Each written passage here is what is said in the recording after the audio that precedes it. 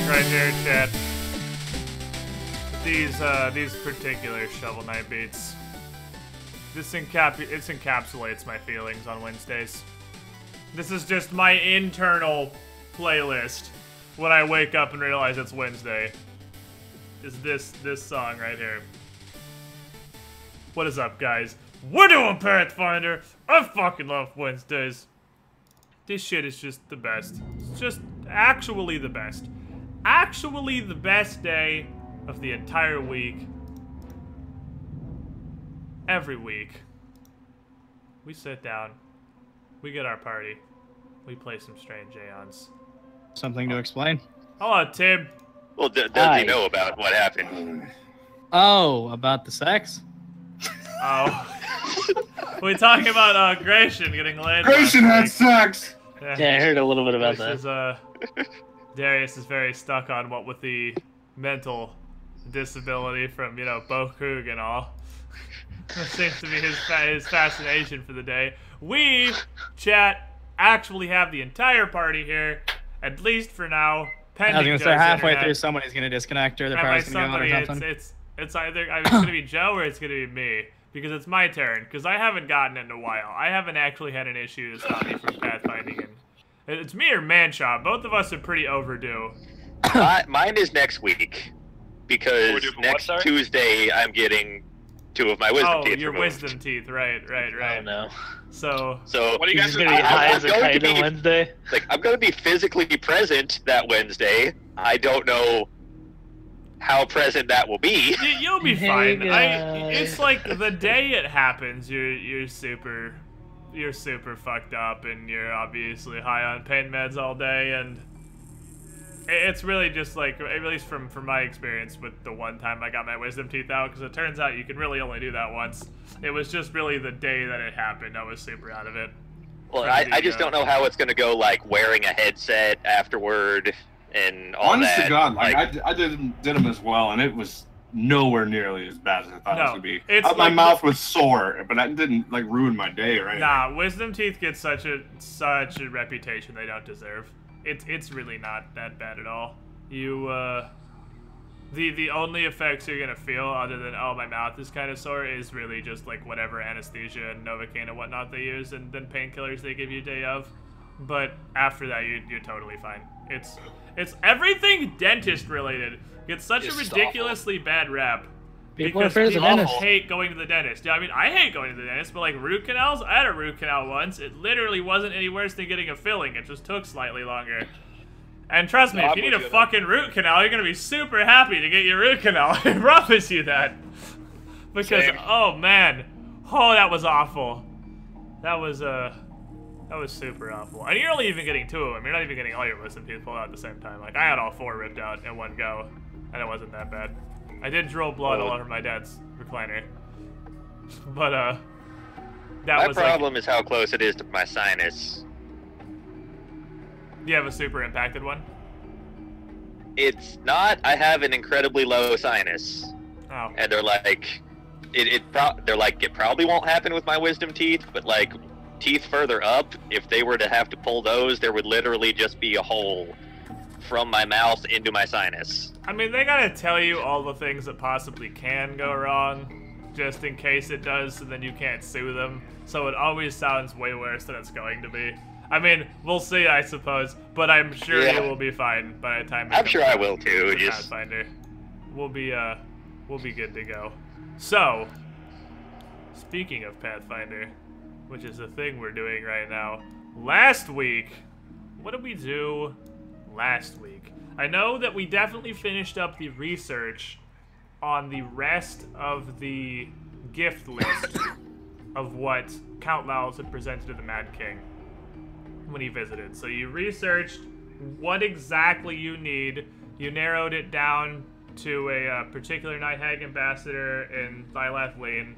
You found out that the Tricorn specifically is from a denizen of the Dreamlands known as Captain Vadrak, and you found out that the foot was from a creature called a Womp, and of the 3, you decided to go after the Womp because that sounded like the easiest task, and all around, more or less, it was. I don't think we definitely didn't save a village of starving ghouls. Don't worry about it, Winter. Well, I see. Because, I mean, realistically, again, when somebody misses a session, they're still there. They're just, their character isn't getting played. So, I mean, Winter refused to help us. That's how that went. Yeah, well, there you go. Winter refused to help us and just woke back up immediately. I mean, we actually didn't have him helping us in the last fight, so yeah. I mean, yeah, you could definitely... Joe, if you would like to play it that way, you could definitely say that Winter's like, no, I'm not helping ghouls, and just woke yeah, up. I'm not saving a town of them, no thank you. That was the end of that conversation. Because you guys showed up in the middle of a yellow clay necropolis. Immediately were attacked by a pack of ferals, but then were approached by a group of much more rational ghouls, who took you to the Womps. You helped each other out with your problems. They presented you with a pile of fairly cool stuff they'd found in the Royal Vault, and you presented yourself with a red webbed foot. So the only two things you have left to get are the Night Hag's Heartstone and Captain Vadrak's Tricorn. And you are waking up now on what was the day after that. I think this is just immediately the morning after the necropolis. On day 29 of our river journey down the Selin Passage. And just to bring everyone back up to speed of where exactly we are at this point. By day 29, geographically, you have traversed the majority of the actual Selin Passage itself. Because you are now down to the lower end of the Five Kings Mountains. You've almost passed them entirely. I would put you down around there.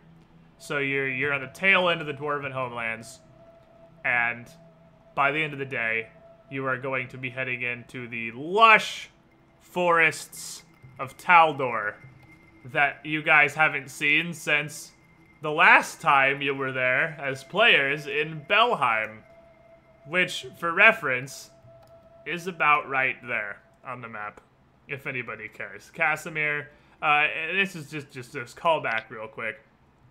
If you guys remember, when you went to Belheim, when you first showed up on the caravan, those of you who were playing with us at the time, of course, which is 3 of you, I believe, 3 of the 5, because we didn't have Manshot. Manshot watched it. I wasn't there. I think it was 2.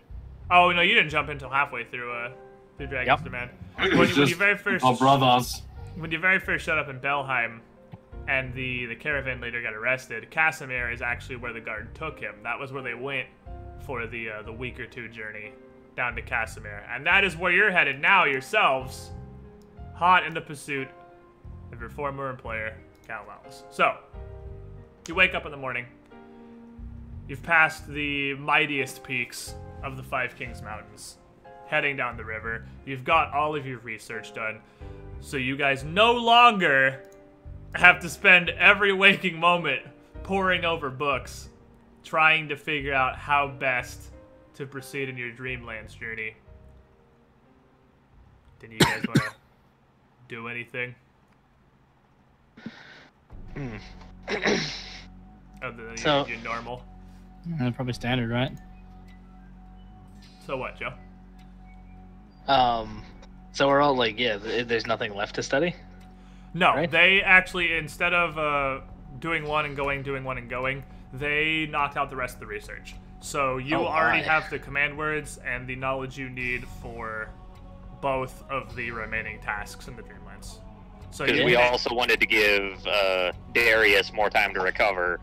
Yeah. Right. And you did have your first bit of progress with him last week. And you, I mean, he doesn't seem really different. He still has this this block, whatever is going on with him. He's still definitely suffering from that. It's just as severe. But you did feel like you are starting to begin maybe the first steps of the path to recovery here. You also did find out, because I think this was just last week, that Darius is functional in the Dreamlands. He is still fine. Oh, this only affects him in the physical world. Sweet. We also found out some weird shit happens at the Caravanserai after the sun goes down. Oh yeah, the purple dragon. Can go down? Oh with my. The Howdah on its back. I forgot that was actually last week too, just so Joe's caught up on everything. You went back to the Caravanserai just to go to the Dreamlands and see how Darius would react. And that's when I found out he was totally fine. Okay. And when he showed up, it was nighttime. Shit, but... Yeah, it was nighttime. He was paranoid as hell, but he seemed to have dealt with that before he went back to the Dreamlands. He could at least with talk. A couple lesser restorations. Yeah, he could talk and he could function. But when you got down there, it was night instead of the same frozen moment of time it has been every other time you've gone to the Dreamlands. And all you could see on the Caravanserai was a large, purple, like dragon-like creature with a massive howdah on its back. And party decided, well, let's not go in there. And left. Yeah, fair. Okay. So you don't know exactly what was up with that, but you know that was there. So you guys are just doing your normal for the day, just waiting for the nighttime so you can continue your Dreamlands excursions. And Gratian, you would notice Winter and Darius are still doing their treatments. Grigor, I know you try to work on your physical form with the swimming and whatnot. Mencha, what do you actually do? What does Cornel do just during the day on the ship when he doesn't have to read books? I mean, this is like the second time he hasn't had to read a book, so I don't even know. Which is why I ask. So what does Cornel do with his newfound freedom when he's not forced to be when the hunter isn't forced to be researching constantly? I guess just hang out on the deck, look at the scenery, try to stay out of the way, enjoy what nature I can. Turn into a squid. I don't want to waste uses of that when we're still going and doing stuff. Also, you're on a portion of the Selwyn Passage now that, while definitely not as crowded as Lake Callus, you probably would pass a couple boats a day. So, I mean, I don't know how well some of the other ships would take to a massive squid just hanging out in the middle of the Selwyn River. That would be an unusual sight, I'm sure. So rat costume, and then he turns into a squid, and then he's just the rat guy. Gratian, you would definitely notice. And, why don't we get a sense motive or perception from Cornel? I'd say probably sense motive, not so much perception. Let's see.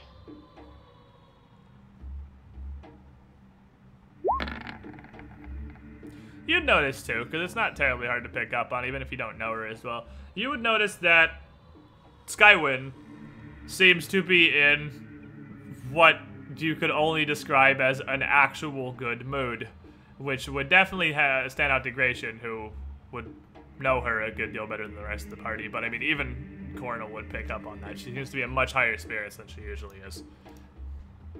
Oh, baby.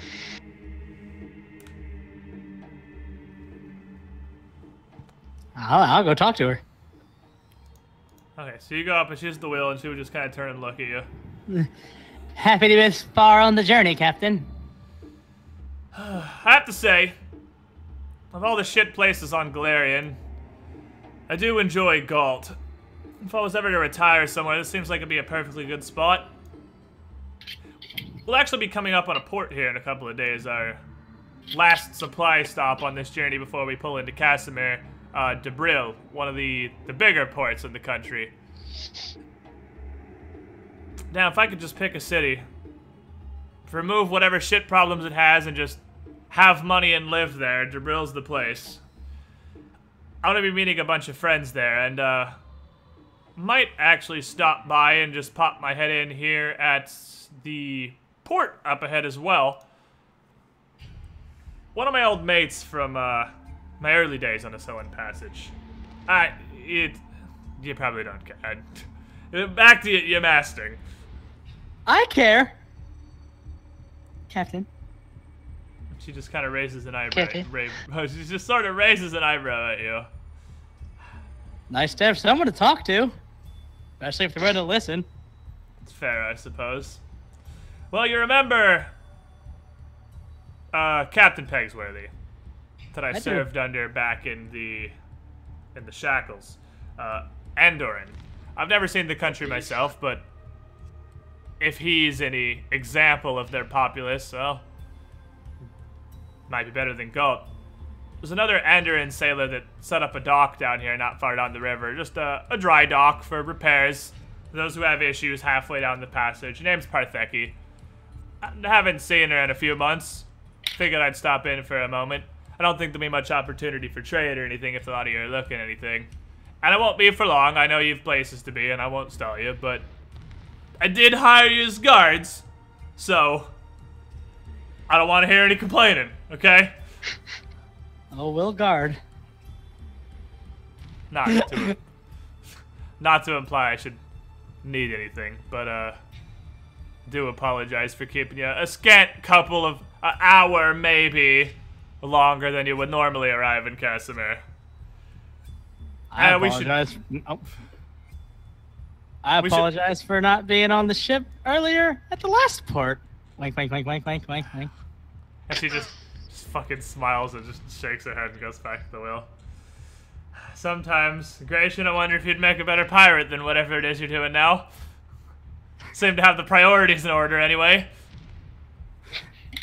Well, maybe I'll retire into being a pirate. For the worst career choice anyone's ever made. Seems pretty fun so far.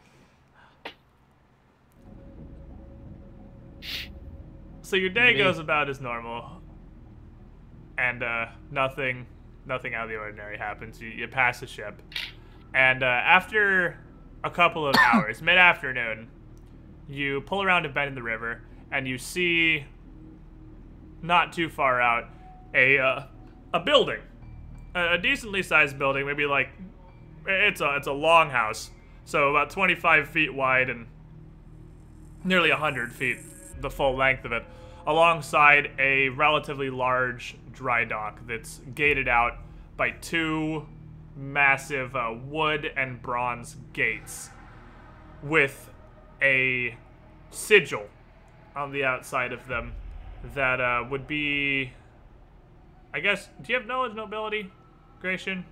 I got a little bit. It'd probably be knowledge nobility to recognize what this sigil is on the outside of the doors. You have no idea. I mean, to be fair, it's not something that most people in this neck of Galarian would just recognize on sight unless they knew it from here specifically. But you don't recognize what the symbols are. But Skywind brings the ship closer to shore, towards the direction of the dry dock. And she yells back out towards the back of the ship, starts giving out orders to ready the ship to dock, and yells out towards the passenger cabin, or the party, wherever the majority of you guys are. Gonna be making a brief stop in this dock. Social visit will be back underway in under an hour. Feel free to stretch your legs if you need. And she pulls up, and as you guys get within about 50 feet of the gates, the massive dock gates, you hear from inside the longhouse this like rolling howl. And make me some hot perception checks.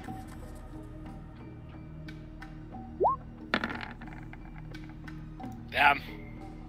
Feels good. That's pretty goose, though. Damn it!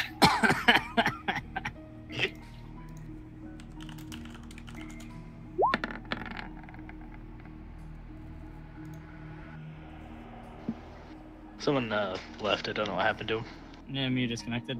Yeah. I'll fill it back in a second. Oh, it's Shenmu's gonna have the internet issues. Let's go. What? That wasn't predicted.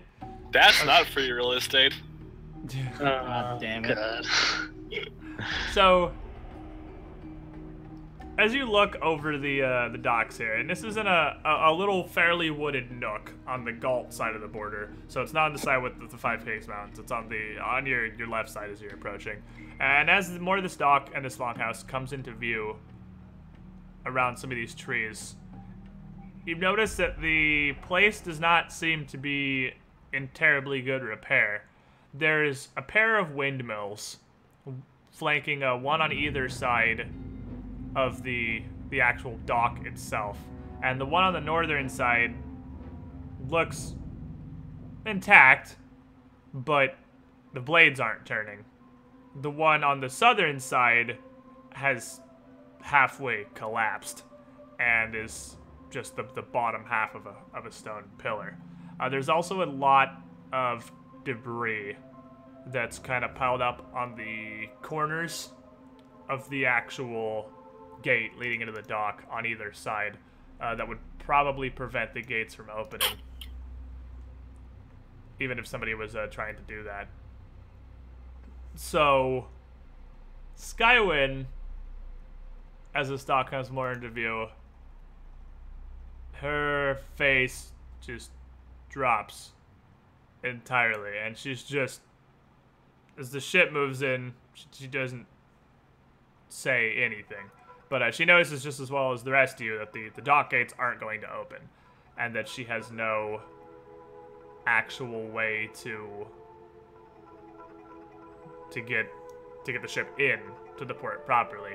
So she drops anchor about 10 feet offshore by the northern side of the actual of the dock, just right up north, but right as you're coming down to it, and she stops on the other side from the longhouse. And her crew is oddly quiet. They're kind of shifting, a little nervous, like they're not really sure what to do, and they just kind of meekly give their call outs that everything's good, anchor's dropped, sails drawn in, and Skywin still just doesn't say anything. She's just looking at the docks there in front of her. Spooky Tab's a head friend. I want to follow the cruise initiative and be fucking quiet. Don't say anything. I ain't trying to get needled. Just wait. After like 20-30 seconds, nobody says anything. She just slowly kind of turns around. I imagine most of you, Kurgar, would you have come out of the water? Yeah, I would have. The ship on? Okay, so you're all up. Yeah, you're all up on the ship. And saying all this stuff, if you maybe don't want to feed us down the water by yourself. Saying all of this, she turns around and look at you, and she opens her mouth to say something, but before she can, you hear this howling again come from the longhouse. And she looks right at Gratian. Hags guards. Can you go figure out what the shit happened here? Let's go, boys. Yeah, I'll do a salute. Aye, Captain. I'll into the water and then swim to shore. Or to the dock, I suppose. I'll just regularly follow them like a person. I mean, you do need to jump in the water. You don't have like a ramp or anything. Or anything, yeah. Yeah, she can get us close. Okay. Yeah, so I haven't, you're close enough that it's just like you jump off and wade to shore, more or less. Let me throw you on here. So it's only the one building. I didn't bother dynamic lighting for this, because it's literally just one tiny little longhouse. And honestly, once you land, you see that a lot of the longhouse is damaged enough. The doors and windows are open. You can see into it, even from here. So, it's really no... Okay. You can pretty much see the general area. So you hop down and climb up, and Gratian would notice automatically as you're climbing in.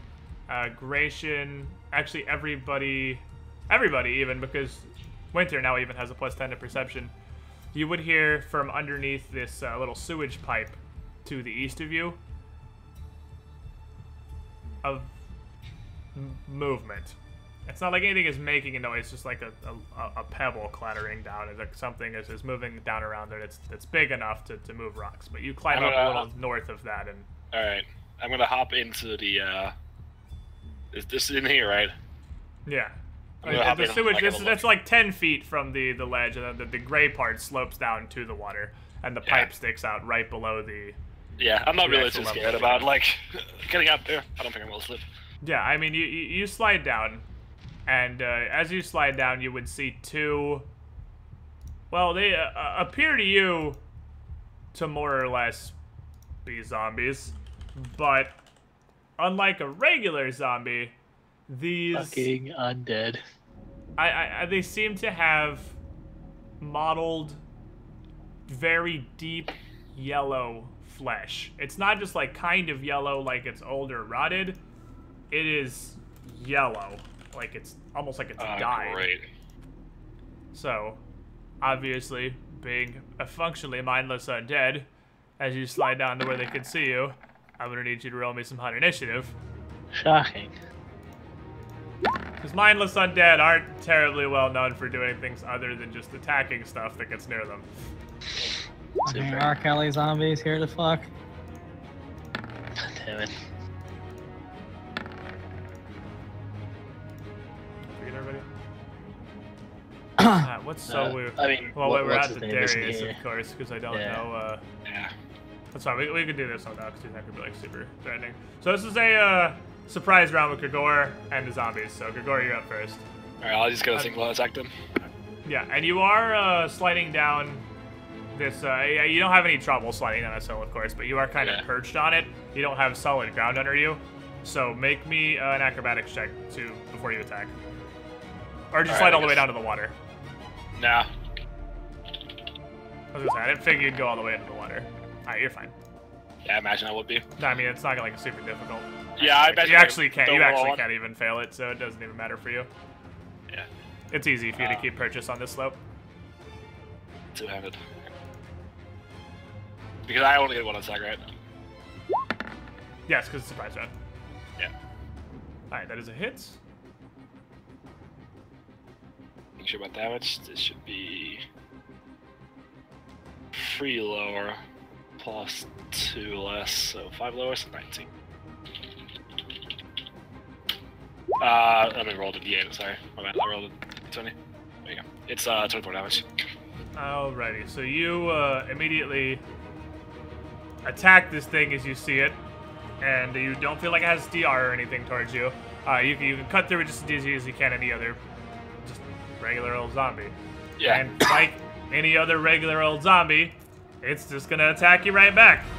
And reach out and just kind of take a swipe, a slow, ill-aimed swipe with one claw, which even on this slope you very easily avoid.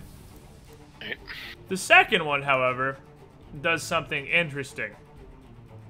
As the first zombie sweeps at you, you notice their skin is oddly moist. I mean, they're down close to a river, so it makes sense maybe they're wet, but it's not wet from like water. It almost seems like they're. It might just be if it was alive, sweating profusely, but they're oozing a little bit too much. And this lower one just kind of reels back away from you, and out from one shoulder, its chest, and one from its stomach, 4 yellow tendrils erupt and shoot out in your direction.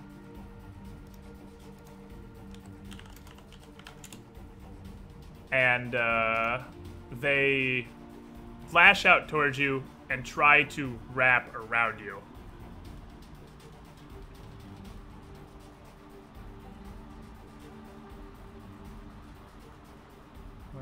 There we go.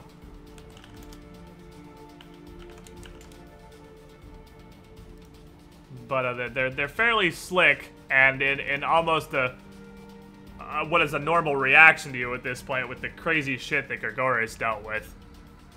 You turn your weapons from the corpse in front of you and use them to glance these tendrils off, push them around you so they can't get good purchase on you. And they don't manage to wrap around you, they just slide off and none of them can get a good hold on you. Alright, Gratian. You see Grigor slide down and then immediately start fighting something. And you would now see these 2 zombies emerge from the rubble. Okay, I am going to walk down to here. Are they like below us, or are they like? Yes, they're about 10 feet below you on the slope. They're almost at the water level. So if I came here, they're not actually in the pipe. No, they're not in the pipe. You're not. Oh, okay. You were sliding down to get in the pipe, and they're under the pipe. Is where they are. Okay. Good to know. Okay. Yeah, the map's confusing looking. Yeah. Yeah, it's a little weird, but they're underneath the pipe. From where I am now, can I lunge down at him to hit him? Yes. Okay. You can lunge on the green one. The white one will be under the pipe. So yeah, the green one. Yeah. So I'll study him, and then I'm gonna lunge. So got that hot negative AC. Lunge is so fitting for like a fucking rapier. Yeah, it's very good. That does a hit. I believe. Almost a crit for Eden. Alright, you don't feel like it has any sort of DR to you? Which is almost odd to you, actually, because wet piles of corpse like this usually don't take that much damage from like rapiers and piercing attacks, but you feel like you're doing fine. Right. Has normal efficiency. Cornel. So this one's underneath the pipe. Yes. They're both down 10 feet below the level that you're standing on, but the white one's underneath the pipe and the green one's near the side of it. Well, still below it, but off to the side a little bit.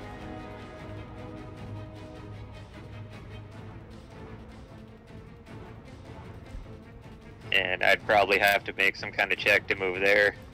Would just be an acrobatics check because it's a slope. And you're trying to keep your footing. Can you do it with climb? I think a slope is specifically acrobatics. Fair enough.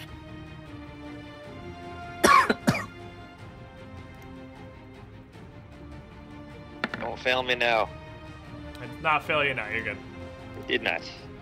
Pebbles kind of clatter and slide under your feet, but you keep your footing and step down on the slope. And you actually, if you're going to attack from there, you're almost alongside the pipe, so you're a little above that zombie, and you have high ground, so you get a +1 on your attacks. Oh, baby. It's over, Sammy. We're gonna hang hand. High ground. Why am I so zoomed out over here?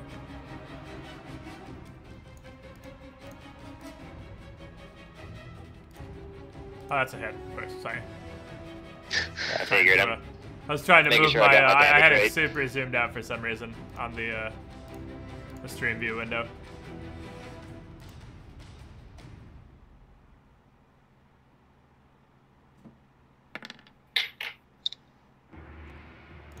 All right, and with that, the zombie crumples and slides down to the water. Where the boat, realistically, I have it hidden on the overlay right now because it just kind of be on the way. Realistically, it's literally right there. So I mean, you're right next to it. But as that thing kind of splashes out into view, Skywin is eagerly watching from the edge of the ship. Kill that see what bitch. you guys find, and you see this. She sees this first zombie fall off underneath the pipe, and you see her eyes just like bulge out of her head. Oh, man. Grigor, Can I have a step here? you cannot 5 foot step on a slope. Alright, can I hit him with lunge? Yes, you can. Alright, that's what I'm gonna do. And realistically, fighting on dead, I'd still make maces. Yeah, fair enough. That's a hit. And that's obviously a hit. I don't feel like I need to clarify that one. Alright, well, I mean, this dude's super dead. That one actually misses. What about the Wait, what do you have 4 attacks now? Because I'm level 9. I got nice. 2 in fighting. Oh, baby. Yeah, the 19 hits, the 14 doesn't. Alright. Alright, so this dude is super duper dead, but go ahead and roll your What's damage. size Like, this here? guy is bludgeoned into oblivion. Yeah, I guess it's 15 on the edge. Meat pile feels bad.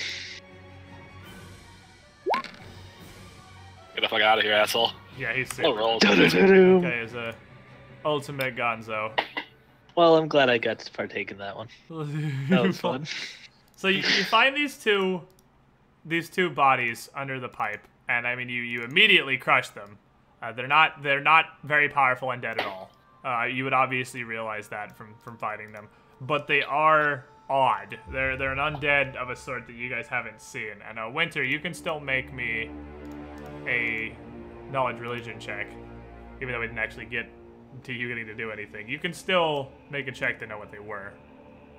Alright, that's +5. It's not horrible, I guess. Please let me know what they are. Fuck Going me. ahead and doing this. I somehow don't know what an undead is. Feels bad. Yeah, you're not familiar with these either. It doesn't seem to be... all that you know, I mean, as a Phrasma cleric, you're fairly familiar with undead. This doesn't seem to be an undead in the traditional sense. It doesn't seem like it's an undead that was raised via necromancy or even created by something like ghoul fever. It does seem like it's undead, but it seems like it's something else entirely. Yeah. And as Grigor and Cornell climb back up on the embankment, you hear Skywind yell out, "Wait! Wait! Fucking wait! Those are both men. You're looking for a woman. She's, Andoran. Like I said, Gurundi, ethnically. If you find her, whatever state she's in, don't kill her, please." Understood. How do you suggest we subdue her then? With rope? I don't know. I imagined a lot of you can figure that out. It'd be too hard to grapple it. And she just stops for a second and kind of looks down the river. I mean, do what you have to, I suppose. Just Well, subdue her. I'll cut her off. We'll do our best. I'll erase you. No, I will stare him down and will subdue her. I'll subdue her. I'll throw my Here's hands my up. 2 Okay, cents for we'll today. subdue her? 3. Sure. Feel like this is gonna suck for me, but I'm on board for the plan. So, look to Cornell. Yeah, I mean, traditionally you have been the one grabbing people. quick update. Shemi's power went out. Oh my god. Oh, Not- What a meme. Not even memes. Shemi's bad. power went out. So, hopefully, he doesn't live in a third world country. And it comes that back on. He will be back here shortly before he misses anything of particular importance. But also, real quick, while I'm pausing with that, Garanta, Jesus fucking Christ, I'm not sure that Sant means what you think it means. But if that's sense where you live, I would like to come live where you live. Thank you for that massive tip, my friend. You little Nigerian prince, you. That's He gave awesome. up- He gave up on his email scams and just started throwing the money directly. At people, he's like, no one's Directly replying at to people. emails. Seriously, thank In you. his case, they're not email scams, they're just emails. Yeah, I guess they're not even scams. They're just regular old emails. So, anyway. You guys, as you're fighting and climb back up, hear a bunch of shifting and groaning from the dry dock down below you. Love me some groaning. I'm gonna look down and drag down below me.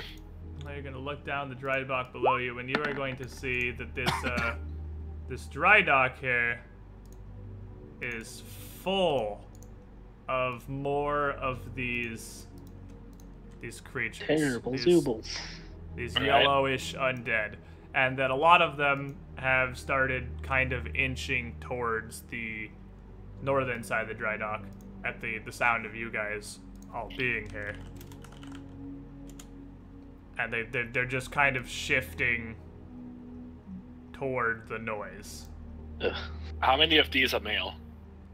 I would say of the 7, 5 of them are male and 2 are female. Of the female, do any of them match the description we're looking for? Yeah. None of them appear to be Gurundi, no. Okay. Goodbye.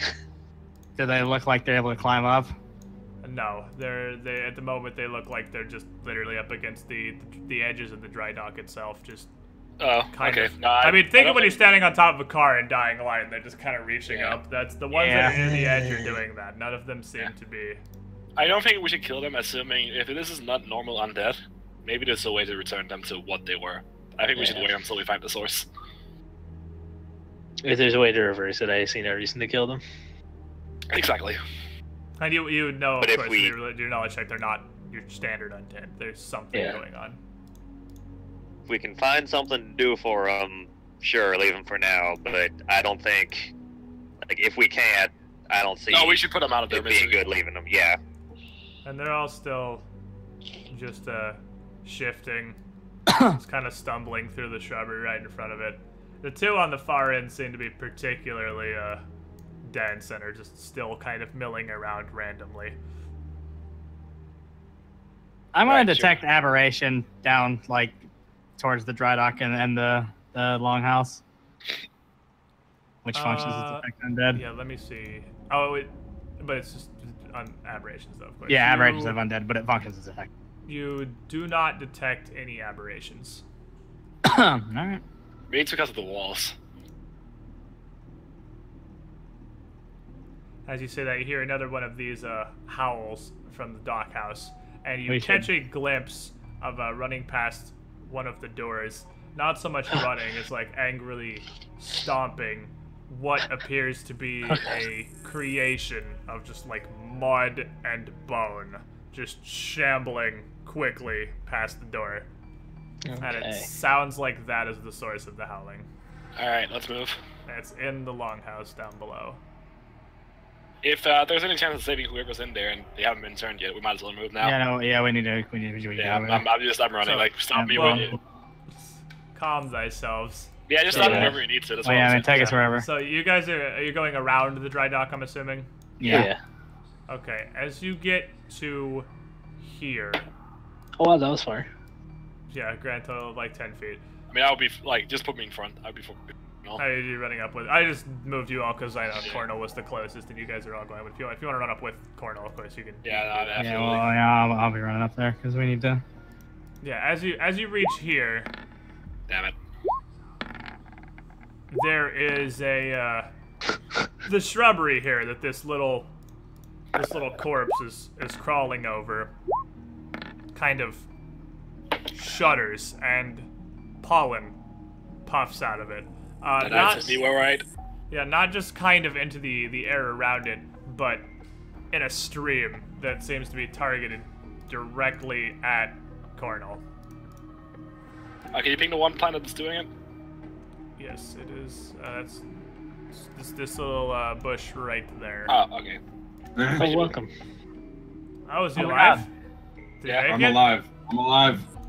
Hey, at least you didn't get the Zendern power outage that lasts like an entire day. No, I mean, to be fair, I went to sleep almost immediately after, so I don't know how long it lasted. People turning shit off and not telling me. Alright, so bring it to speed real quick. Dry dock is overrun by strange undead that do not appear to have been created by any means of necromancy or anything. And but Winter has no idea what they are. And roll me some initiative real quick. But he's not here. Is this real world? Yeah. This Is, oh, you're not. Yeah, you're not. No, I don't think he would be. No. Actually here. Yeah, I probably wouldn't be there if it. Okay, I still watch the fight though. It all went black on me. Just give him like side of my character. I don't know why this even has dynamic lighting enabled at all. Actually. Oh yeah, actually that's not the point. I'll just turn it off entirely because it's like. Yeah, because we can see into the house. Yeah, I was like, that's not. I don't even know why that box is checked. But just because I guess the scene I copied it from had it turned on. So, let me boop. Boop. All right, so this plant, that's not really what it looks like. It's just the plantiest pile mass token I could find. Sprays out pollen, and Cornell, make me a will save. I'll try. Okay. You did, in fact, try. That is accurate. You tried.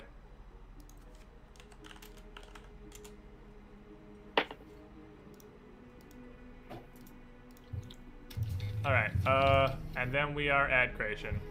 You would just see, none of these zombies are doing anything different. You just, however you react, is kind of puff of pollen.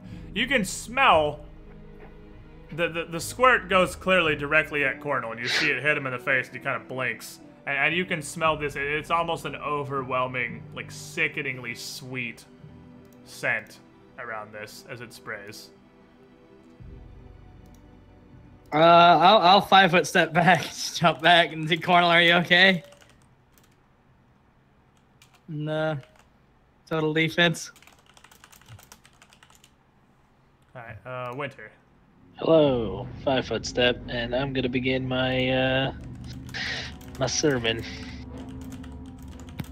So, thoroughly spooked, Winter begins his sermon.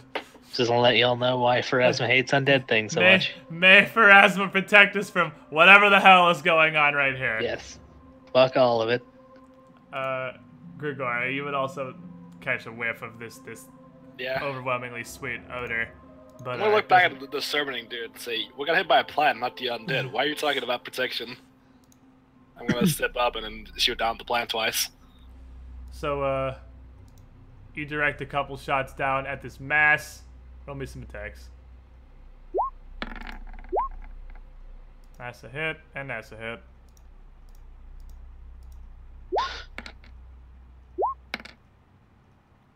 That's the damage, and that's the damage. So you're hitting kind of like, it's like a large, I mean, it is just like a huge green bush, basically, that you're just shooting some rocks into. And I mean, you snap some branches and you do some damage, but that definitely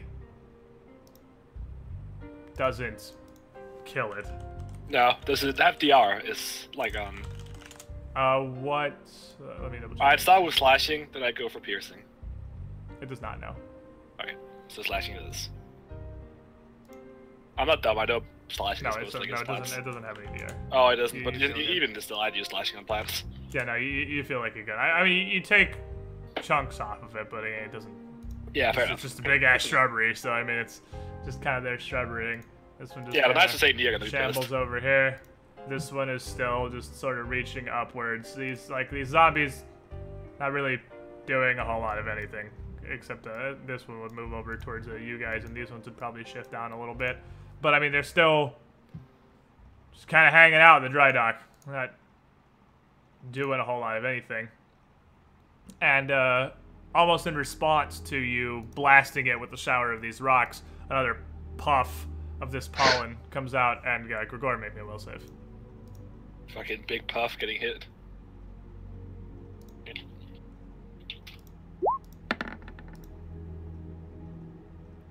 That's shitty. Feels bad, man. Yeah, you got all the super good dice out of the way early. Yeah, it feels good. I mean, to be fair, you spent the first half of the campaign rolling literal garbage, and then the second half just 20ing all over everything's face.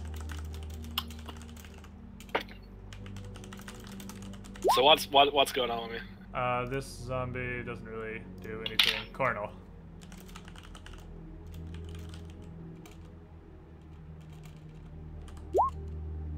So, how far up is this?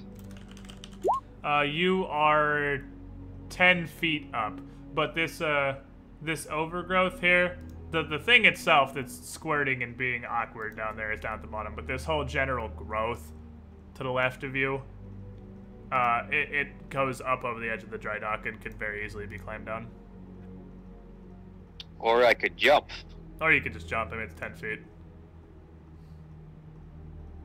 I was hoping it was further. But I can, like, move through Grigor Square and then come down, right? Yeah, exactly. You can go down there.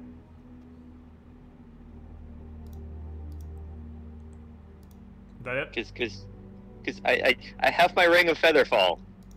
Oh yeah, so and it never does anything. Yeah, he can actually just kind of just walk off the edge and Featherfall your way down there. And as you come down, the zombie nearest you is going to just take an ALO as it sort of reaches over as you're falling down right next to it with its dumb little claws. But I mean, it doesn't even really have claws. It's still got little hands, and it's pretty hopeless against your armor, and it doesn't manage to do anything. Gratian, your boy just hop down to the pit. I say, what are you doing? Also, I'm going to study the plant.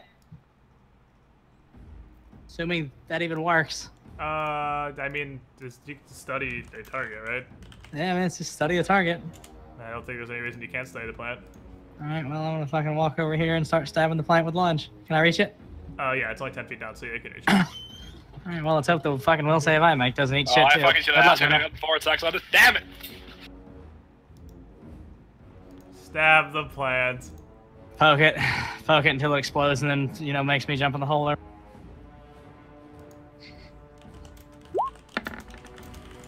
Fuck this plan. Gracie's real bad. This plan. Alright, that's mean. That's not hard data shrubbery. Have you fought one of those in real life? They're swift. That's surprisingly quick, these shrubberies. Yeah. It's like a SIBO, except swifter. Alrighty, Winter. Hello. So I've noticed a thing.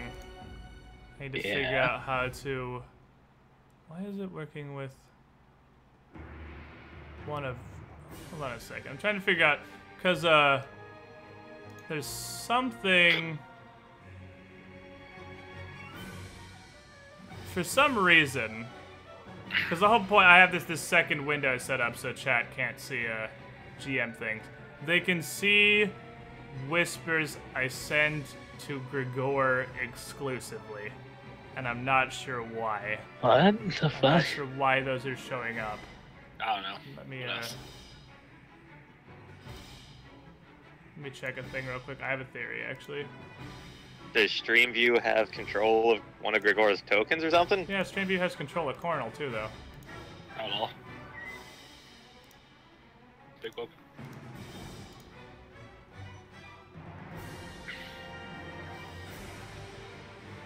Weird. I'll figure that out. Me to send him Steam messages. Yeah.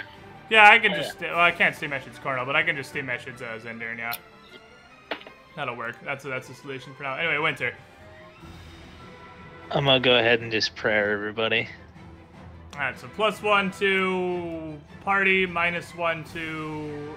Everybody else. Everyone except these three furthest zombies, because it's a 40-foot range. Okay. So He had sermon on during that turn, didn't he? Yeah. I didn't have the sermon damage in that. So you do +2? Yeah, +2 more. Sorry about that. Okay. That's fine. The shrubbery is starting to look a little shredded and wilted. But... Yeah, not much of strawberry moisturizer now. Looks like a shrubbery. Yeah, I'm just gonna mark these ones as having prayer on them. Grigor. Can I fall flat on my face here? I mean, that's where it's kind of awkward because this map is a little weird. Yeah, I know. It's not really like it's really straight down. I'm gonna say yes, you can. You can just kind of go to climb down the vines and not and just sort of tumble down. You can do that. Yeah, I'm just gonna fall down. It's just literally just eat shit down the side of the dry dock. Yeah, give me that 1d6 fall damage. The fuck? Oh baby, here you go, buddy. You take one. No, Plant with puff of roll down hole. I take none. I don't know why I asked to roll that. Yeah, it's for memes. Alright, so now Give me cats and droning. The zombies down here seem to be interested. Because stuff is happening. And stuff is happening where they can reach it. And this one is going to move up to here, because it's only going to single move. It doesn't double it. It's a single moves towards Grigor. This one is going to turn. And it is going to attack Cornell. Ooh, you don't have your shield on right now, so you're just sitting at 20 AC? I have bark skin, so 23. Oh, okay. Because after the fight with the initial zombies, I'm like, yeah, stuff's going on. So I put my green dot on. Something fucky is happening here. Alright, so again, they don't have like claws or anything, so it's just kind of like grabbing at you and not really doing anything. This one is going to come over towards Grigor and attempt the same thing. And you just have 21 right now, right? Just your normal AC, 21. Grigor? Hello? Alright, we lost whole Zender. country run out of power. I guess Zender's Oh, no. entire country's out of power again. So, we have rolling blackouts specifically targeting Pathfinder players. Oh, So, no. Zendern's power went out. But this corpse doesn't hit him anyway. And this one is going to come around and try to do stuff to Cornell.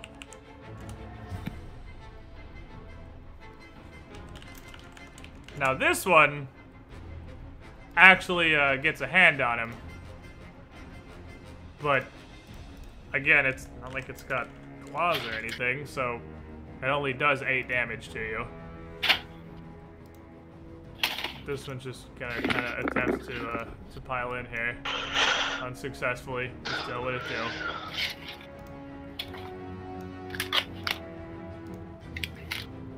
Zendrin, you back? Well, Zendrin's power's not out, because I can hear what sounds like him trying to build a woodworking shop.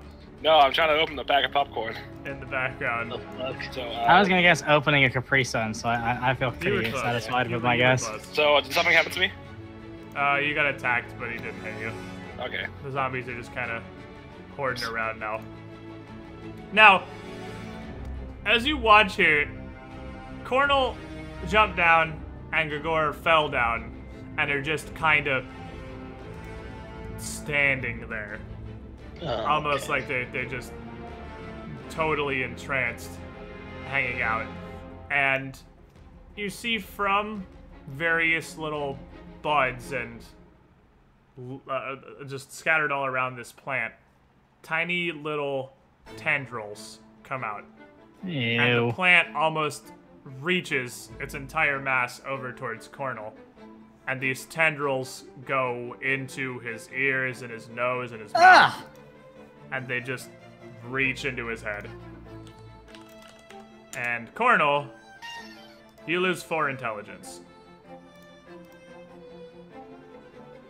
This zombie's having a sad time. That's a pretty heavy hit on the intellect right there. 4? 4. Was it 2 mods? 2 modifiers? That's 2 intelligence modifiers, yeah. Woo! He just got significantly dumber. Especially because he only has 10, so he just... Oh, no. That's my fetish. Let me actually see. Where's that table that has, like, by stat?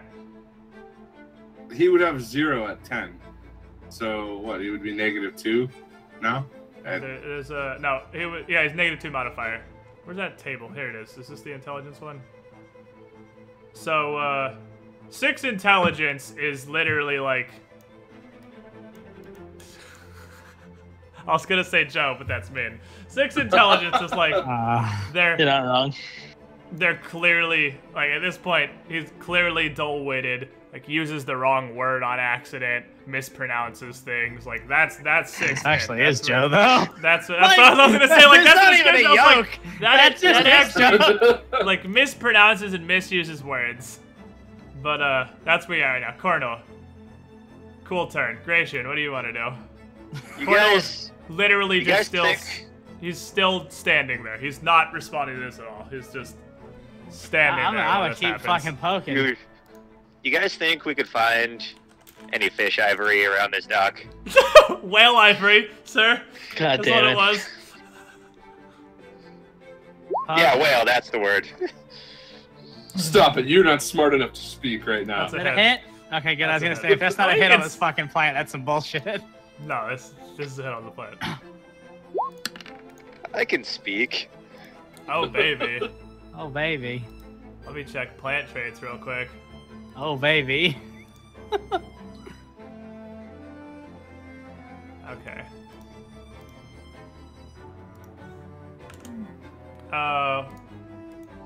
As you hit it, it kind of shudders, and the tendrils that are still in Cornel's head kind of limp a little bit, but don't fall out. Winter.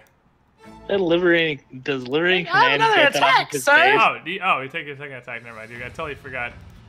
For some reason, I thought with lunge, I was thinking with lunge you only got 1. Now, make your second. I'm an idiot. I'm 5 step to here and try to stab the tendrils, not like where they're connecting to his face, not in his face. You can definitely do that. I'll roll a 1. You So- get this fucking. So, Oh my god, I stabbed in the ear!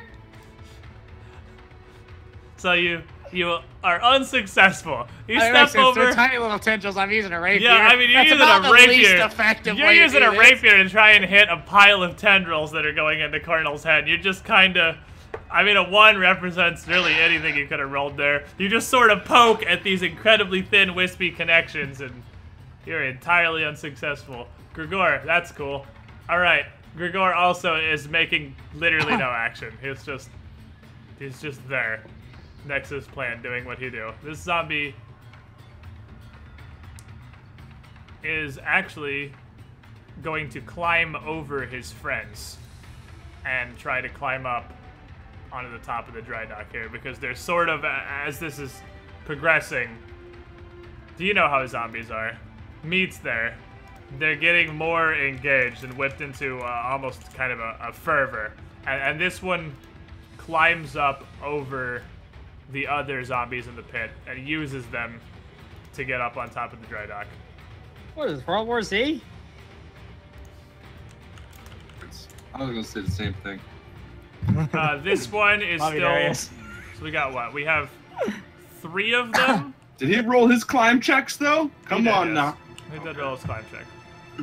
The 3 zombies around Cornel are all just grabbing onto him now as he doesn't really resist. They're not like grappling him, but they're like grabbing on and just kind of pulling at his armor.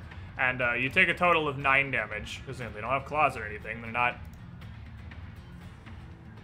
horrifically damaging, but the slow pile of zombie that's just attacking you is slowly whittling you down.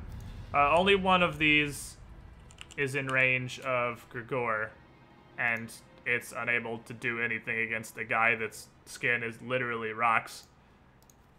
There's no success to be had there for this sad little zombie. And this other zombie here, after his head has been climbed over, tries to climb up after his buddy. Do the same thing. Gets up onto the lip of the dry dock and just slips and falls back down and lands prone back at the bottom of the dry dock. Taking a little bit of fall damage as he does it. And this one just sort of shambles into the pile. It doesn't try to climb up. It's trying to go for Grigor. It just can't get in there. Another set of buds open up, and another set of tendrils come out and weave their way similarly into every opening on Grigor's skull. So it's now got like a little thing of tendrils going into Cornel, a little thing of tendrils going into Grigor. Cornel, actually both of you lose 1 intelligence.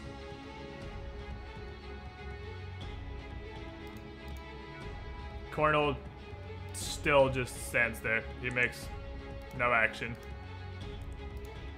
Gratian.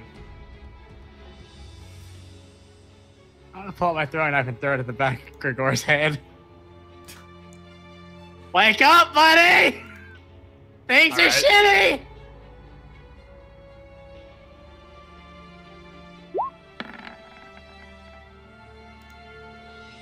So you hit him with the knife. You hit him with the throwing knife. You're like, wake the fuck up! Does that even get to your DR? It does not, no. It does not get through his DR. So, you do nothing to Captain Popcorn. And there is no... Oh, you still have the plant studied. I just saw the plant studied. Yeah. And Winter. I mean, fuck me, man. I'm not going down there, but... Did you account for the +2? You didn't put the +2 for your discernment in there, did you? That was actually 7. But still doesn't get through his DR. Doesn't even matter. So it doesn't matter, but you don't get through his DR either way. Oh, My DR is 6. 6, Oh, yeah, is it it? is. I thought your DR was your level. No, my up to level 6. Oh, because then you switched the dare chaser, right? Okay, Yeah. so you do actually do 1 damage to Grigor as this knife doesn't even stick in his skull. It bounces off, but I mean, leaves some sort of wound. So you do 1 damage to Grigor with this knife. Wake up! Oh, anyway, Winter. I don't know. Where did you say the boat was? It's right next to the pipe, right? Yes. I mean, fuck. I honestly have no idea what to do.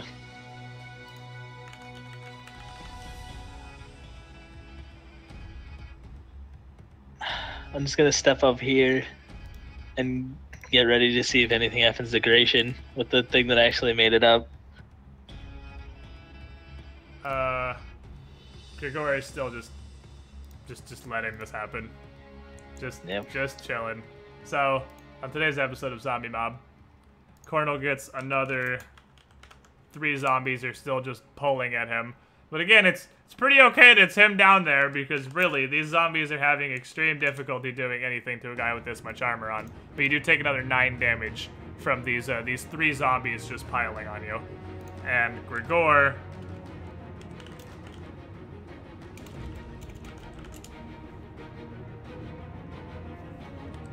Let's see if you even take any. Yeah, you take 2. This is after your DR, you take 2 from the zombie next to you.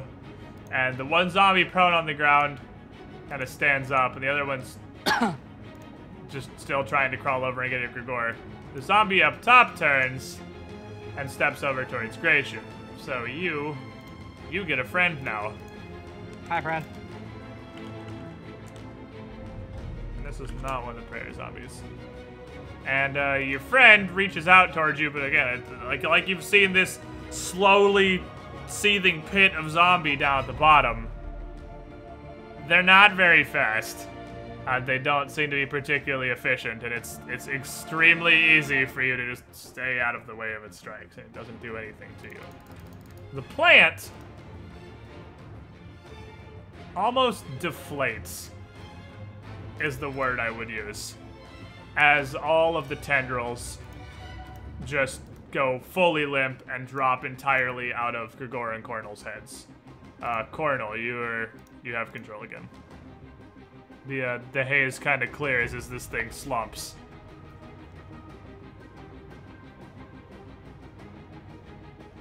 And I'm surrounded by zombies. Yes, you are. I mean, you're only 10 feet down in a pit, but you are currently surrounded by zombies. I mean, gotta start somewhere, right? Guess I can go to the one to the right of me. Alright. Start hacking. Slap. You are giving him some slap.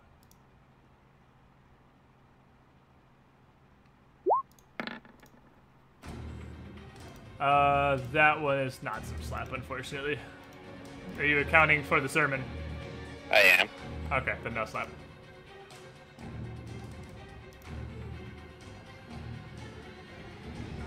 It's a total of +3 between sermon and prayer, right? Yes. Yes, it would be.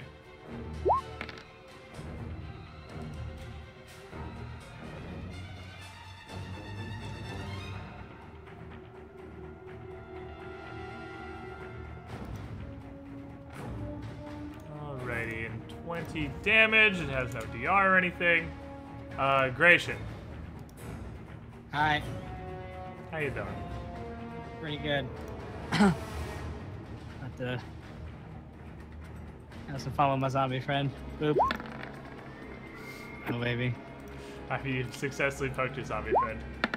Confirm! You have successfully created your zombie friend. I don't think he's going to be your friend anymore. I think he's gonna not be very happy. Does sermon multiply? Yes it does. Beautiful. Okay, yep, that's right. That is the correct. Alright, well, you stick him, and he doesn't stop. You get like a rapier right through the throat, basically. And if it was anything other than a zombie, it would be dead. But being a zombie, it's still kind of shambling at you, but it's clearly dramatically injured. It won't take much more to put it down. Well, attack number 2. Perhaps a second attack, even. Yeah, perhaps. Perhaps.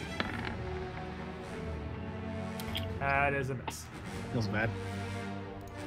So 2 lower damage, by the way. I didn't call my fucking study like an asshole. I gotta start getting punished for forgetting that. So, you see, from the pile of lumber on the southern side of the dock here, a small little creature hop out.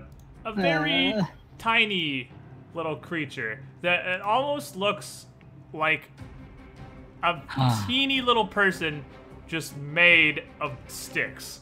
That's just a whole bunch of sticks kind of bundled together with tiny thorny vines.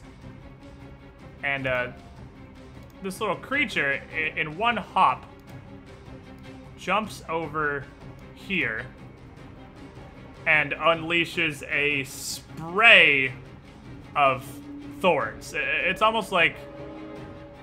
It's not like an actual spray, but it's like it waves its hands a bunch of times really rapidly while it jumps over, and it's almost like it's throwing so many thorns that it is hitting everybody in this little cone right here.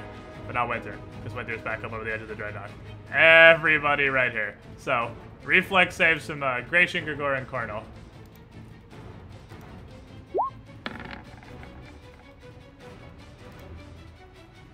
And 4 zombies.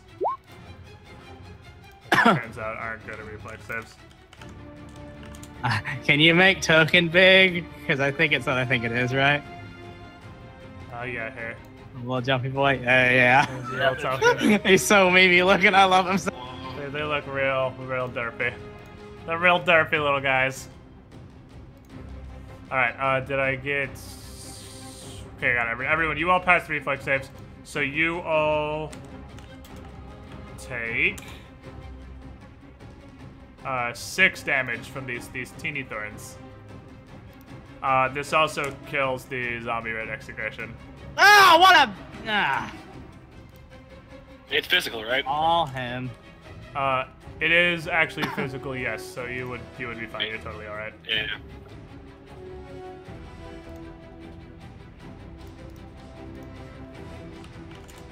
And this does a lot of damage to the zombie to the right of Cornel that he's been hitting and almost knocks it down. Winter. Oh, hi. Would you like to describe to Winter the states we are all in right now? What do you mean? I had to disconnect because there's no sound for some reason. Oh. So I missed what you said. Last thing I heard was the zombie here got hurt a bit. Oh yeah, it's just a tiny little stick creature jumped out of the pile of lumber on the southern side of the dock there, and threw a bunch of thorns at everybody. But they're very tiny and they didn't do very much damage.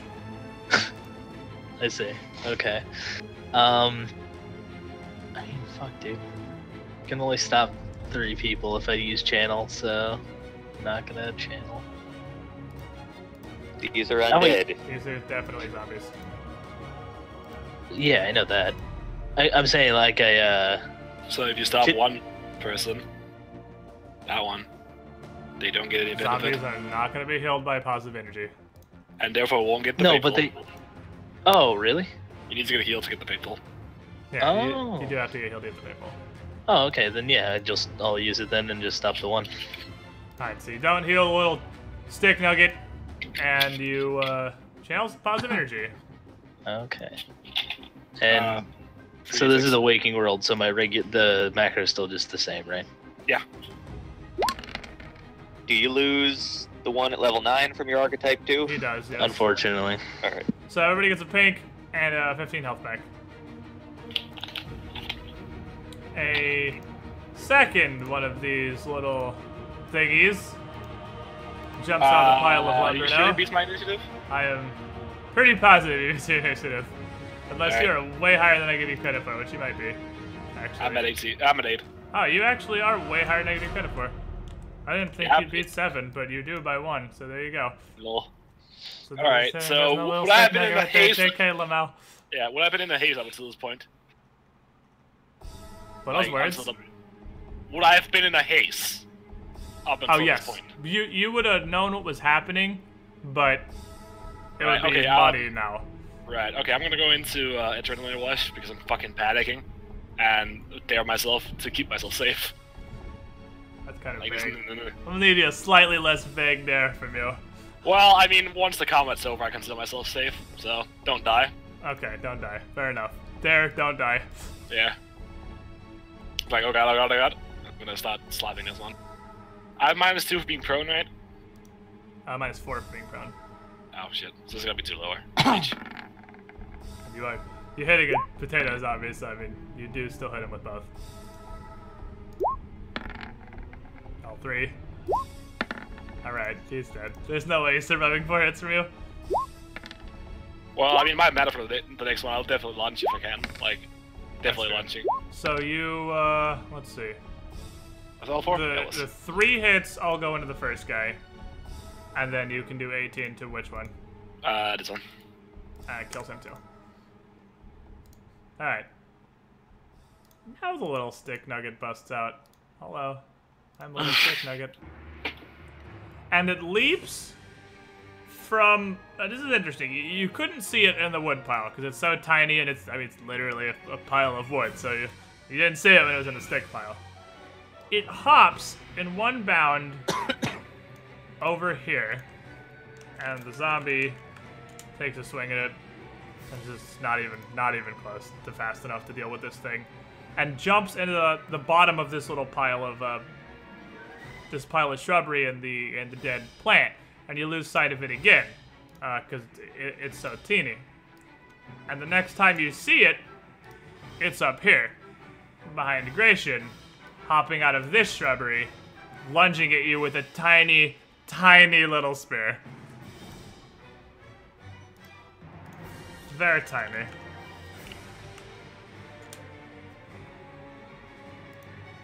But it's very tiny, and it doesn't pierce through even Gratian's light armor.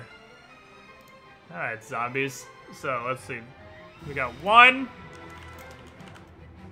that's going to swing at Cornel. It's unsuccessful. We got 1 that's going to swing at Grigor.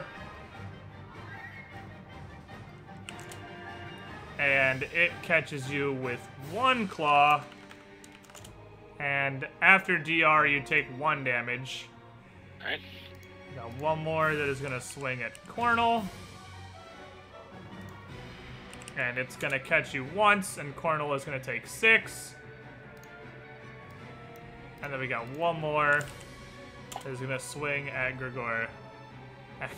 He only catches you once, so even the prone cannot help these guys. But it doesn't even manage to get the ADR. It's your skin is very hard, and you don't care a whole lot about this thing. Cornel. You hear the howling again from the log house. In my current state, could I even attempt to identify whatever these little things are? I mean, you can give it a shot. You got a -3 to your knowledge nature. The difficulty would be articulating that thought to the party.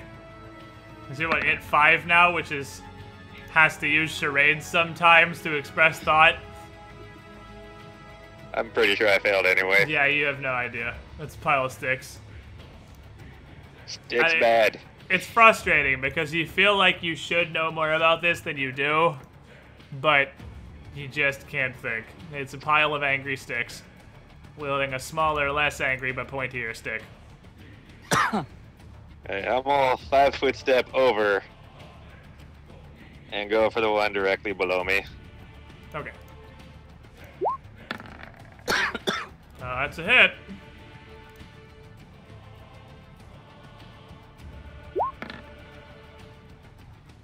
That's not a hit. Your hint is affecting your attack rolls, Colonel. I don't like to do this, but I'm gonna re-roll it. You hate to see that. Okay, that's a hit. You got 2 hits.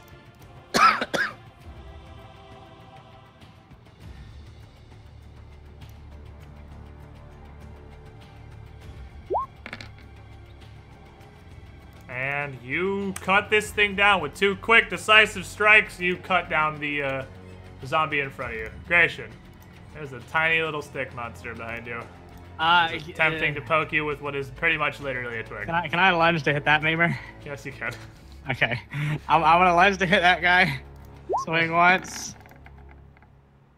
All right. Well, let's do some business. Confirm. Confirmed. So 1 crit. Did I say study this time? I didn't say it that but time. you haven't rolled yet, so I'll still give it to you. I was like, I was literally all like waiting for a turn and saying in my head, "Stay steady target, stay steady target, stay steady target," and I still fucking forgot. You're good. You're good. So give me that. Give me them deeps. Well, That's some interesting dice. Yeah, that was a weird way. I don't know if that's a roll, really. So the problem with your crits is they just barely don't kill these guys in one hit. Second attack, though, so that's pretty good. So you gotta good. keep using the second attack to finish them off.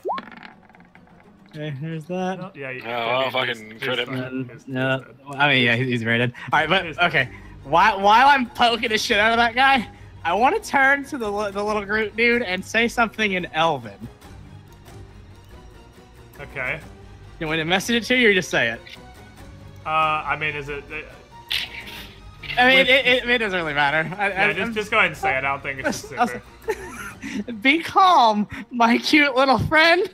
We have no quarrel with you. I hope because he's made of a tree, he speaks Elven. Please. Racist. This one. I mean, we come Probably from the trees. Sylvan. Probably Sylvan. This one down here is gonna do a similar thing. It's gonna step into the shrubbery right here. And the next time you see it, it's popping up out of the shrubbery here, throwing another flurry of thorns at a Gratian of Winter. So make me reflex saves. My reflex save's awesome. You gotta reroll. Let me a bitch. Oh, Jesus. Okay, no, I'm gonna reroll that. Well, okay, well. That's higher. Yeah, technically. I mean, you both actually save, and you both take 3 damage from the very tiny thorns that these things are throwing at you. Winter. I don't know how to deal with trees monsters, like small tree beasts. I mean, they don't seem like they need a whole lot of dealing with. They're not really doing anything to you. They're very angry little stick nuggets. They're just the 2 of them, so I'm just gonna stop them from being healed and just channel, just to deal with the small damage they've done. Stop, peasants. Yeah, there you go. I mean, you dealt with the small damage they've done, more or less. So you exclude the 2 little stick monsters, and you heal everybody for 4. Grigor. Same as last round. He's just laying on the ground, swinging wildly. Yeah, dude, I'm fucking scared. I'm rerolling. How good is Faithful Channel? Ridiculously It's fucking good. amazing. Oh, baby. Ridiculously good. Infinite value. So there's a Infinite fucking value. confirmed crit. I'm pretty sure you will actually put out enough damage to kill both of these. That's a hit. Alright, and then secondary on the bottom right one. That's Feels a hit. good. I've had insane dice, I will admit. That one's a miss. So you I'm got gonna 1 be crit. I'm gonna be with the 1d6. Give it a 6. Give it a 6. Easy. Got him. So yeah, Easiest game of my you got life. him. So a crit and 3 hits. How good is Dare Chaser? Actually, kind of neat. All right, so the 19 to 22 is your first hit, right? Yes. So you, with 1 swing, take out the guy nearest you. And with all the rest of your damage, you definitely can kill the already injured zombie further away. So you can flail wildly and take him down. This thing, aware that you're talking to it, but with no idea what you're saying, is going to say some very angry sounding words in a language that nobody here understands. And It's not Erlen, is it? No, it's not. I looked at all your Oh, languages. Terran, sorry, yeah. No, it's Sylvan. It's like Cardinals. I'm just making sure. They're little piles of sticks. It's Sylvan is what they do. So it's going to say some very angry words and jump at Gratian full body. It's gonna break itself against his body. Full body jump at Gratian and like slam itself into you, but and you kind of stumble backwards a bit as it hits you. But it's a tiny little stick monster that probably weighs 6 pounds, and it doesn't do anything to you mechanically. Cardinal. Alright. As a swift action, I am going to turn into a leopard. Okay. You're a leopard. And then I'm going to use that climb speed to get up this wall. Got him, coach. Feels good, man. I'm gonna climb up the wall and then, as a leopard, come around and attack at this little thing. Cornel's playing with the stick monsters. Hit the stick monster.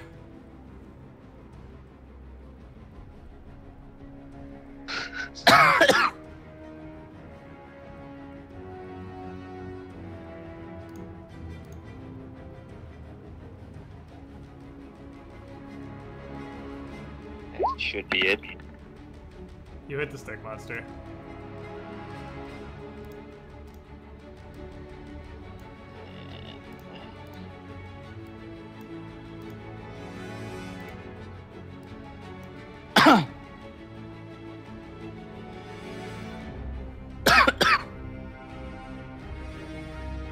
Too many different buffs going on right now. Many things. Feels good. Alright, so you hit it for 18, which is you slap it with your sword. It's sturdier than you expect it to be for being a tiny little stick monster. I'm biting it with my mouth. Oh, you bite the stick monster. Oh, okay. Well, it's still sturdier than you probably expect it to be, and biting down on a pile of sticks probably doesn't feel super great. And it squirms angrily. It takes 18 damage, and it doesn't take that terribly well, but it doesn't look like it's on the verge of falling apart or anything. And does a 27 grapple it? 27 definitely grapples it. It is in your mouth. I have the stick monster in my mouth. You are now eating the tiny stick monster. Grayson. I'm gonna sheath my sword, put my left hand up in the air, grab the scruff of Cornel's leopard neck with my right hand, and I want to say, stop attacking them! They're trying to communicate! Trust me, you idiots! Spit that out! You spit that out right now! Oh, God damn it! Creation is very angry that his new little stick friend that's trying to stab him is being manhandled, or cat-handled, I guess. Leopard-handled. This one is gonna kind of drop into the shrubbery and then pop out here. There's no, like, it doesn't move that you can see. So it doesn't provoke any arrows or anything. It's just you see it in the shrubbery there, and then you kind of lose sight of it, and then it is over there. And it is going to angrily start stabbing at Cornel's back with its tiny little stick. Godspeed, little stick nugget. Surprising absolutely nobody, it doesn't beat his AC. Winter. Can I say 4 words? Yeah, sure. My AC is 20 now, if... Still doesn't hit you. Yeah, I'm gonna yell from down on the ground on you. Winter, you have tongues! I'm doing that right now. You are of no help to me. Well, Winter, it's your turn. Is Anyways, it cast I will tongues? cast tongues. Weird. You're welcome! Right. And you would hear this this little thing behind Cornel that's stabbing at him is saying a lot of words. And as you cast tongues, you can now suddenly understand the words. And instead of just angry garbage, you can hear angry tree reeing. Yeah, the angry tree reeing. You can just hear, release! Release! Forest slayers! Tree killers! Destroy them! Oh god, alright. As it's just poking with its little stick. So and wait, not doing anything. Colonel can understand me as a cat, right? Yeah, I mean, you just okay. So. Yeah, I mean, yeah, like he can speak English. Still, correct? Yeah, I can speak as a cat. I've got the ring. I've done it before. Yeah, okay, good. Yeah. He is actually. I'm not gonna bother to swap tokens every time he turns into something that is still medium, but he is literally a cat right now. Okay, yeah. I just want to make sure you can still speak my language. So Okay, I'm we'll gonna put tell. the snail on him because the snail is also an animal. Okay, he's an animal.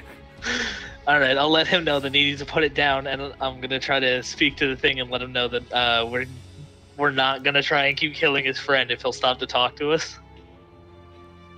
All right, well, Gurglar. Like, hold up, we can talk this over. House laying in a bush, trading. I'm gonna stand up and climb up the wall. Make me a climb check.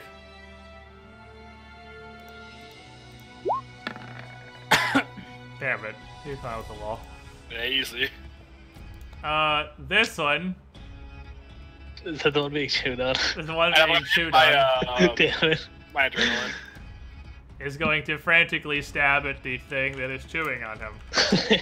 Shocking. Well, we'll see how that Can't goes. blame him. Yeah, not surprising. Still rolling a hot nothing on the tiny twig, getting through the well, I guess not so armored, but getting through even the hide of this cat. They're literally wielding like maybe 1 foot long pointy sticks. They're like they're very small. I mean, I do still have like bark skin on, so I am very they can't get physically through tough. Cardinal, are you gonna let the thingy go? I'm gonna pin him. So under your paw. Just hold it down. Yeah, you just throw this thing down, and you pin the tiny stick monster against the ground with your much larger leopard body. Gratian. I'm gonna punch Cornel in the throat and yell, "Let him go, damn it!" Oh god. He's so angry about the stick monsters. Oh, we don't have to kill them. They're cute. I am explicitly not killing him. He's not. He's just holding it down because it's trying to stab him with a tiny pointy stick. Maybe he wouldn't be trying to stab him.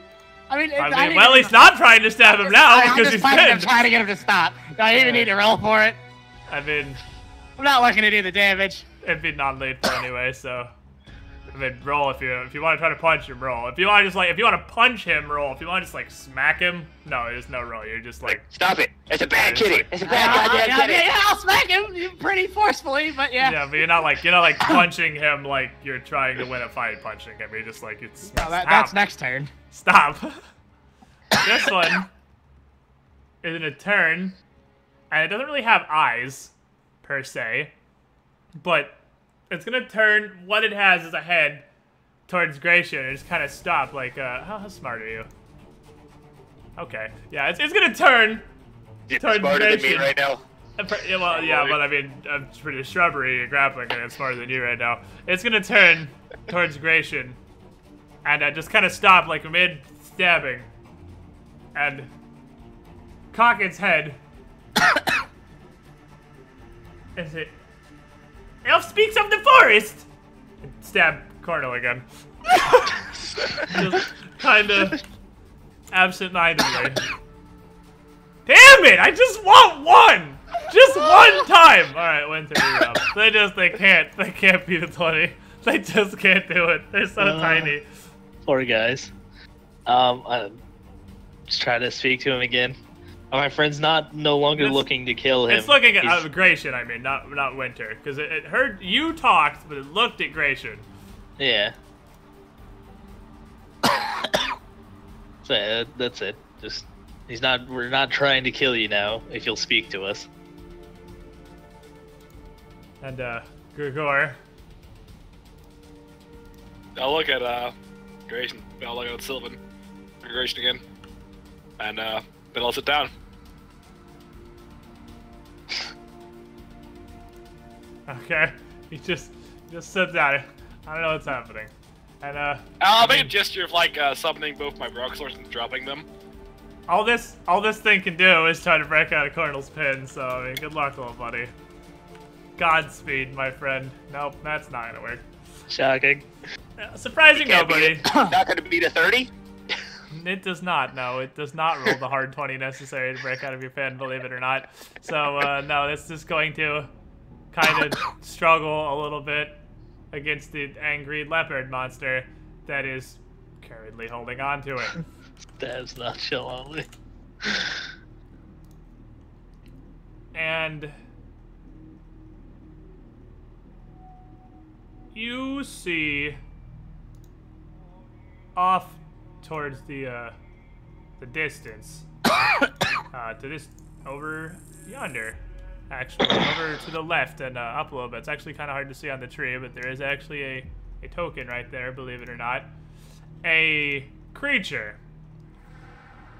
Boy. Which looks sort of similar to these, but at a full human size. And it's less a pile of sticks and more actually a stunningly beautiful woman who just appears to be made of wood and bark.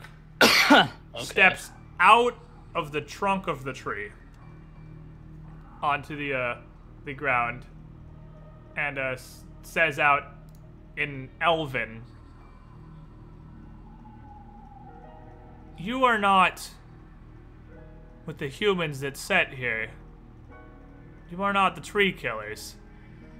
Why are you here?" And of course, Elven, whoever understands Elven. Me and him. I do. I think Cornel actually does. I'm the only one who's everybody but Shador is like, what the fuck's going on right now? I don't know. He's just sitting on the ground. I was like, you're literally sitting there like, I don't know what's happening. Cornel, you're up. As she speaks, both little piles of sticks immediately stop stabbing and struggling, and they just kind of stop. He just lays there like, up. All right, I am going to release the pin on the one I've got, and then 5-foot step, and just kind of sit there and be ready. Not sure what to do with my 5 intelligence right now. But like, I don't know what's going on, but my partner's hitting me. Actually a cat. You have actual cat intelligence. That new man is hitting me. So, just blinking really fast, looking back and forth between different people. As he says that, you hear another brief but very angry howl from the far western end of the loghouse down below you. You also hear from the eastern direction, "What the shit is happening? Did you find her?" As Skywind yells out, "I can't see past the windmill! What are you doing?" Gration. Just for the record, this was my next plan of action against Cornel eating the thing. I have to click.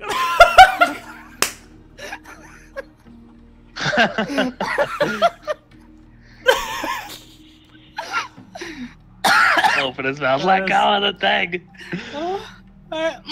That's pretty beautiful. Let me, did you put that in chat or did I put that in chat? I did not put that in chat. Put that in chat real quick. That's exceptionally accurate. The watermark hurts my bones, but I'll deal with it. Christian, what are you doing? Both little creatures are just kind of laying there. I'm gonna side eye Cornel a little bit and then look over to the bark and say, "We're looking for a friend, but we don't want to fight. What is that howling though?" In Elven. And is anybody here? Nobody here is fighting anywhere, right? Nobody's making aggressive movements here. Okay, so go ahead and clear out initiative because nobody's doing anything aggressive, and I mean they're not. Oh baby, give me that. Yeah, they're not attacking you. And the one kind of steps forward a little bit, and this undergrowth you're standing in is like, it's difficult terrain, the green parts, but it's like low shrubbery. It's not. It comes up to like your waist at its highest point. And she steps forward. She says, I do not know, truly. I just know that while a product of nature, sometimes even nature makes mistakes, and it must be destroyed. This is still in Elven, so you guys no idea what's going on. And no, I'm just staring at the ceiling. You're just staring, and says, "My name is Ayako. Who are you?" It's just to Gration, the half-elf, is the one she's addressing here. Say, I'm Gration. We're traveling in that ship. Is there anyone in there with that thing in the longhouse? Humans or half-elves, elves? No. None of the tree killers have survived. This was a mistake. A mistake that, admittedly, we share partial responsibility for. That's why I've remained here. I wish to correct this error.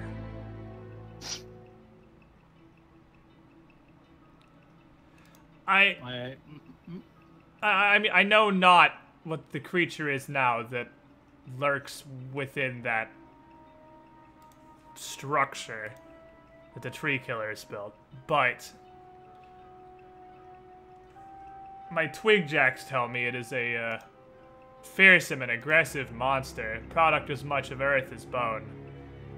The remains of one of the tree killers that was here. Your eyes, your ears, I can see it in you, but not fully. Are you from the forests, the far side of the mountain? This is again good Gratian, of course. Yeah, part of my family is. I am not. A half-breed, then. One half of nature, half of destruction, I assume, as he steps forward again. But you travel with these. I do not understand. Destruction is the first step to creation. I'm gonna meow at her. God damn it.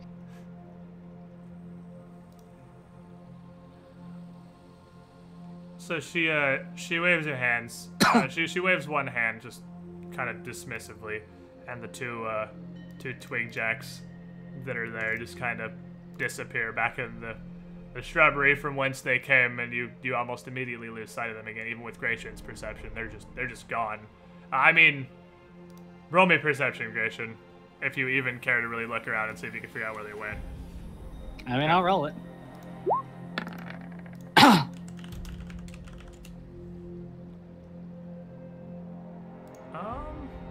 Maybe. Perception. Actually, need distance modifiers here. You actually do. You see they disappear from sight for a brief moment, but you see them back in the wood pile down below where they came from in the first place. And she's like, I have perhaps a sign, as twisted as it may be. Nature begets nature. And you can help me with my correction. This being in that structure must be destroyed. It is unnatural. I lack the power to do it myself. My sprites clearly do as well. But you slew the rest of the tree killers. Heartlessly, relentlessly. Perhaps you understand. Can you help me? If you give us time to prepare. Yes. Whatever you need. I've watched over this site for many cycles. I lose count. I understand that your perception of the flow of time, she just kind of gestures at the group of you. Whatever it is you call yourselves is a much smaller scale. Well, half-breeds, I'm not sure, truly. If you can deal with whatever it is inside that structure, of course, I have no use for their materials and their resources. You're free to help yourselves to whatever still remains inside. Just know it is the product of destruction. We had to intervene, just maybe not in the way that we did. It's like a fair deal to me. We'll return soon. And she just kind of walks back and steps back into the tree and disappears into the trunk. Tree stuff. And you can see scattered around the various wood piles of the encampment here, the one down the dock, the one down by the log house. You see little heads of these twig jacks, these little wood sprites just kind of poking out, looking at you. Hello. Just sort of chittering among themselves like they're confused. As you got the pass from the fucking Mama Dryad here, so they're not sure what do. Okay. What do you do? Herd Cornel and Gregor back towards the ship. Obviously, Gregor's not that retarded. No, but Gregor just has no idea what's happening because that whole conversation was an Elven, so he's just like, "Hey, what's up? What are we doing?" Herd Cornel. What are we doing? Back to the ship. So you literally heard some cats over this way. Back to The sexy tree lady wants us to destroy the thing. We got stuff to do. And as soon as you get back in around the windmill where Skywin can see you, you see her just like grip the railing, and she was like, "I have no idea what the shit language you're all speaking, but did you find her?" Not Me yet. neither, and no. We haven't found anyone yet that matches your description so far. Well, what is it? Well, I heard fighting. There's She looks small more fighting. concerned than you've ever seen Skywin be, because you've seen her ship literally under attack by what's basically pirates, and she's less concerned than mad. She's legitimately worried. Uh-oh. So why are we back here, Grayson? Because some of you guys have autism. Also, she probably wants to hear what the fuck we're saying. Anyways. Yeah, some real dumb people in the party right now. No, I'm fine. Yeah. Yeah, we only done one, so. Yeah, you only lost one. Colonel. I don't need intelligence. I think you might. Colonel just has a slight grasp on language right now. Slight grasp on, I don't trust how much intelligence he lost. He tried to eat that cute little tree baby. I didn't try to eat it. I tried to stop it. You told me to stop attacking it. I stopped attacking it. I just tried to stop it from attacking me. And attack, whatever. I don't trust you. Either way, we need to speak to Skywin. But, I'll say to Skywin, they were undead, and there's some kind of construct in the longhouse. But apparently there's no one else in there but it. And she just says, "Did you go to the longhouse? I didn't even see you cross over. You can't be sure. You haven't looked yet." No, we're gonna go, but I figured you'd want to know. Yeah. Okay, fair. I appreciate it, but I'll turn around and start walking this way. Briskly. So nothing else is going to interrupt you as you walk around the longhouse here. If you, So, If what Cornel are you doesn't want to gonna- not be retarded, then that's up to him. I'm gonna ask Grayson, what the hell did you discuss? Like, I'm all you and cast a spell on myself as we're going. I mean, I'll explain to Gregor what we talked about. That apparently she believes the humans are tree killers. I mean, Yeah, not there's a wrong. This is a monster duck. Yeah, There's she a lot isn't of- wrong. A lot of lumber here. Not incorrect. So as you approach the building from about this distance, you would be able to see what's happening inside. You would see an interesting scene actually flitting around, and I'm gonna throw initiative as you figure out how you're gonna react to this. Flitting around the house here, you see more clearly running past the doorways this creature. It looks skeletal almost, but much of its structure, its flesh, its musculature has just been replaced with mud and earth. You see it chasing two of the little stick creatures, who, from what you can see, don't appear to really be in any danger. They're just jumping around. Just fucking with it. Just fucking with it. Just distracting this thing as it just stomps around the loghouse after them, trying to catch them. And as you see this start to unfold, you just hear another howl of rage come out of this creature as it desperately tries to catch up to these tiny little twig monsters. Sense is made.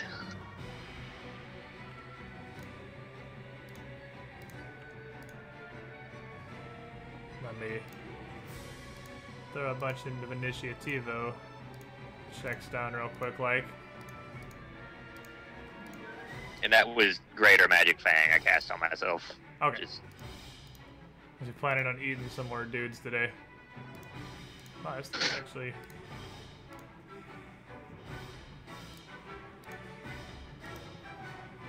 Alright, Ace Cornel. intense. Holy crap, Grayson didn't win initiative? I think he What? got a hard one. No, I'm the one who got that one. No. Oh, Grigor got the hard one. I got a 10.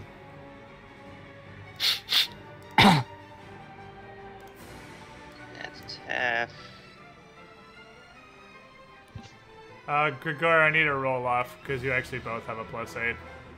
It also got a hard one. You guys tied at a hard one with a +8. Alright, that's a double move for me going Got there. him, boss. Boom. Aha. Haha. Alright, are you done? All these doors are up, by the way. That's a double move for me. Okay, Gratian. If they're not all the way open, they're at least not latched, so you can push through them as no action. I'll follow Cornel's lead. Also with no hands. Yeah, also with no hands. Winter. Hi, how you doing?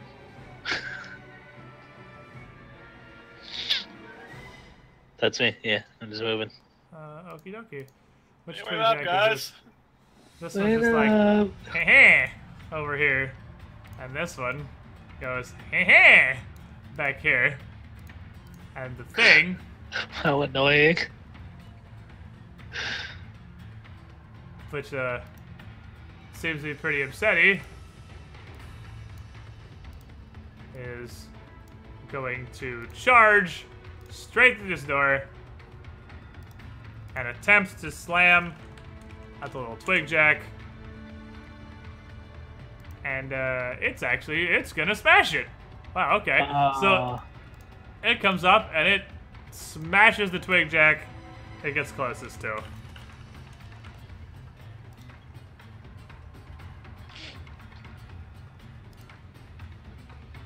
Give me 1 second here. Let me double check something. Okay.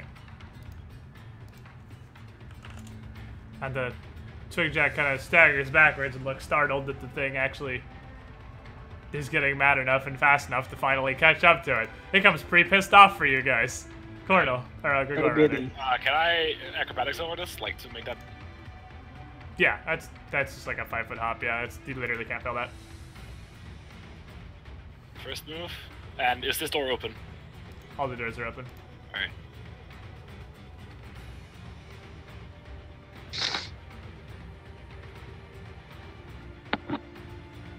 I'm gonna yell at him, hey, big guy, over here! God, you bitch. Cornel.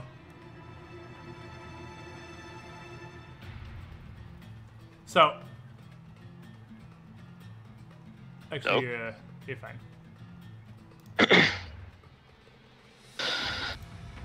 It's, just considered flanking by any chance? It is. Twig Jack's threatened. So yeah, that's flanking. Alright.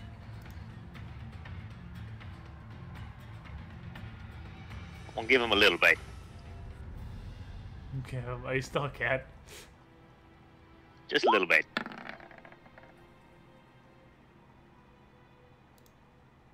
I get him? No. You did not get him. Aww. Gratian. I'm fucking... go over here. And then... Whoop. Can I pop right there? Whoop. Can I share a space with you can, yes. They're so tiny.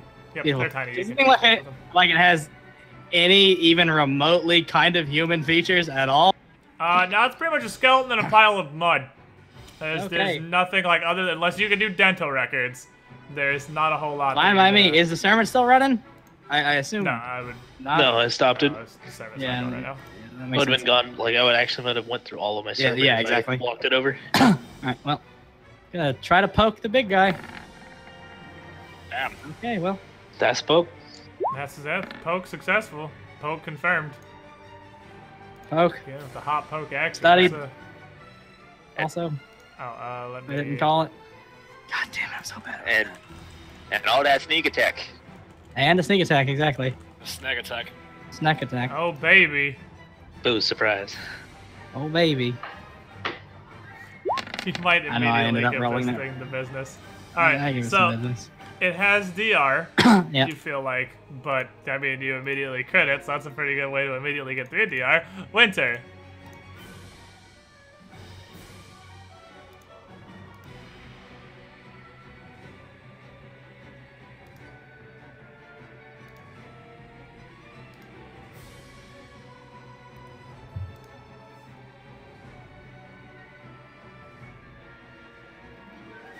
Winter? Hello again. Sorry about that. Oh. I'm gonna just go ahead and just boop right there. Is this a wall right here? Like, would my sermon not go through this thing that's 2 blocks over? I mean, your sermon, they just have to be able to hear you, so they can hear you. Oh, okay. You're fine. Then yeah, I'll just sermon it up. Yeah, you can do that like fucking half a mile away if you yell not enough. Yeah, you can do that. As long as they keep yelling. Head for Erasmus said, kill him. Alright, this little twiggy thingy is gonna 5-foot step backwards, and it's gonna attempt to poke at this little thingy, and it's gonna be about as successful as any twig jack has been at any point. And seeing you jump in here, this other twig jack is also gonna step up and try to do the same thing. And it is just as successful as anyone else has ever been. That is to say, literally not at all. So, the thing seems to be startled. It wasn't expecting people to show up and fight back, and it enrages further immediately. And the ground, the wooden ground of the log house here, I guess floor was the word for that. The wooden floor of the log house starts to splinter and crack and reveal the dirt and stone below it, as the dirt and stone underneath it starts to ripple and shudder. And it is going to step up here around the door, away from the angry man with the sword. And it is going to attack the pokey man with the sword, who did a lot of damage to him previously. And you're AC 21 right now, right? Yeah.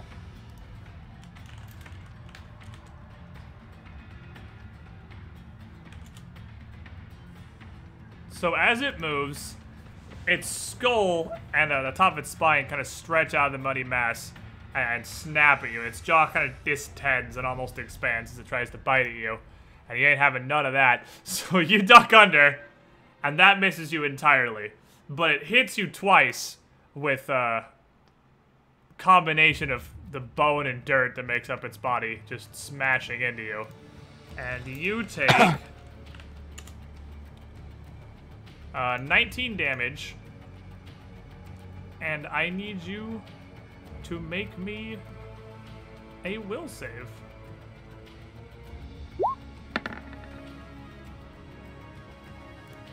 Alright, I need you to make me another will save. Feels bad. There's number 2. There's also, if they're enchantment, spells or effects, 2 higher.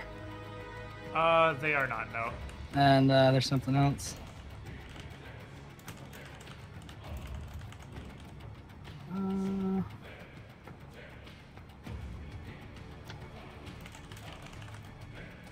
And obviously, it's fear effects, they're free higher. I know, it's not a fair effect either. Yeah, I know. Yeah. So, it's not an aberration either, right? It is not, it's undead. Yeah, So I shouldn't have any extra bonuses to myself. yeah, as it hits you with these powerful slams, they may not do so much physical damage to you, but there's a lot of force behind them, and they hit you hard enough to stagger you.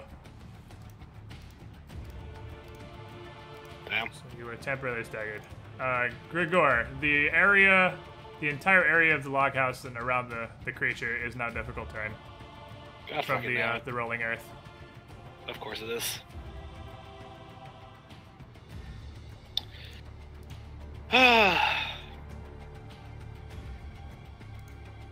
That's so annoying.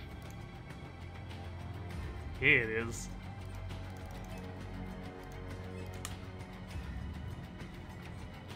A NyQuil kicked in.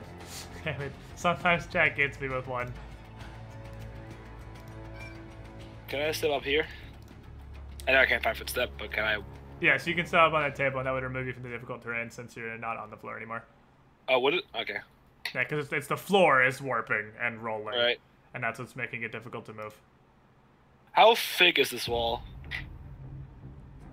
It's, maybe like a foot on a good day. Probably not even that. It's probably a couple inches. It's not a foot. It's like a few inches thick. It's a little interior wall of a lumber house. Like it's. All right, I'm gonna try to break it. All right, attack the wall. I'm not gonna make you roll an attack, but just roll me that damage. Right. I think I have it on power damage correctly now. Well, you definitely smashed that wall. So. Oh, GM layer? No, I'm not okay. Here's Gory. Alright, can you guys see that? You Yep. can, awesome. That wall no longer exists. It is gone.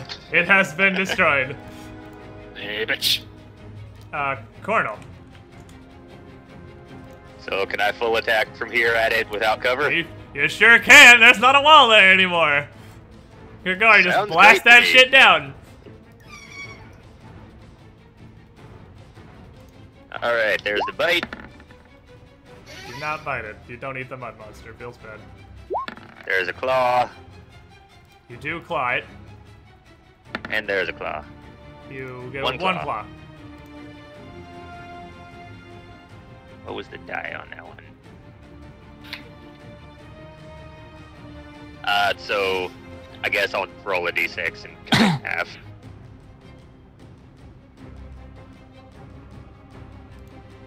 Yeah, we'll just do half the d6. So, there's only one less actually than that. Yeah. So that is a 15. You feel like it has DR versus your claws? But still, you get some damage through. Hi, Gratian, you are staggered, which means you just get one standard or one move action instead of both. Sermon's up, right? Sermon is up. Okay. I'm gonna stab at him, and I'm gonna also call out flank him. Yeah, you hit him. Confirm. Confirm. Feels good. At least he's okay. It's not super fantastic. Again, you feel like it has DR, but it's looking pretty injured. You see, before Winter goes, you see another one of the twig jacks that was under this table, just doing twig jack stuff. Hi. It climbs up on top of the table with Grigor as this earth is rolling. It scrambles up on top of the table also, just trying to get off of the floor. Winter. Okay. Can I move to here? Or just up on the table would be all I can move because of difficult terrain? Difficult terrain just means every step is 10 feet, so that's just 20 feet of movement. You can do that. Okay, sweet. Then yeah, I'll get here, so that gives flanking. And Yeah, your nice since little he's knife just the to only... threaten with. And claws. That's okay. I don't want to swing and die. So I'm just gonna give everyone a faithful. And obviously exclude the thing. So you guys get a nice solid one of those. I know I'm moving my token. It's because I can't access the thing. That's because there's a He's ton of from a stuff right there. Weird, yeah, he's in a weird ass angle. Alright. So another dumb little twig jack scrambles up on the table as well, from more or less right under where Winter is. This one also just kind of clambers up on the table and just clings onto it for dear life as stuff is happening here. And these twig jacks are kind of not okay with whatever's going on right now. But they are going to do their best. They are going to swing their stupid little pokey sticks. This one in the back actually, yeah, he'll step up. Fuck it, he'll step up. Why not? Go twig jacks, go. Do twig jack stuff. You Can I ask you a question? Yes, in there. I have two. I have one in the follow-up. How much AC do you have? AC, I That's have... kind of a meta question. Why? Well, it won't matter before he goes. Before the monster goes, it doesn't matter. Fair enough. Shit, where is my AC? And... 18. Why are you suicidal? Is the follow-up question. The two little twig jacks, they try their best, and one of them gets his little spear stuck in the mud of the creature here, and as the creature turns, it the spear goes with it, and this one on the bottom loses its little mud spear, or its little stick spear, unfortunately. Sad times ahead, friend. The thing is going to send 2 more slams Gratian's ways as it just continues swinging its limbs here, doing its best, trying to smash the thing in front of it. And you're gonna duck under one and catch the other and make me a will save again. Oh, real this time feels good, man. Feels very good. Alright, so you are. I'm a faithful that. Okay. Just to be short. It's Also, only you one take- will you save. one will save. You take 11 damage from the smack. I'll faithful. Just Oh, go damn down. it. Well, You're staggered again. So staggered last one round, but he keeps re-staggering you. I don't trust this shit. The creature, as it swings around, is going to turn, and its skull and the top part of its spine is going to launch out again, this time at Winter, as it tries to munch you. It's going to give Winter some hot munching. It misses, though. It's not doing too hot with the extendo skull attack. Grigor. You also see, all of you would notice Thanks, from the rolling earth underneath it that sediment and dirt from under the ground is surging back up into this thing's body and starting to repair the wounds it's taking from Cornel and Gratian's attacks. It's filling back in with dirt from the ground. Can I have a sit to here? I will give it to you because you started on the table. Yeah, exactly. And I'm gonna say, "What the fuck are you doing, Winter? Get back!" And I'm gonna go into Adrenaline Rush. It looks pretty injured, but the dirt is constantly repairing the damage it's taking. Fucking thing. I'm just gonna use this. And I'm gonna immediately barrel myself to take this thing down.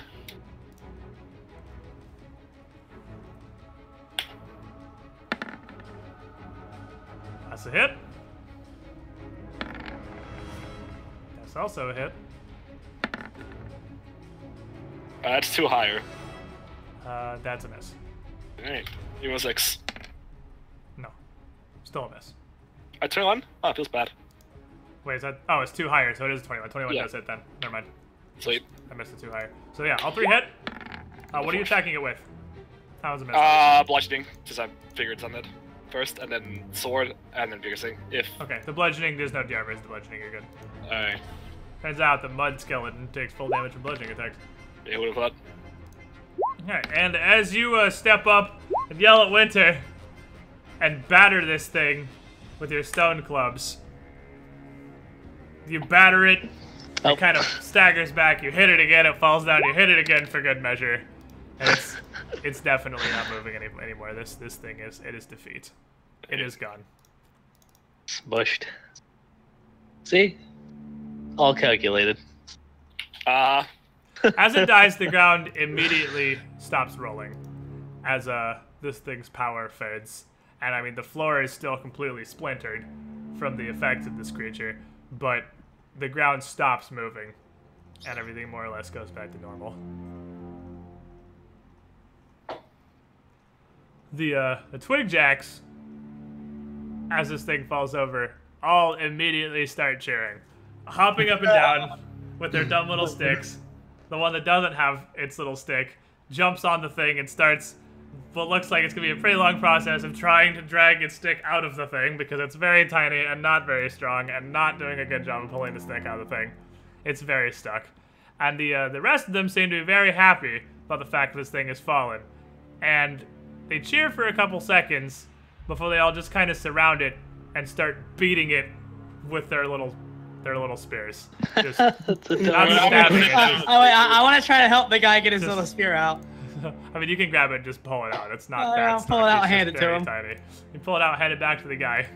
The little twig jack is very excited. I'll hop up and down with my rapier and mimic their... victoriously beating this thing's body as it lays on the ground with their stick. Can we tell what the skeleton looks like? Hey, it looks like a skeleton. I'm gonna start sniffing around for any signs of any other life in here. See, I was memeing, but does it look like... I guess we can't tell if it's a woman skeleton. Yeah, I mean, you can by bone structure, but not like in a this heal game. check, Yeah. maybe. I mean, I figured that'd be knowledge that probably exists in Galarian, because that's. You think so? I mean, the difference in skeleton between a guy and a man and a woman is that's especially when necromancy is like a thing. Oh, yeah, I like necromancy exists, and I'll throw a heal check at it. They're dramatic enough differences. You throw don't know, heal. but they're enough of a difference that I imagine that would be. I mean, Firestone Asylum exists. Like medical treatment in Galarian is strangely advanced. Hey, what up? You don't know. Wait, Lockett, you could re-roll it. You still have the Fateful. I would say Winter and Cornel. No, you used it on the No, other I side. popped it on my. Shit, yeah, Winter you're right. and Cornel would know it's a female skeleton. Ooh. Aw. Damn. You really can't tell Well, anything still, about I'm the gonna- gender of it. I'm gonna sniff around for any other signs of life.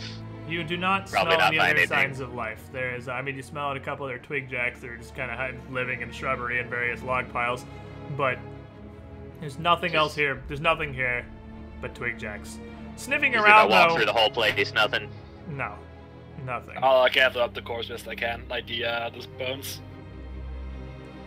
So you, now the creature is dead. I mean, they're just loose bones, and you can gather them up pretty easily.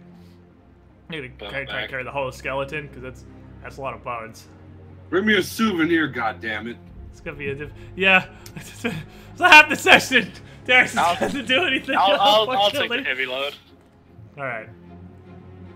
So as you gather up this, the twig jacks eventually lose interest, more or less, and kind of filter either out of the house back into the shrubbery and lumber piles and forest around, or kind of burrow back into their little nests they've built under the table, and another one kind of here next to the fireplace.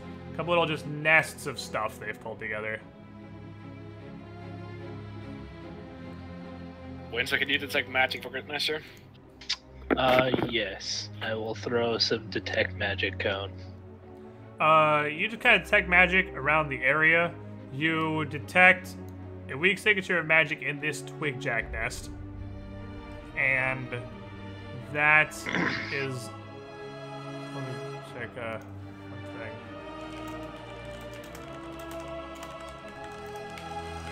How much... Grayson, can you take a look around just to see if there's anything we've missed that's of mundane nature? Yeah, I was gonna check the fucking twig nest to see what's in it first. Careful. You check the twig nest and just...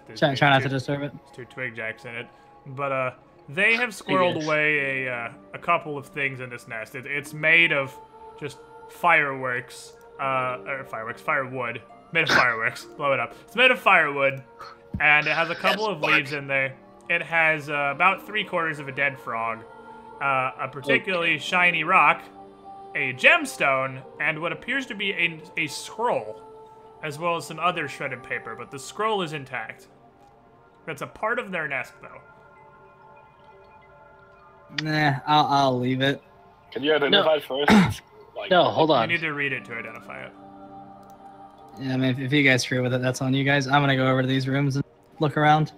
Looking around those rooms, you find up here in the sleeping area. It's all one room there. It's just kind of divided by a little curtain, as you can see.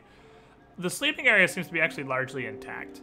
Mud is drawn throughout the house from whatever that creature was that was sort of through the log house here from whatever that creature was. But up in here, there's a very rich 4-poster bed, and these are these thick curtains separating the room. There is a wide drafting table on the northern wall of this room underneath the window with blueprints rolled out on it. And it's a stack of blueprints, each one of them imprinted with a black ink seal that says property of the Andorran Navy. In addition, there is a trunk at the foot of the bed, and inside that trunk is a suit. Let me see exactly what this is real quick, description-wise.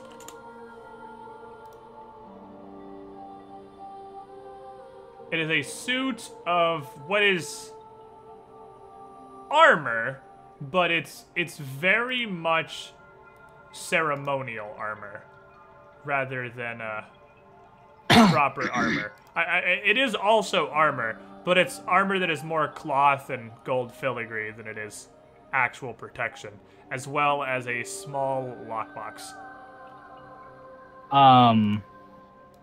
Could I fit the scrolls, the papers in this chest? The what? Oh yeah, the you scrolls could, and papers. yes. Yeah, it's just I'll, a stack of blueprints. You can fit them in there. I'll grab them and put them in this chest and close it and start carrying it out. You just take the whole chest with you. Yeah, easy solution to easy problems. All right, so you take that whole chest out. I'll be heading over there. Whatever you guys want to do. Searching the lockhouse. That's all you guys find. Okay. I want to go back to the ship and get like a useless scroll of anything, just any useless scroll that we don't need. That and then bring it back and ask if the little tree X if I can exchange it for the one that's in their nest. Just grab any of Patricia's supplies. How long does tongues last? Do you still have tongues on? It's minutes, shit. right? You'd still have it probably. Doesn't last a while. It's 10 minutes per level. Yeah, so over an hour, hour and a half. Oh yeah, so you definitely still have tongues on. Yeah. You can tell them, and they would look at it and they just look like they're confused, like they don't even understand why the fuck you care. But they would they'd pull out the scroll and hold it out towards you, and you give them the little piece of paper, and they put it right back in the same spot. That's so cute. Yeah, I don't They understand. they just look confused. Like, okay, they'll trade you paper. Yeah. All right, sweet. It's a human custom. Yeah, it's a winter thing. Don't worry about it. Try, you know what? you can take a piece of paper out of my notebook if that's what we want to give it to them. Yeah, but would you guys care to try to get the gemstone from them? If you have anything shiny to trade? That is up to you guys. I am taking this to. It's a very small gemstone. Like even without appraising, you know, it's probably not worth that much. Okay, fair enough. Be like, We'll let them go. Can you just scroll through one of those, please? What? Read the scroll. Oh, yeah, duh. I've been glazing over. You do have read magic as a level 0 spell. Okay, so you read magic and you look over the scroll. Make me a spellcraft check. Okay. My spellcraft is crap, but I'll do it. The thing is, it has to be you because you know you can read it. Yeah, +4. Okay. Hit me with something cool. This is a scroll of blink. Oh, cool. I always wanted to teleport. It's not what Blink does. isn't teleport. Blink is flicker back and forth between dimensions. Whoa, even cooler. Yeah, it's like you flicker back and forth between the material plane and the ethereal plane, which means that anything that targets you has a really high miss chance because you might literally just not be there when they swing. That's because pretty cool. You're flickering back and forth between material and ethereal. That's awesome. I don't think any of us can use it. When you switch between the two, would it, like visually make you look any different? Because like ethereal doesn't mean invisible. Like when you go from material to ethereal. No, ethereal is invisible. You're going to the ethereal plane. So you are gone. Oh, you are invisible. Yeah, you're invisible. Or like that'd be really spooky to look at. Yeah, it's like the spiders you fought in Skull and Shackles, the spiders in the church that Zindern set on fire. Those basically did the same thing, just as actions instead of automatically and constantly. That's pretty creepo. I mean, Gellius used to cast it all the time. Probably pretty creepo looking.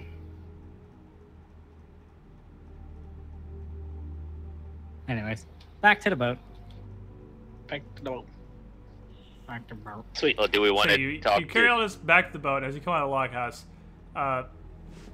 Skywind's face sort of falls as she sees you coming out of the loghouse and then back over towards the ship carrying a crate and not, with a person. Do we not want to talk to Spriggan, lady? After I take this stuff back to Skywind. I mean, she's in the tree. She doesn't step out or anything as you're passing. She doesn't do anything. Thanks, you guys. can't Bye. see her, but you bring this back up, and as you're kind of getting this, Kyle doesn't really say anything, but she has the gangplank extended out, so you don't have to try and haul that trunk up from the water onto the boat. She just brings it out of the shore below the pipe. And a bag of bones. And a bag of bones. And she just says, I better not be in that sack what I think is in that sack. I think exactly what I think is in that sack is in the sack. Bones for burial.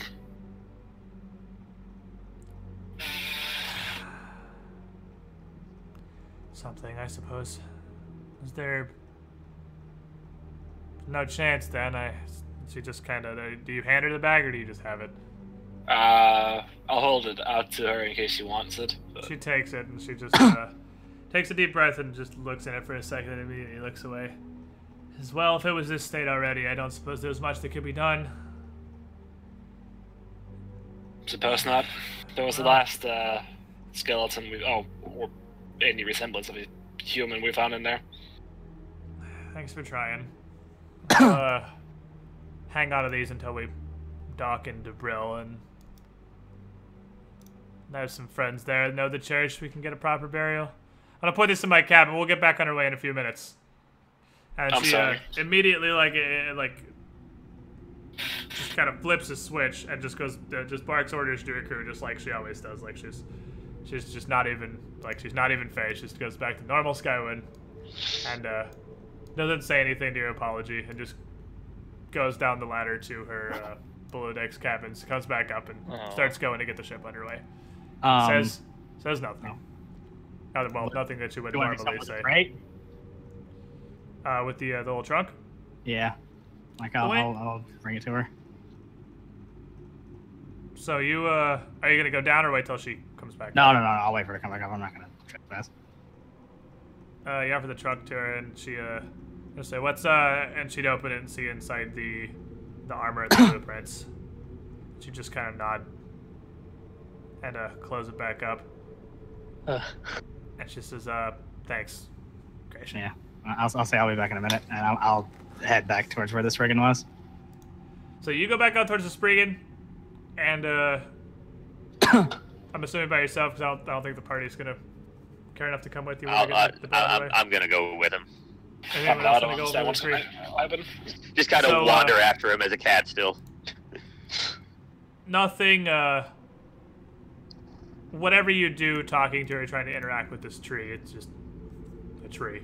As far as you can tell, nothing happens. The Dryad doesn't come back out of it. You don't hear any response or anything. You just, for as long as you care to sit there and try to talk to a tree, it is a tree. It's a tree. Nah, yeah. Fair enough. Say the things, Dad. Maybe next time choose a different strategy. And go back to the ship. So, after a few minutes, true to her word, the ship is back underway, and Skywind, though no longer in a visibly good mood anymore, doesn't seem any different than she usually is. She's just back to regular old Skywind, back sailing down the river. And nothing else of import happens for the rest of that day. And the night comes, and do you guys want to do anything else during that day, like, I don't know, lesser restorations or whatever, or? Yeah, I mean, probably heals and fixing it damage and everything. Fix the retard. If you have any lessers prepped. Let's see, lessers. I mean, I would probably eventually remember that I have that wand. Yeah, you do have that. I mean, you have int.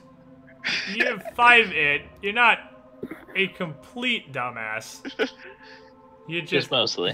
You would know. Again, memory is more wisdom, so you would know that wand is on that. Like, you're not too dumb to know that you have the wand of restoration. That can work. I'm just like, if I had it on me, so when I turned into a cat, it basically disappeared.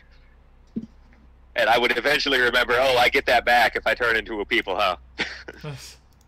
So, do you want to just move yourself with the wand a couple of times? See how the first one goes. Well, you're still retarded. Well, you're not retarded, you're just regular. You're just not as smart now. You're slightly less smart. Yeah, you could just fix it the next one, hopefully.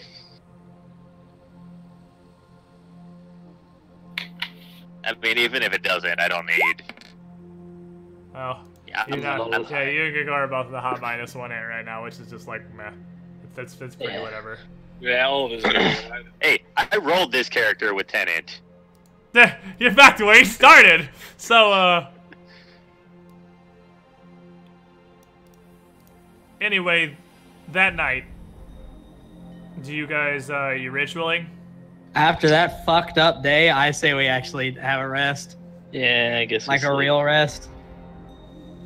Also, can we take a pee break? I am super down with the pee break. So, after the loss of Skywind's friend there, I guess not so much loss as you just, there's nothing really you can do. It's just a mud monster already by the time you got there. But have that somewhat depressing turn of events at the fiesta of Twig Jacks. You guys decide to rest for one night and just recuperate and continue with your Dreamlands adventures the next day. Winter has more than enough time with the rest of this day to continue treating Darius, and because you only need to spend 8 hours a day. It's not like you can go out and do stuff. You don't spend the whole day with him. Yeah, let's take a pee break real quick. Yep. I'll be a couple minutes extra. We can do something that Darius gets to participate in. Sorry, Shemmy, he just kind of been laying in bed the whole time. Unfortunately, I was hoping that would go a little faster, and it did not be that long. But hopefully, you're not too terribly bored watching the rest of the party wrestle stick idiots. I am truly role playing right now. I'm in the character. I'm bedridden, waiting my turn. Just fucking laying there. All right. So, chat, I'm going to take a quick break. I'll be right back. Give me a couple of minutes. We come back. We go back to the Dreamlands, because we still got to get either the Captain's Tricorn or the Night Hag Heartstone. Both are going to be a thing, because they're in the Dreamlands. Dreamlands is always a thing. BRB real quick, friends.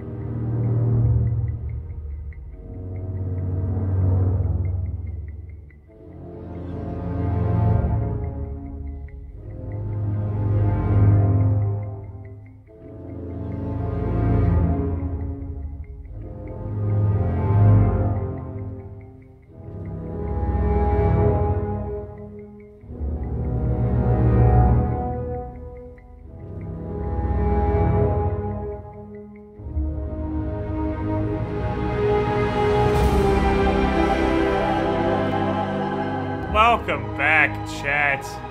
I see you guys are noticing we have reversed the Stephanie so that you guys can now have tentacle hands on your emotes for maximum Cthulhu power. It's Hello. so good. Oh, Yeah, dude, this fucking poor Mark Wahlberg. Oh, are you back already, Reagan? I thought you were. I don't know how a director can hit yeah, so many I good ones have and to then think so my many mom. bad ones But at I the don't same think I time. Yeah, I that's the mean- weird thing about Shyamalan is like he has some fucking god movies and some hot stinkers. Yeah, there's It's real no in weird. between with Yeah, them. there It's really either gonna isn't. be It's great either pretty good shit. or absolutely atrocious. Fucking The imagine Village. how- Didn't he? Was he the one that did Avatar? Yes. That's Yes. what I thought. That's The what I movie was- thought. But he also did Signs. So. Yeah, but he's also done Yeah. like actual. Yeah, you're not wrong. He has unpredictability as a director. Avatar I mean, yeah, was it James makes Cameron. sense. Like, He also Six was Sense is No, what I no, was thinking of. I maybe- couldn't think of the name of it. I was like, the Welwer is dead the whole time. What the fuck was it called? I couldn't think about it. Yeah. also did Stuart Little. He didn't direct it, but he wrote it. It seems like whenever he gets an IP to make a movie on, he just. I guess Stuart Little actually wasn't bad, but I mean, to be fair, like, The Happening isn't an IP. It's just shit. fair. Yeah. Fair. Yeah. He made is Unbreakable also and Split really though, good. which is awesome as fuck. Split was real. I like Split. I Split don't- was I don't know, yeah, I don't so you know how watched Split it. did reviews wise, but I liked Split a lot. Split is Yeah. actually I did, yes. I don't watch movies hardly ever, but Split is one of the few movies I have seen because I saw it when I was Yeah. up in Idaho. I actually haven't seen that one yet. This Yeah, is the first. Because it's related to it, you should watch Unbreakable sometime. I know that's the reference at the end, right? Yeah. The last little ending. Dude! It's just like a nod to it, yeah. No, it's not like a. It's just like it's It's like not a. spoilers. It's basically a You know post-screen nothing. like just nod. It's not actually part Yeah. of the plot at all. It's No, just yeah, like there's no, yeah. Oh, it So, yeah, just you shows go it's check in it like out. the same universe. Kind yeah, of. it's basically it's not like a that. part of the plot or anything. It's just they It's have fucking like a dope. basically post-credits nod to the fact that I didn't get it. 'cause I Yeah, don't know they what have it a was. shared thread, basically. Yeah. Fucking Okay. 12 There's years also supposed to be a third to do one. that. Yeah, yeah. Anyway, so you guys Fucking wake whatever. up the next day. At this point, you have fully passed the Five Kings Mountains, and you are now into the wide-spreading forests of Taldor. And the Varuden Forest is extremely lush. It's almost, actually, it's probably about as thick and vivid as Keonan was back when you were in the actual Elven homelands. Just simpler trees and punctuated by the occasional small settlements or farms or little fishing villages. The east side here has gone, is still the southern half of Galt, but it's gone from the scattered empty plains and farmlands to these more of these bigger forested areas. You pass the occasional little logging settlement like the one you had before, many of them emblazoned with the same crest that the previous one had. And past the Five Kings Mountains now, on your right is, I believe, actually Andoran itself. Let me check my inner sea map here real quick. Yeah, it is Andoran. So this is the actual homeland of Merle Pegsworthy and Skywind's friend, and, well, most of Skywind's crew she knew from the Shackles, actually. But it's forests on forests, though the Andoran side is much, much more heavily industrialized. All the logging camps and everything you see on the Andoran side of the border is basically not on Galt. Galt's just little fishing settlements and whatnot, because Andoran is pretty highly militarized, and they take a lot more advantage of their natural resources, which may occasionally piss off the rogue Dryad, but you know, life happens. Get a Whoops. helmet. Why don't you fucking roll me or whoever has knowledge local, just roll me a knowledge local real quick. Yeah. Does anybody else have it? One higher. Not that that matters, but. So you're not French super names. familiar with Andoran. Basically, what you know of Andoran is what you've heard from Skywind. It's that's really it. You don't know much about the area. So the day passes without incident. You just are now. You've gotten the full gamut from coming out of the misty forests of Thrushmore into the open lakes, into passing the Five Kings Mountains. Now you're back into forests again, because this entire side of Galarian is just, it's very, very verdant. That night, what you do. Are we doing a ritual? I think it is time to set up Because I the don't ritual. think anyone. I'm assuming nobody has anything of particular import they're actually going to do during the day. No. Nah. Washed my ears about 6 times. I'm gonna attempt to meditate for like 4 hours. Also, Cornel and Grigor, you would be back to normal. It's just from the regenerating 1 from sleeping. Just because it is just damage, so you do get the 1 back when you sleep. So, what ritual are we doing, boys? 'Cause I believe you got 2 options right now. You have the vast majority of these are already in your possession in the Dreamlands. The only thing you don't have is the Night Hag Ambassador's Heartstone and the Captain's Tricorn. You know a place on the Okranos that you're trying to go to intercept Captain Vadrak for the Tricorn, and you know about a, let me, before I, how specifically do you know where you're going in Dilethlane? Yeah, you know you're going to a drug den in Dilethlane. Sweet. That's kind of Wretched city hide of of scum and villainy. Yeah, Dilethlane is a wretched hive of scum and villainy. Sounds pretty dope to me. Where are we should going? probably be cautious. Night Hag all the way. We've been trying to go there for like 3 sessions now. Let's please, dear God, finally go there. Okay. Please take me to the Night Hag. And let's just recap real quick because I know Joe wasn't here for the actual research for it. Going to the Night Hag, you know that you are searching for a woman named Quaviandra, which is the a Night Hag ambassador to Dilethlane. And being the wretched hive of scum and villainy it is, explains why Night Hags would bother trying to keep up contact with a city like that. So, you know how the ritual goes at this point, but I believe this is actually the first time that Winter gets to roll it entirely. So, Sorry everyone. need- It was nice knowing you. 3 knowledge planes checks and 3 knowledge arcana checks. Alright, so planes we got. I can find it. There it is. Oh, it's plus 11. Okay, so And I was like, you got pretty good stats. do I do them individually, or can I do 3d20 You can just roll plus 3d20, 33? and then you can do, well, the individual result matters. So just roll 3d20, and then roll another 3d20. And the first one's planes, and the second one is, Oh no. D20. Okay, there we go. I was gonna say, did D20 die? those are not d20s. Oh, what?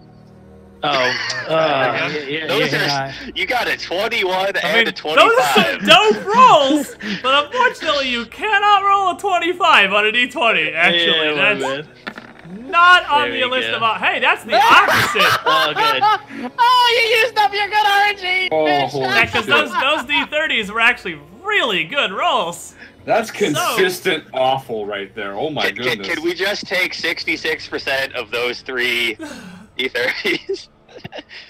Roll me 3 knowledge arcana checks. What's your modifier for that one? You got 11 on planes. You also have 11 on arcana. Arcana is, yeah, 11 as well. Good luck, buddy.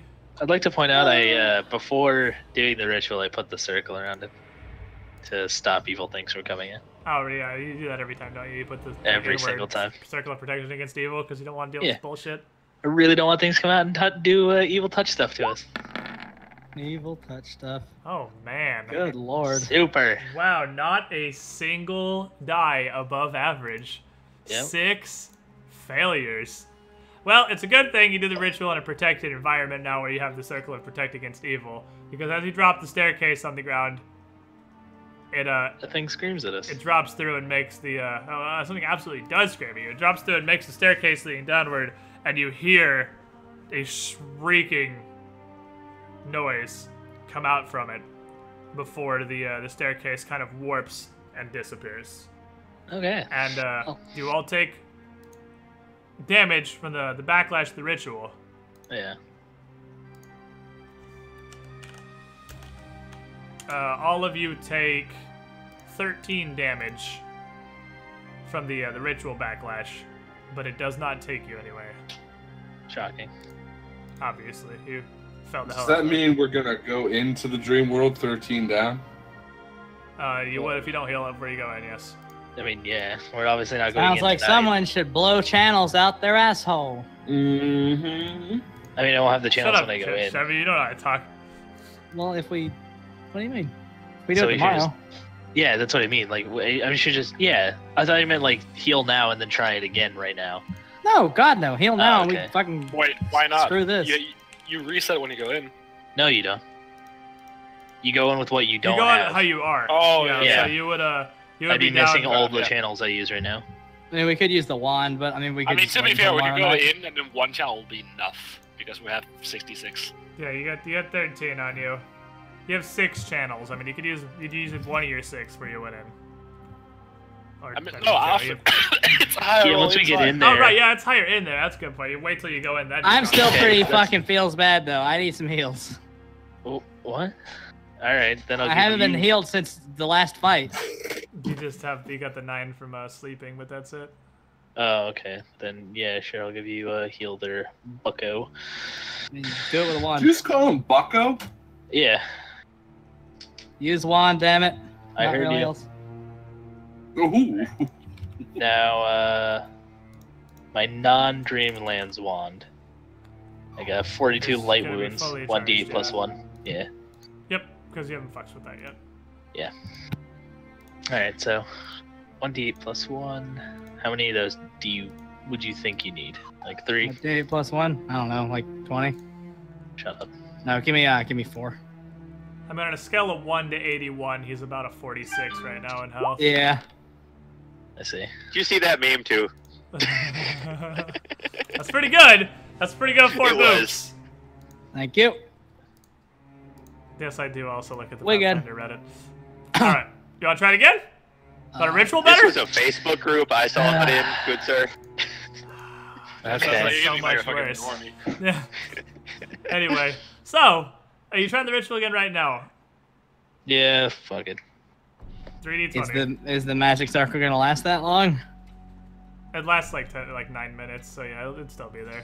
Well, Okay. you need to make another one, but because the ritual itself does actually take like 45 minutes.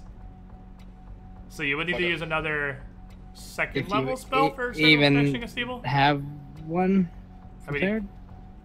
Yeah, Okay, and you might have to prep a second one if you don't. yeah, I'm good. Second level spells, I have, it's one. I have 4 open slots. Okay. 3 open slots now, so. It's okay, we didn't have the right theme music going. Now we have the official ritual song playing in the background. Yeah, now I can fail like So- asshole. So we should Yeah. be good. So, Yeah. 3d20. 3d20. Please. Be less shitty. Solidly average. So your 3 knowledge planes checks as you pass the staircase around. And then as Grigor helps his brother perform his portion of the ritual and literally physically keeps his hands on the stairs. There'll be 3 more d20s. Dude, This you is my suck. favorite game. Dude, This you I'm not I'm not a fucking caster for this. Well, I mean, Circle of Protection Against Evil does good work. Y'all take 15 more damage, though, from the backlash. God me, dude. damn it! You fail another ritual. Super. So I'm just gonna do a bunch of like channel energies to heal all And this then stuff, let's go and to then we're bed. going to sleep. Yeah. Yeah. Yeah, no, I was gonna say, if you fuckers want to keep No. I don't give a fuck what you guys say. Winter is adjusting. Winter is adjusting to leading the There's ritual. not. Leave No, that you to can Grigor. adjust negatively. Winter has done this ritual perfectly every time when Joe didn't roll it. Yeah. Yeah. I'm just Yeah. gonna point at Winter and go, stupid! Thanks. That's a lot coming from you. Sit back down. So, you're like, all right, You know we're it's gonna bad pass then. on this for the night. We're gonna try this again tomorrow. So you go to sleep. You wake up the next day, still surrounded by the trees of the Veruden forest, and you wake up to an interesting sight that you guys haven't really seen before, and that is a much, much larger ship than most of the ones that you have seen on the passage so far. Passing by your ship going the other direction, like it really dwarfs Skywind's little longboat, just purely through size. And as you pass it, you can see that it's even armed with several ballistas, 2 mounted in the front and 1 in the rear. Just large siege ballistas up on the deck and the railings of the ship itself. And then it has several armed guards on top in uniformed chainmail. And as Gratian goes out to, I imagine, do his daily boat stuff, as that ship is passing, Skywin kind of turns back around and looks at it as it goes and looks at Gratian. And says, they've got some damn big merchant ships down here in Taldor. Very big. It's ridiculous. You'd think they'd be fighting for their life in the shackles about that size. Yeah, in the shackles. Not wrong. By the way, I look in that trunk you gave me, and again, thanks for bringing that to me. There's a lockbox in there that I can't get into. From the sound of it, sounds like it's full of coin. Can you get that open? I can get it open. I didn't want to try when I was picking it up. Didn't want to disturb it. Any of that stuff felt wrong. That's fair enough. Latch is dead now. What's she gonna do with money? Eh. And she hands the wheel off to a sailor and goes down and brings up the small lockbox from inside the trunk. And make me a disable device check. I don't actually think you can fail this, but make it anyway. Should I check for traps first? I mean, if you don't, you look at it, you don't see any traps. Okay, well, good enough. Wow. You pass. You open the lockbox. Because skill checks don't auto-fail on a 1. So, you, I don't know, what is this? Look at it and it pops open. You're just trying to fucking style on this and make it look low effort to just impress Skywin or whatever. But you pop this box open. It's actually great. You guys get all these terrible fucking rolls out of the way before you actually get to the Dreamlands. But you pop it open, and inside is a variety of things. There's a small pouch that's full of coins. Another small pouch that's full of a very small, they're not full, but it's a very small, like thumb-sized, tiny little bag that has small gems in it, like ring-setting gems, like gems you would actually realistically see in real life at some point if you walked into a jewelry store. And that is laying on top of a much larger, stark white stone and what appears to be a topaz, almost the size of a finger. As well, there are a couple of slots, potion slots, in the lockbox, 4 of which are occupied. And Skywin reaches over while you're holding it and just plucks the little bag with the money out. Says, I'll take this. You're an adventuring sort. Rest is his treasure, right? It's what you're after. I mean, not exactly what I'm after, but maybe Darius will like it. He likes stuff like this, considering his current mental state. So she pockets the sack of money, which to be fair isn't terribly large. It doesn't sound like there's a ton in there. He's a halfling. It's large. It's large to her little halfling hands. Why? And leaves you with the rest of the box. And you can't fail the perception checks to identify the potions. So you have a potion of Endure Elements, a potion of Enlarge Person, a potion of Guidance, all kind of blah, and then an Oil of Stone Shape.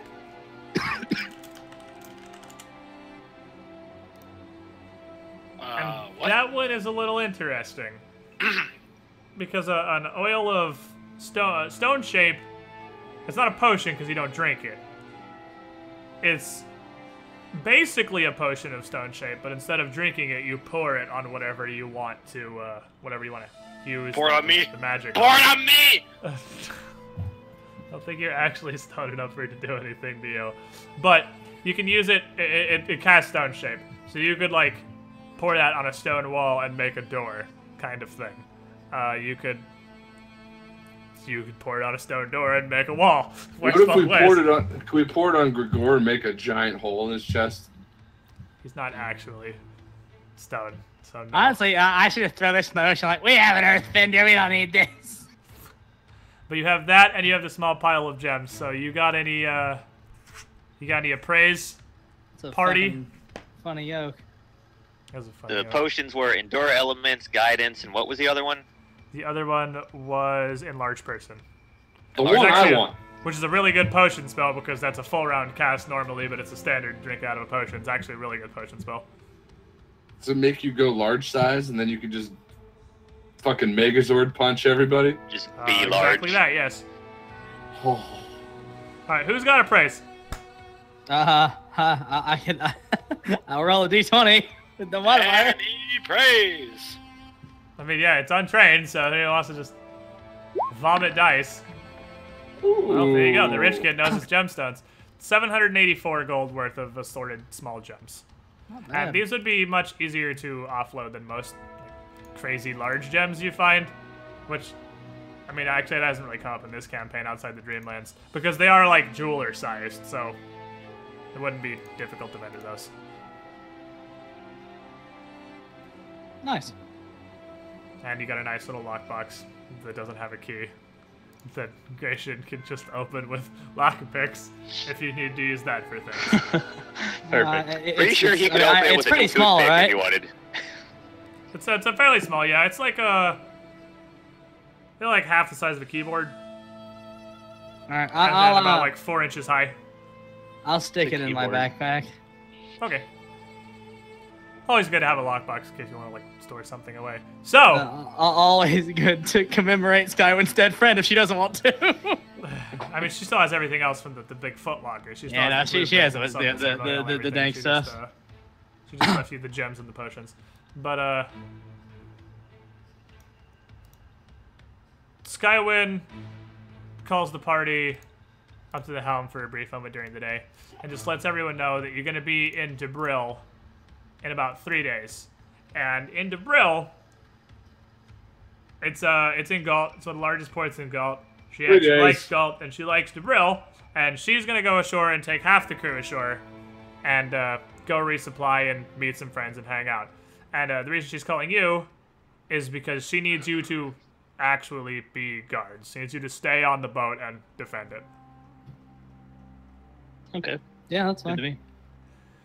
It's not to say I don't like Galt. Spin. It's not to say I don't like Galt, of course, but it's, well, on the scale of lawlessness, maybe above only the shackles. And it's not wise to leave a boat of any size unattended to the docks of Galt. So, if the deal was your guards, I'm gonna need you to fill the guard thing in Debril. But if you need anything, I can pick it up for you. It's a fairly big town. Do you guys need anything? I don't think I need anything. Well, mull it over. We'll be there in about 3 we'll days. let you know. So,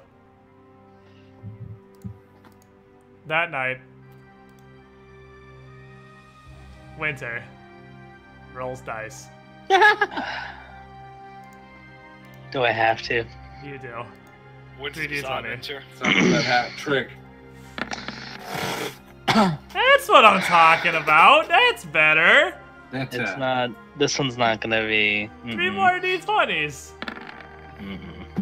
Yeah. See? You only need to succeed on half, though, so you're good. You can roll a 1 and a 5. As long as you have 17, 19, 19, that'll carry whatever the hell else you roll, because you only gotta succeed half of it to make the ritual perform successfully. So, Beautiful. on his second day of trying, bless his little heart, Whatever. Winter manages to successfully roll dice good enough to complete the ritual. And as the staircase gets passed back around to Winter, he drops it on the ground. It extends through and doesn't immediately waver or vanish. And the circle of preemptive protection just gets to hang out and be exactly what it is. And you guys head down the stairs. The Same thing interdimensional condom. Yeah, the same. What?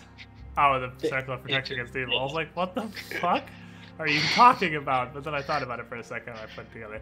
So you head down, and it's always an odd sensation when you move from nearly sensory deprivation in the darkness of these staircases to whatever the environment is on the far side, because you've been to some fairly extreme ones. And this time, the extreme part is the sense of smell. It's everything. It's not like it's one smell that's standing out above the rest. It is just an amalgamation of everything you can imagine. And it would also it's an extremely alien pile of sense, because not only are you walking into a drug den, you're walking into a drug den in the Dreamlands. Dream drugs. We're gonna get high as fuck. They got drugs here you couldn't even imagine. We're gonna get high in our dreams. But you arrive here, into the center of a fairly large common room, with a good amount of people scattered around, of basically every conceivable denomination. Nearest to you is actually a ghoul up there in the corner, who is standing there with a small blue bottle in his hand that just kind of raises an, well, where his eyebrow would be, if he had one, towards you as you all just kind of appear in the center of the room. There's scattered around some people in fine noble dress, some people in the opposite. There's humans, there's tieflings, there's an actual demon. A minotaur sits in the far corner of the room, smoking from a gigantic, oversized hookah with a couple of drow wearing full combat gear. Fucking drow. What the fuck? Just gonna carefully place myself in between the ghoul and Winter. The Dreamlands. Yeah, I'm getting real sick of these fucking ghouls every single time we come anywhere. Oh, hey, look! To our left, there's our friend from the enchant. Shut up. The ghouls are a very common feature of the Dreamlands. They're everywhere, because the ghouls of the Dreamlands are much more sentient. I mean, ghouls aren't mindless in the material plane, but the ghouls here resist going feral a lot better. They're just different. I mean, yeah, you think so, but No, I mean, I can't use mind affecting spells on them. It sounds like they also have to eat a lot less. Exactly. So for a variety of reasons, Dreamlands ghouls do a lot better job of keeping their minds. And as you arrive, that's fucking teamwork. A small gnome servant, which looks like what might be the oldest man you've ever laid eyes on in your life. He actually looks like he could be a ghoul, just because he's so. You're not even positive he's not. He's so fucking old. Old. That the only hair left on his head is like 5 thin but like 6-inch long stark white wisps. He's hunched all the way over to nearly a 90-degree angle, but doesn't use a cane or anything. And he croaks out some words that you can't even understand as you arrive. Like, it doesn't even sound like language. But as you arrive here, some of the denizens turn to look at you and turn to go back to whatever they're doing. Some of them are high enough or disinterested enough that they literally don't care that somebody has effectively just portaled into a Dreamlands drug den. Because realistically, if there's a place where this is going to be a common occurrence, it's here, in the Dreamlands drug den in the middle of Dilathlin. But one woman, at the far corner, at the center of the largest group of people, that's, well, they all seem to be people, at least, but there's halflings, there's humans, there's a tiefling, there's what appears to be a full-blooded orc, but they're all normal humanoids. A woman with, I mean, what I could really only describe as like, it's almost an afro. Just like it's like Marge from The Simpsons, but a black pillar of hair extending off of her, above her head, with one streak of white spiraling up it, and long, curled demon horns sprouting from her forehead. Stands up and kind of tilts her head at you. And doesn't say anything, but she extends one arm and motions for the group of you to come over. And it is this woman right here. Oh man. The one that's basically looking like a Mokrasa token. Yeah, one that looks like a Mokra token. Weird. Let's head over, boys. I mean, I guess we're just gonna go on over. Alright, so you guys head over around this Let's gaggle. stay behind the squad. Yeah, this gaggle of servants here. Nearby this large minotaur on the bench next to you kind of just scoots over a little bit as the 5 of you all approach. Excuse me.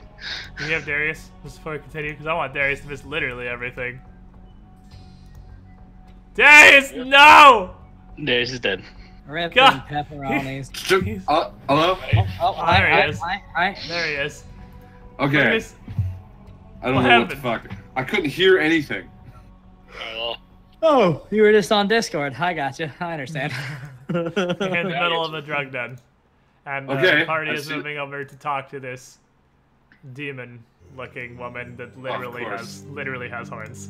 There's The this most of you guys oddly over. detailed and stylized character. Yeah, That's the hard. most of you over is you right. So is Gratian approaching first here? I mean, not necessarily.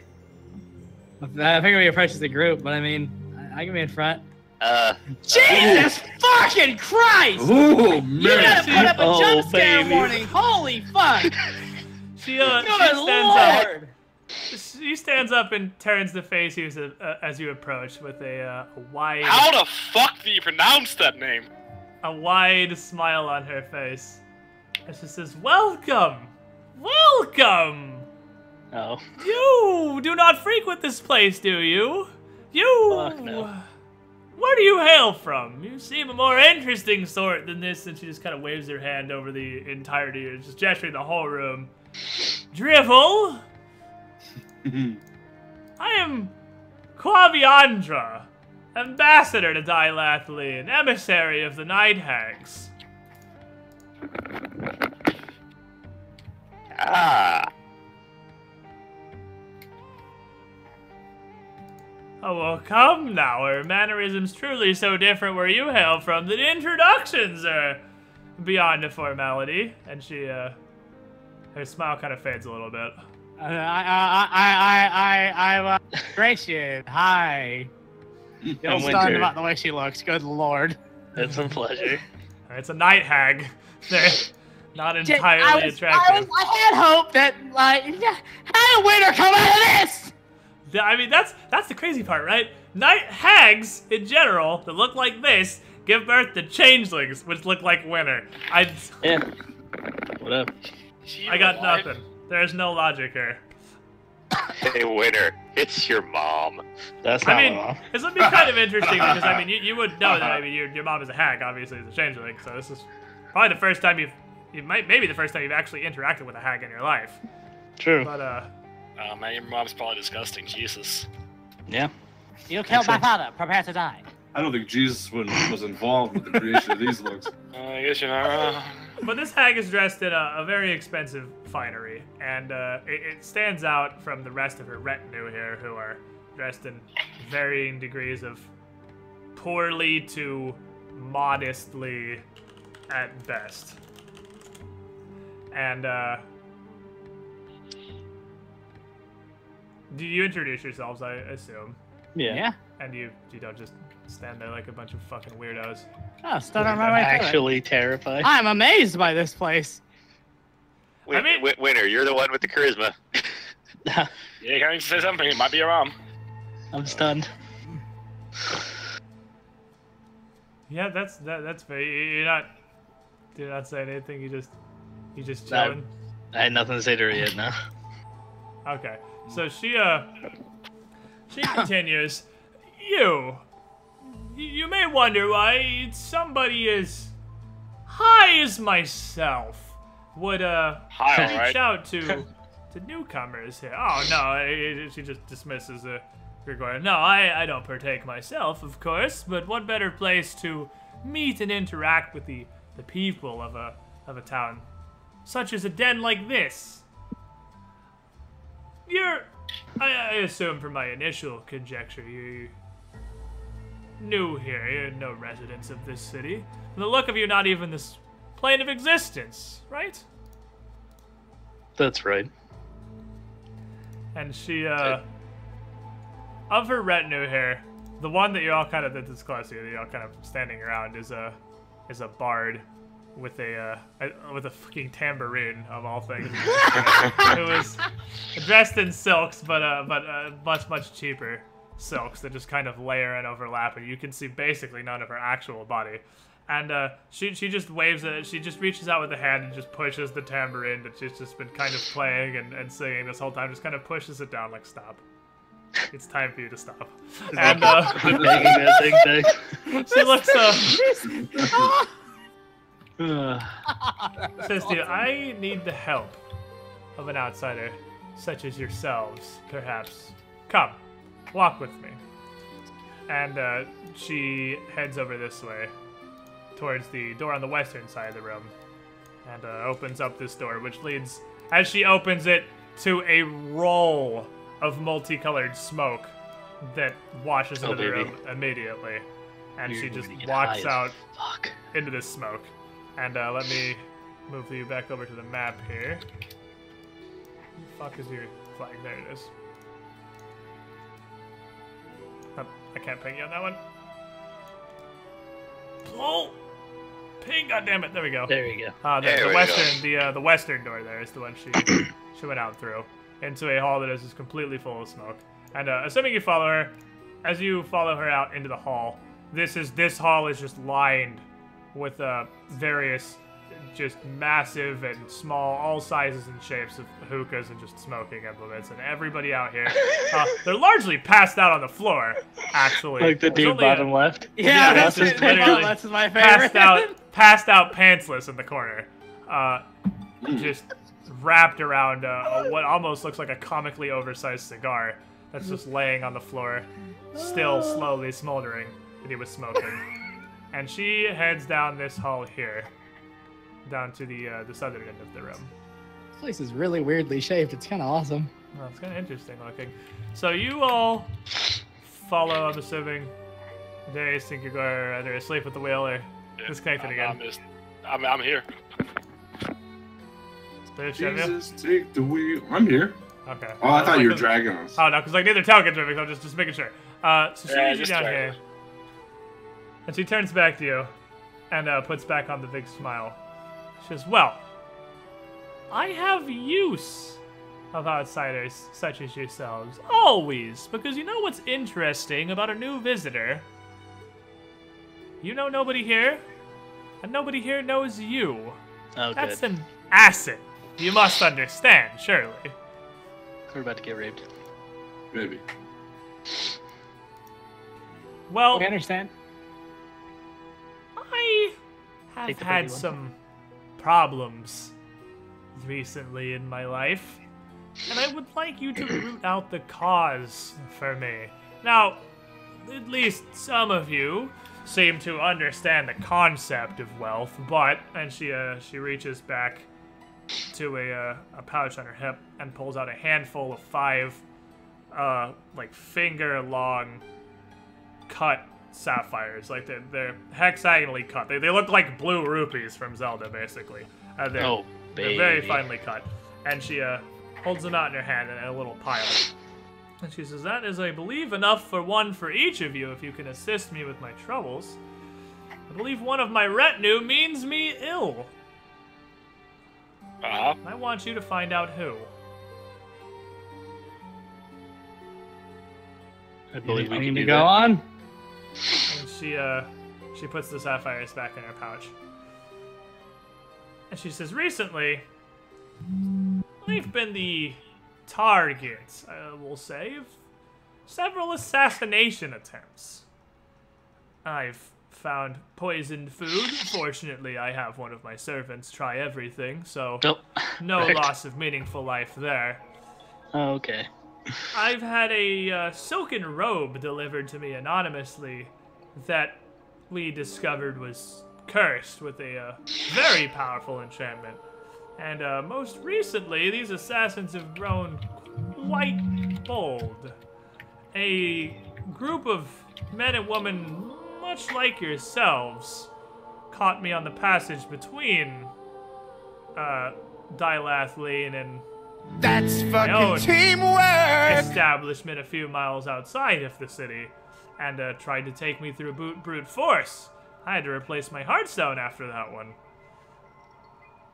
This all are surely connected, and I believe, as I said, that one of my close retinue here is actually responsible. Of course, it's difficult to conduct an investigation into your own followers, especially when they know that after such repeated attempts you'd be onto them. So, I have thoughts. Potential, you could say. There's 3 of them, I suspect. I simply need you to narrow it down from there. Don't worry about standard of proof or anything. All of their lives are meaningless. But just an outside opinion perhaps could get to the root of my problem, and surely this meager display of wealth would be enough for such a simple task, whether you're correct or not. So, the first. One of my closest stewards, Amanetta. You may have noticed her there on the bench, in the very drab hooded robe. Doltheth, my, fortune teller, astronomer, if you will. He was the one on the, I can point them all out as we come back in the room. I can get you proper introductions. And, Kavriki, the, bard with that god's forsaken, annoying, jingling instrument. Now, I have a room upstairs, and she reaches down to her belt again and pulls a small key out of a different pouch. This key will get you in there. If you need that for, well, interrogation purposes, use it as you will. Need the key back, of course. Of course. Out of curiosity, you don't care about any of their lives, correct? The peasants, of course not. They're replaceable. So why haven't you killed all three of them then, and just be done with the entire situation? Oh, well, you see, they're replaceable, but as ambassador, I do have some level of appearance to upkeep. The opinion of the citizens of this hell's hole of a city are somewhat important, I imagine. Professionally. Yeah. And as all of my servants at the moment are residents of this town, I would not wish to antagonize or ostracize their people. You, however, have no such trappings, I'd assume. No. Not wrong, no. Excellent. So these these sapphires that you are offering us, that you said, but a meager display of your wealth, I'm sure, when this is your very life on the line. Oh, I see what you're doing. You have a merchant among you, I see. One with a proper mind for wealth. Not the one I would have expected. And she kind of like cocks her head at Gratian and looks back at Cornel. Yes, continue. You'll want more for this task, I assume. If you're trying to keep up appearances, as you say, paying such a small amount for your own life would not look well, would it? Yes, very well. I suppose that the task is very simple, and travelers here are not terribly uncommon, but you do seem a very able sort, and with a quick mind such as yours, that's what I need. I could double this, 2 of the sapphires for each of you. Wonderful. That's...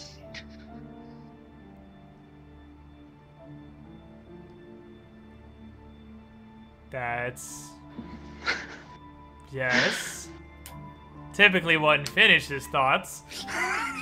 I think he might have died. I think that'll be more than enough. I'm sure he can figure this out. Actually have like a stroke or something? Are you okay? Uh-oh. Was he trying to do math and died? Man down!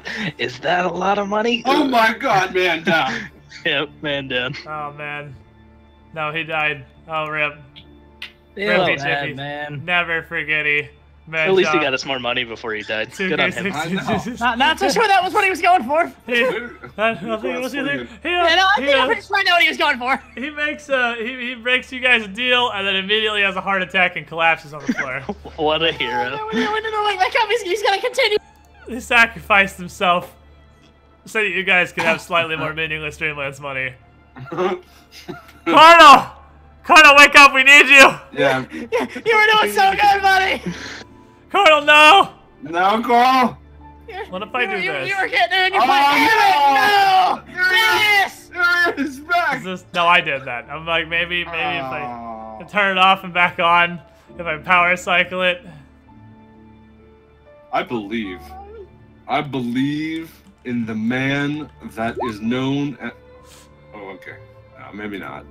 Maybe he's dead. Winter was so quick to pick up the fucking... Like, oh, I'll give you 2 then. Okay, that's good. Thank you. Thank you. We'll be on our way. I don't think Winter was following Cornel's train of thought. No, I don't think he was either. But, fuck, I don't know. Man, this is just... I mean, it's not a Pathfinder session without egregious technical issues, but holy shit. Literally every single person. Because you said something about it at the beginning of the stream. You said something, and then, like, as my power went out, I was sitting here laughing in the dark. Because you had mentioned it. Your power went out. In the dark. Your power went out. Joe's Discord died entirely. Your Discord died entirely at the start of this. Manshaw's, I don't even understand. This is a new flavor of like, I'm kind of legitimately worried he actually had a stroke or something. Because, like, he's not disconnected. Yeah, his internet's fine. He just died. He's not replying in chat or in Discord or in Twitch chat. So, like, he's still in all of them. He didn't disconnect. Punch the keyboard and hit enter if you hear us. Do you smell toast or almonds? Yeah, I'm actually almonds is bad. A little worried about Manshot right now. Yeah. Like, if someone broke into your house, just slap the keyboard and just try to fill anything on the keyboard and press enter. Where's the other key? Like, I wanted to see where that was gonna go. I know exactly where it was gonna go, and I wanted to go there. I don't know if this will work, but if it does, awesome. But then he. Yeah, I think I get it now. Did he have a heart attack? Like. Yeah. I want to feel real bad if I fucking mean him having a stroke. He actually had a stroke and died. Okay. Like, Okay. Is this good? He's back! He's risen! He's risen! I despise Windows. What happened? I got a pop-up on the laptop about new updates for Windows 10 and needing to alter my privacy settings, and I'm like, what the hell? Yeah, sounds like Windows 10. It hijacked your whole PC. It did. This is mine now. This is. What do you mean? This is never yours. This is why you don't update the Windows 10 ever. Really is the simple answer I was going for. So hey, you want to continue that? This is the laptop. When the old laptop got stolen, this is the one that the police replaced it with. Yeah. So Blade, you were saying something there, buddy. Yeah, something interesting. So we may want to continue that train of thought, possibly. And you may want to continue it before Winter can go, yeah, I'll take the fucking sapphires! Winter, shut the fuck up. Yes, Winter immediately tells us, yeah, sounds good, cool. I'll put you to sleep real quiet back here. That's sort of good. Winter's like, I'll fucking kill all the ghouls in here, I swear to God. Yeah, fuck around. Yeah, good luck with that fucking knife of yours. No, yeah, he'll try. Alright, anyway, Mancha, you were saying something, Cornel. You mentioned some sort of stone you had to replace? Oh, that is already, I've recovered that by now. Fortunately, I was able to replace such an important heirloom of mine, but I do appreciate your concern, travelers. If it was so important, does it value match that of your life, almost? She just kind of like, her face darkens, and she sort of just narrows her eyes immediately. Oh, shit. I suppose it would. I mean, I would truly have no use for such things were one of these fruitless attempts to be successful. Alright. Fine. If you can root out the source of these troubles, I will reward you with my Heartstone. Winter, now you say, okay, yeah. Okay, yeah. Now, thanks for the cue, man. come. We, must address the help. And she, leads you back to the smoke hall and back into the common room here, where everyone is. And she introduces you to a few people. She introduces you to Kavriki, the tambourine wizard, who, is back to doing her bardic thing and singing. She introduces you to, Amanetta, who is a fairly elderly steward who hasn't really said anything but has a scrolling quill in her hand constantly and seems to be like notating everything that's going on. And she introduces you on the far side of the room to Dolpheth, a astronomer and fortune teller. She also lets you know that these stairs up here in the northern corner of the room lead up to the second floor, and that her private room is the one closest to the common room of the inn. With that, Love how my token perfectly blocks out the name of the guy above me. you have your arm out like you're doing it intentionally. She goes back over to socializing, and the quick clap of her hands, everyone goes back to attending to her, and Kavriki goes back to playing her dumb little tambourine and doing bard things, singing and keeping her entertained. Hey, Gratian, I saw you paying a real close attention to where she said her personal room was. Have you seen her? Worthy of note, of the group, although many of them have weapons, the only one who looks like they're really capable in combat is this one right here, who appears to be a bodyguard, with a scimitar on one hip and a crossbow slung across his back.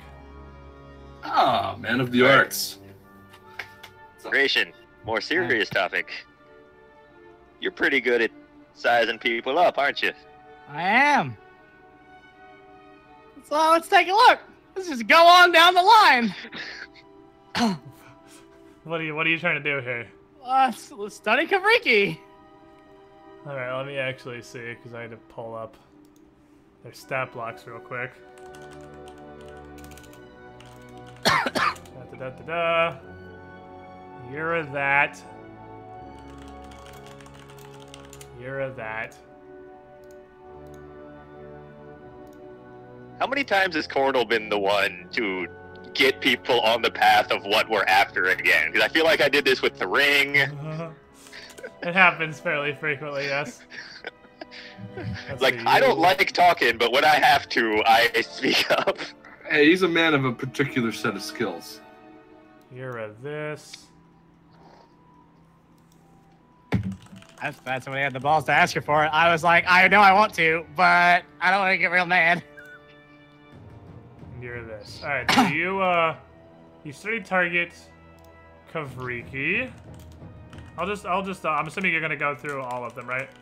Yeah, well, Kavriki, the 3 named ones, yeah. Well, yeah. I guess and the bodyguard, if he even has stats. And the bodyguard? Yeah.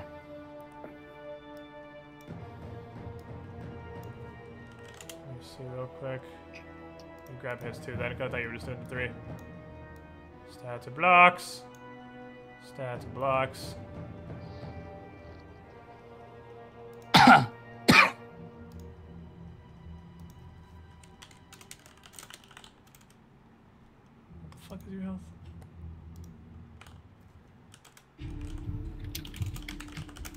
And what is your health? Alright. There you go. Oh, okay. They're not actually too bad across the board. Kavriki seems the most dangerous, though. Purely from a who has the biggest health pool perspective. I mean, purely from a not just looking sizing them up, just based purely on how hardy they look. Yeah, I mean you're a good judge of well, that's exactly that. Yeah, exactly. Yeah, that. Kavriki and the bodyguard definitely look more dangerous than the other 2. The other 2 look relatively less dangerous in the conventional sense. Turns out Blood Reader is like a fucking old woman. Is an yeah, old weird. woman. Blood Reader is the most like permission to metagame ability in the entire game. Yeah. Sometimes you get the Blood Reader and you're just like, why do you have that much health? You're not a mook. So I see through your disguise. You have 200 health and you're not even raising it. Hang on. Yeah, you're just like a random butler. Like, why does this butler have 245 HP? That doesn't seem right to me. I guess a murder mystery will go by real quick with a Blood Reader. He can see through some shit. I mean, it's pretty good here. Yeah. So if we had to kill every motherfucker in the room, we could do it. I mean, I can't say that, but assuming these 4 are the strongest, apart from Hag Lady, maybe. But even then, I mean, I can't say for sure. Could that be one of them up 1v1? Yes. Oh, If he challenges them individually to Based purely on what I'm seeing, I think you can win against every single one of them in a 1v1. Why at the same time? Probably 3. Just based purely on what I'm seeing. Oh, baby. What the Gore, fuck? put your heart on away, please. See what I did Like, there? I challenge you to single combat. I'm a bit more spooked to the armed drow and the minotaur. Personally. Also that. Yeah, Like, that so too. you would- Yeah, you would and probably study hag, that. hags, Yeah. hag. A Weird, night it's hag like is the hag. night hag is a night hag. Yeah, night hag, Hey. night hag. I walk around looking like a minotaur all the time. You guys should be used to this. That is true. But That you're hag's not. not that scary. I mean, honestly. he is actually a pretty small minotaur. He's medium. He's not like he's like probably taller than everyone in the party, but he's not like humongous. He's a medium size, probably like 7 feet. He's like a massive. Someone say Minotaur. humongous. God damn it. Humongous. Ray! Misogyny, Ray! All right, so So, Like, I could turn Focus Bull up and just go up to the minotaur. Be Alright, like, all "What's up, kidding bro?" aside, should we Hey, you find be out? my wingman. I want to get Gratian Sex Part 2 of this here Minotaur. Oh my Alright, god. sure. I'm with you. I'm right there with you. No. We don't want him as well. what are you doing? Yeah, really though, what do we want to do? Need Start with some direction old here. lady. Cornel, where are we going? Yeah, you would start with the old Or lady. whoever wouldn't the fuck, I mean, Winter with good charisma. I mean, you? Which is like the least Kinda- decisive Sort face. of Captain Face here. I will give Winter my ring once more if oh god. Take How the do we ring of just? do good talk. How do we decide if they tried to kill somebody though? Just ask. You I'm were not gonna literally ask them. given a room from which to talk to people. A room that only you have the key to. Ask gotta for bait him our in. sense motive. Can I? It's not gonna be easy to convince people to follow us into a room. It is if you roll well. There's 5 armed dudes asking you like, So? "Hey, can you come in this room with me?" That's You why should be able to most of us realize go and you're- step into the room right now to be less conspicuous. Good idea. You Let's could see do that. You could go take the key. You guys Yeah, want to true. go upstairs first? Yeah, no, go- I'll go go prep. ahead and head up. And whoever the fuck wants to stick around, Yeah, I'm gonna I'll go. wait there. Is Yeah. everybody going with Winter or with Christian rather? Well, somebody's got to stay with Winter. I need though. one of you to stay with me just in case someone gets mad. All right, bro. Paper, scissors, rocks. Yeah, you know what? You know I always choose That rock. laugh, good That's why I'm God. gonna pull paper on you. See you later, bro. I choose scissors and then just leave. Hey. Cornel, are you staying or go? Are you staying then? I'm going. So everyone's leaving Winter. Oh, Okay. alright. At least, see at everyone. least somebody should stay. I'm staying with Winter. Okay. Thank you. Darius will stay. I'm the I'll only be one. migrate I mean, to- you I've been used to looking be for good some at this point, combat. right? Thank you, Mr. Monk. All I'm saying is you've been spending a lot of time together already, so might as well keep it up. There you go. You're not wrong. So you guys come upstairs, and God damn, I can't pull you on that one. One of the most interesting features of this particular drug den is the two-tiered common room here. That it's almost like a massive balcony. As there's just a gap in the center of the floor where you can see up from the first floor and down from the second. So there's this huge gap. Realistically, this door here actually is currently open. And you see a multitude of beds, each with a small wooden trunk, scattered around that room. A few of the patrons are up here also, doing their various things, but there seem to be a lot less actual drugs on the upper floor than there are on the bottom floor. And it's a lot of people that are either trying to deal with how high they are, or honestly just standing around socializing, or even just getting food. Does the food look normal? It looks normal. It looks like food. Looks like pretty good food, actually. No, I'm gonna go get some food. Man, we should have grabbed some leaf before we came up here. She does. Where the food at? I want food. Where are you going? I don't know where the food at. I mean, you have the food is this one dude right here. Appears to be a butcher, and he is. Yo, dude, give me he's food. serving. When he's done serving, you can order from him. Yes. if you Yeah, wanna. I want to order some nice food. You can definitely do that. You can flip a couple of silver. It'd be like 3 silver a meal. So if you want to spend basically a gold for the 3 of you can. I mean, fuck them. I want food. I don't give a fuck about these fuckers. I want food. Wow. We can grab some food and go into the room and start eating. Be casual about this. Exactly. So while they're Good doing cop, that, bad cop, fat cop. while they're preparing their good cop, bad cop, fat cop routine, down on the bottom floor, Winter and Darius, what are you doing? I guess probably more Winter. Darius is kind of bodyguard duty right now. Yeah. Oh, I'm straight bodyguard right now. I'm Kevin Costner. Thanks, buddy. Good luck, Okay. Winter. This is gonna being go on the spot. wonderfully. Don't worry, you have the best bodyguard in this place. So what are you doing, Winter? I guess I'm gonna come talk to this one because this is the least threatening of the three. And You go, talk to her, and she's just writing stuff down, and you can see over her shoulder the scroll she has. It's a very long roll of parchment, and she's writing in really exceptionally tiny text, and it seems to be a huge list, a time-stamped list in common. And she does not reply when you talk to her until Quaviandra literally taps a finger on her forehead and just kind of looks at her and points to you guys. She turns around and she just kind of shuffles around in her seat to face Winter with her scroll and quill still in hand. Yes? I'd like you to come with us. She turns back around and looks at Quaviandra. Yeah, as she pointed at us, she's told us that we need to take you with us for something. She turns back and looks at Quaviandra, and Quaviandra just kind of nods. Subtlety. She rolls up her scroll and just kind of stands up. Okay. Man, thank you. Where are we going? Yeah, I mean, then we all leave. Like, we go to the thing. Her boss said go, and so she's going with us. I can't believe the balls. Like, you must really. You just walk up to this bitch and you're like, you need to come with us. Like, she's not like, okay. I mean, he's a royal whatever the fuck. Like, I guess it's kind of a weird thing to say. He's used to the royal accuser thing, I suppose. He's a cop. Yeah. Come on, he goes son. where he pleases. Yeah. I mean, we're in a possible room on another dimension full of hostiles. He's starting his accusing. Look at it this way. Protection in this place. Look at it this way. She's an unthreatening tiny woman, and a dude in a cloak with just like holy symbols all over him, and a giant muscular man is like, "Let's go." She's gonna be like, "All right, let's go." Like, So Grayson's I don't want to ordering do with this. food. Cornel and Gugor, what are you She doing? has Are you ordering friends, food? though. No, yeah, I'll pay for you Her guys. boss food if you want nodded some. and said, "To go." So.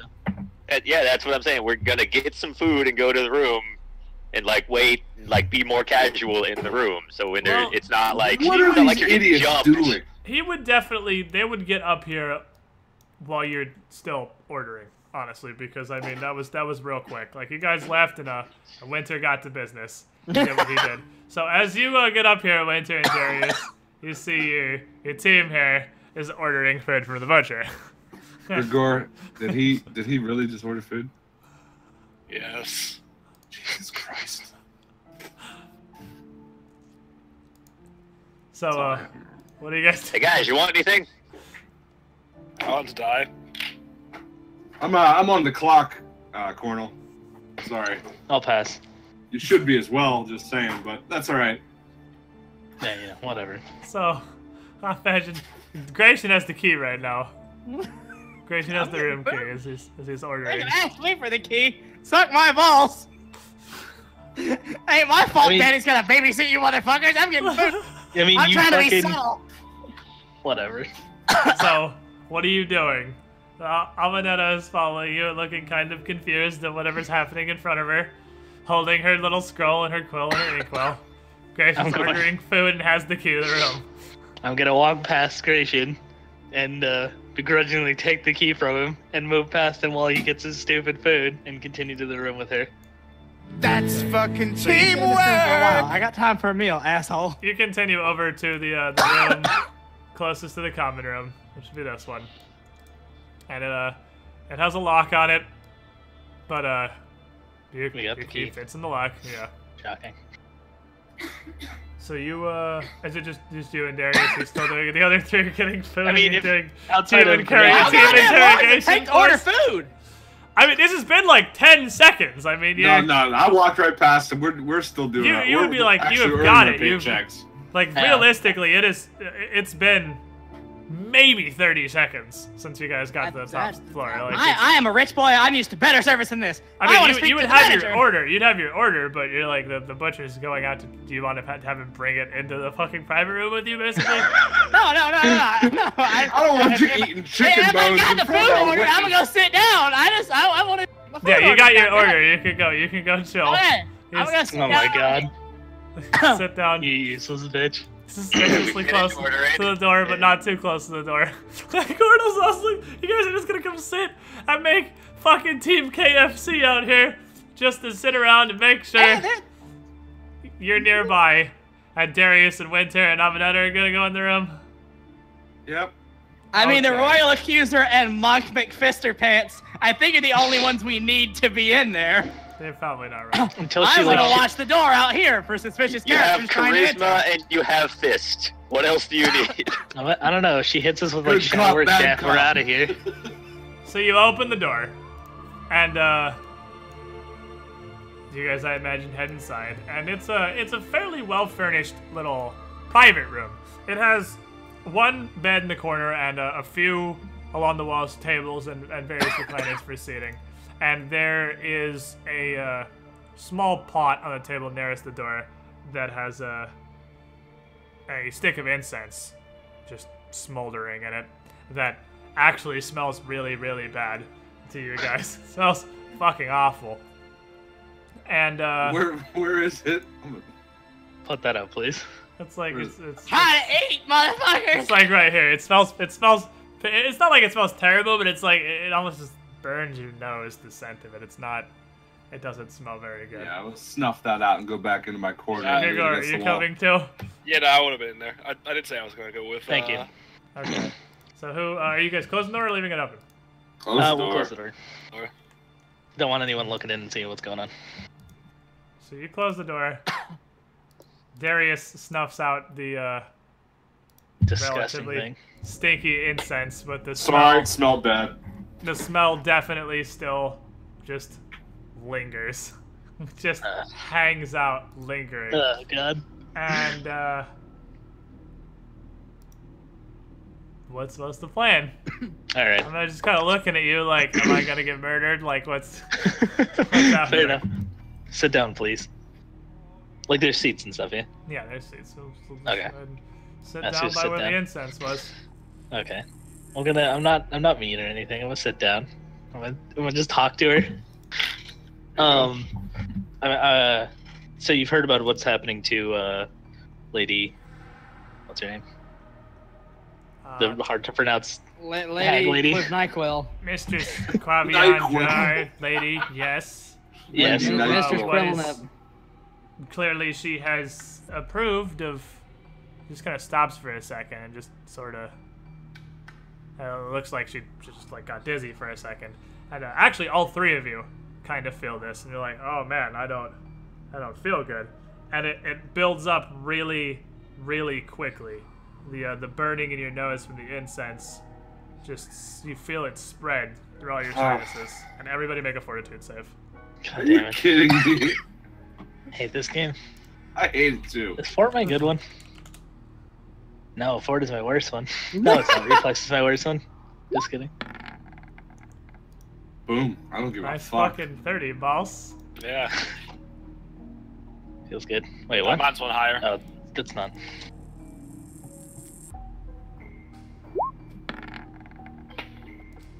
Fuck. So you feel it kind of spread through your sinuses, and it physically burns inside your skull, and it's painful, but it has no real effect on you. So let's throw initiative real quick to see how everybody deals with this here. Just for me putting out a cannon. That's. Maybe not necessarily. I think that's what it is. Throw me some initiative. But throw us on there too, even though we don't know anything yet.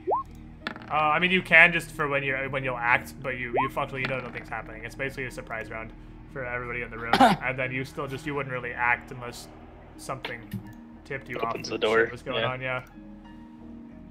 So Gracious not here. Grigor, you just feel this pain kind of surge through you, and you see you can tell from everyone else's reaction they're feeling the same thing. I'm gonna look around. This is a move action, right? Yeah, move action. You can do it twice. I'm gonna do it twice. So you look around, and you notice attached to the table, the corner of the table, near the incense that Darius put out, is like behind it is a small strip of like the igniting material from a tender twig, and you see a very, very thin strand of twine snapped, one end attached to that and one end attached to the door. All right. And it leads on this little tender twig material that would be what Darius snuffed out that lit the incense. Right. And that's your Yeah, I'm gonna call it out, and then that's my turn. Alrighty, so Amanetta just feeling kind of woozy here. She doesn't feel super great. She just kind of look around and cough a bit and put a hand up to her head. What is happening? What is this? What did I do wrong? Why? Would the lady have this? Why is she doing this? Winter. Has nothing to do with you. Hold on. So wait, I saved, right? So I'm not all woozy or anything. You all saved. Oh, okay. I mean, you feel it burns and it hurts, Yeah. but it doesn't like mechanically. You saved right. it, so it doesn't mechanically. So I'm gonna kick the door open. Kick the door open. Shit's happening, yo. Hello, boys. Something's going on. And I'm gonna step out about there. And Make sure Grayson, that you can I'm step not breathing in it since you're anymore. effectively holding your turn if you want to.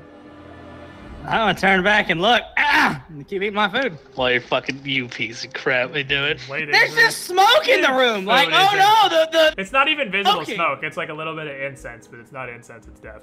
So it's if you don't have your food yet. It's been like 6 seconds. You're still waiting on the food. I'm gonna keep pretending I'm eating, doing the motions. Darius. It's just Darius, you're up. I'm gonna pull out my fucking lunchbox and start eating from my own lunchbox. So it was like a booby trap set kind of deal, like that was triggered to go off when the door opened. Is what they deduced You from see that. Grigor pointed out. Make a perception check.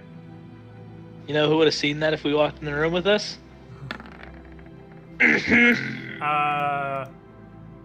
You don't say anything wrong. You just feel this burning. You know what? All right, well, I'm just gonna walk over where he pointed then, and can I look then? Yeah, you can. I mean, you can get next round. Yeah, you look for there. You don't say anything, and you walk over to it. It's not something that's like would be immediately obvious. So you. Okay. That's a move and a move. So it's a turn. Cardinal, your friend, Winter, open the door, and he doesn't look like he feels very good. Neither does Grigor and Darius. And you, as the door opens and the last lingering business incense hits you, it's not enough to force a save or anything, but you would smell that terrible smell.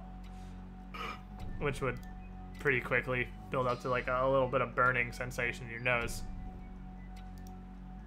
Just gonna just start reaching for my sword, kind of stop, be like, what's going on? What do I do? Help. Gratian. Yeah, I'll just whisper at Winter. What the fuck is happening? What's the problem? That's all.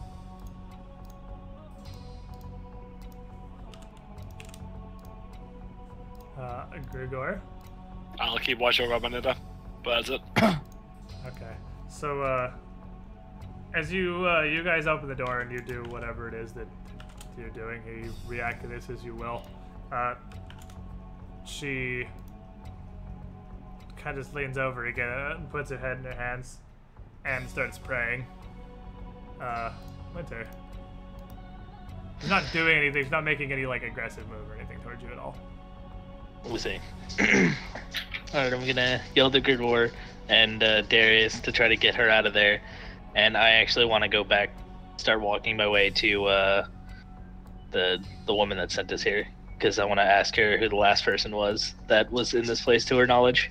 Okay, besides so us. you gotta, you can just move. You can just double move your 60 feet towards the stairs. Darius. Where's my 60 feet? closer look at this device if I can. Use a hot perception. That's definitely what it looks like. It looks like there's a very, very thin thread that that it actually lit the incense when you opened the door. And looking at the incense, I mean, it's just the very tip of it is burnt. So I'm gonna assume that it lit the incense to cover up the smell of what it was actually doing. All right, that was a move to see that. I'm gonna say to the lady, ma'am, if you would follow us, we're gonna be leaving this room right now. We're outside here. We're gonna go. Move out there. Cornell, you got anything? I mean, not really. Just. Anyone else got anything? Gratian, Grigor? No, just get the lady out. I agree. So, as it comes around to her turn, she would stand up and go to leave the room, and she'll follow you guys out, and you can tell she did not, being an old lady, really did not take it as well as the 3 level 9 seasoned adventurers did, and she does not look like she's doing very good. She looks very, very ill. Oh, damn. So rest the party. Winter, you just heading downstairs because you can get down the stairs at that point, so I can move you down there. Yeah, I'm gonna go talk to the lady. Winter goes downstairs to go talk to Faviandra. And Grigor, are you getting out of the room too? Yeah. Okay. Old lady does look human, right? Yeah. No, she's a tiefling. Oh. Well, in that case, I'll pull out a potion of cure light and offer it to her. So you offer the potion of cure light wounds to her, and she just looks like confused and mortified, and then she kind of coughs. She's like, "Why? Was that attempt not enough? The worst is..." That wasn't us. We were just going to ask you some questions. We have no idea what happened in there. I'm gonna heal check her when it gets to me. She passes out. Oof. Oh, shit.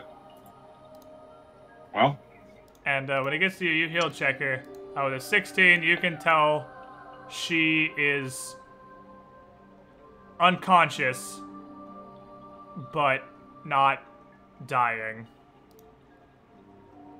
And I mean, not dying like as in the status effect dying.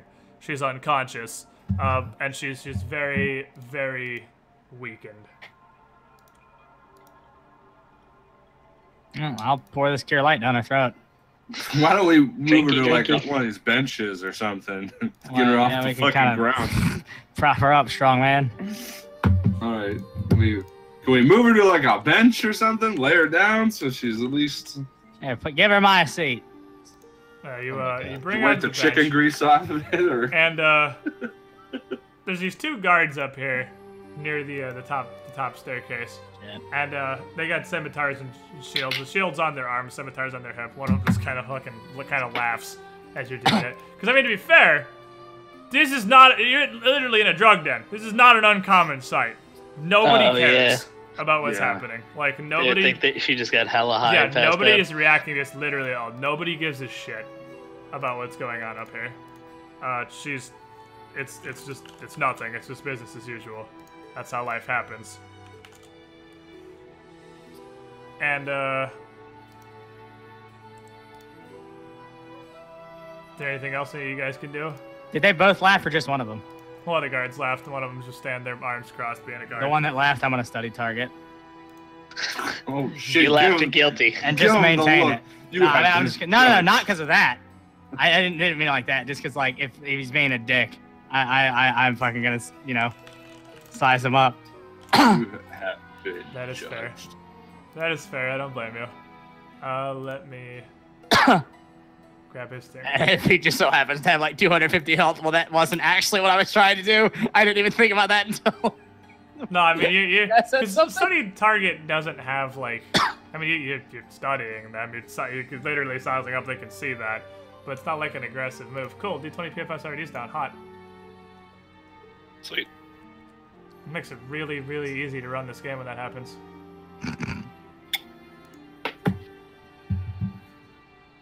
Alright, I can't. I don't know because I It's fine. have their stat blocks preemptively open. It wouldn't be much though. It'd be like 20 or 30. Like, Yeah, no, that's fine. I just want, if they start being dicks, I just Oh, a I little want higher to than know I that thought. we can take them and that I already have my bonus to a go. little bit higher than I thought. I that's no definitely problem. noticed that you checked that out, so I'll be with you if you go. These dudes. I'll go back to Talking trying to get the potion for it and like give it to her. You know, well, Help. She kind of get her to dies. drink it. What? What? Did she die when he poured it down her throat? He went to pour it down her throat and she dies. You can tell she's dead. What the fuck? I'm just Was gonna that- put the potion away slowly. Yeah, Hey, you, man, was you go to do it, and Was she that a cute light? she just stops breathing. Can we try to resuscitate? I mean, you could try. She went from unconscious to not breathing. That's dead, bud. I have a Check, 2 check, heal. check. I have a 2 heal Here. check. I mean, Coral's got a pretty good heal check. Here. Lady. No, Shit. I'm not an EMT. Grayson, you can definitely tell she's dead. Oh Christ. Wow, Cornel, that's a lot Cornel, of you check. got one. Wait a minute. Okay. I mean, am I gonna get anything more than she's dead? You could. What She killed has- her? She has Died to zero. con poison. She has 0 con. Yeah, she died to con poison. Jesus. So, Thank God we didn't. Somebody needs to go tell Winter.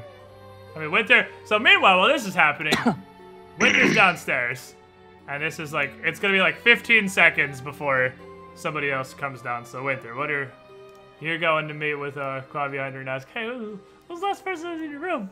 More or less jump scare. So I don't like it. what are you doing, Winter? Yeah.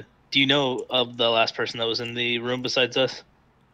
Kind of raises Like his which one of your eyebrow. servants or anything was doing something in there? What do you take me for, boy?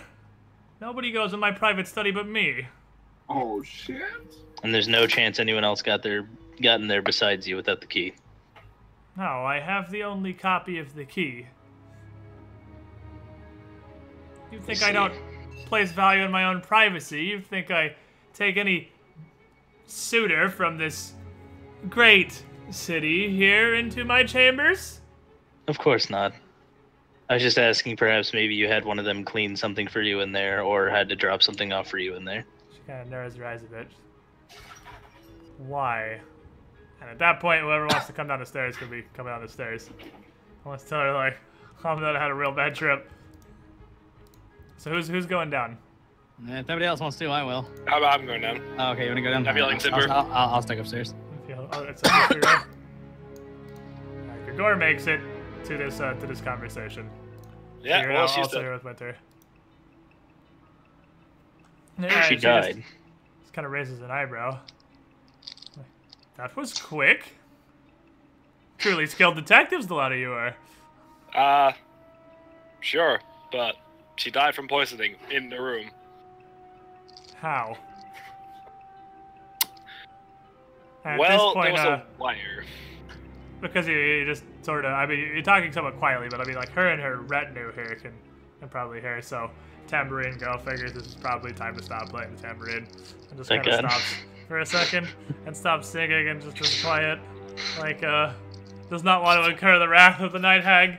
And the everyone else, the fortune teller, who was in the middle of explaining something to another one of the servants, stops and just kind of side-eye looks at Quaviandra, and the rest of her servants they just say nothing. They just like, they look terrified. And how is this possible? Nobody else has the key, and even someone with the skills to get in without it, it's right in front of the guards. How? Maybe you have bad guards.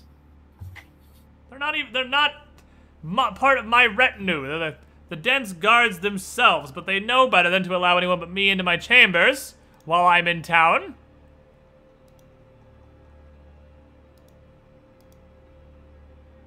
Well, Is there any chance that the guards or who they work for might want to harm you? I doubt it. This city needs the Night Hags more than we need them.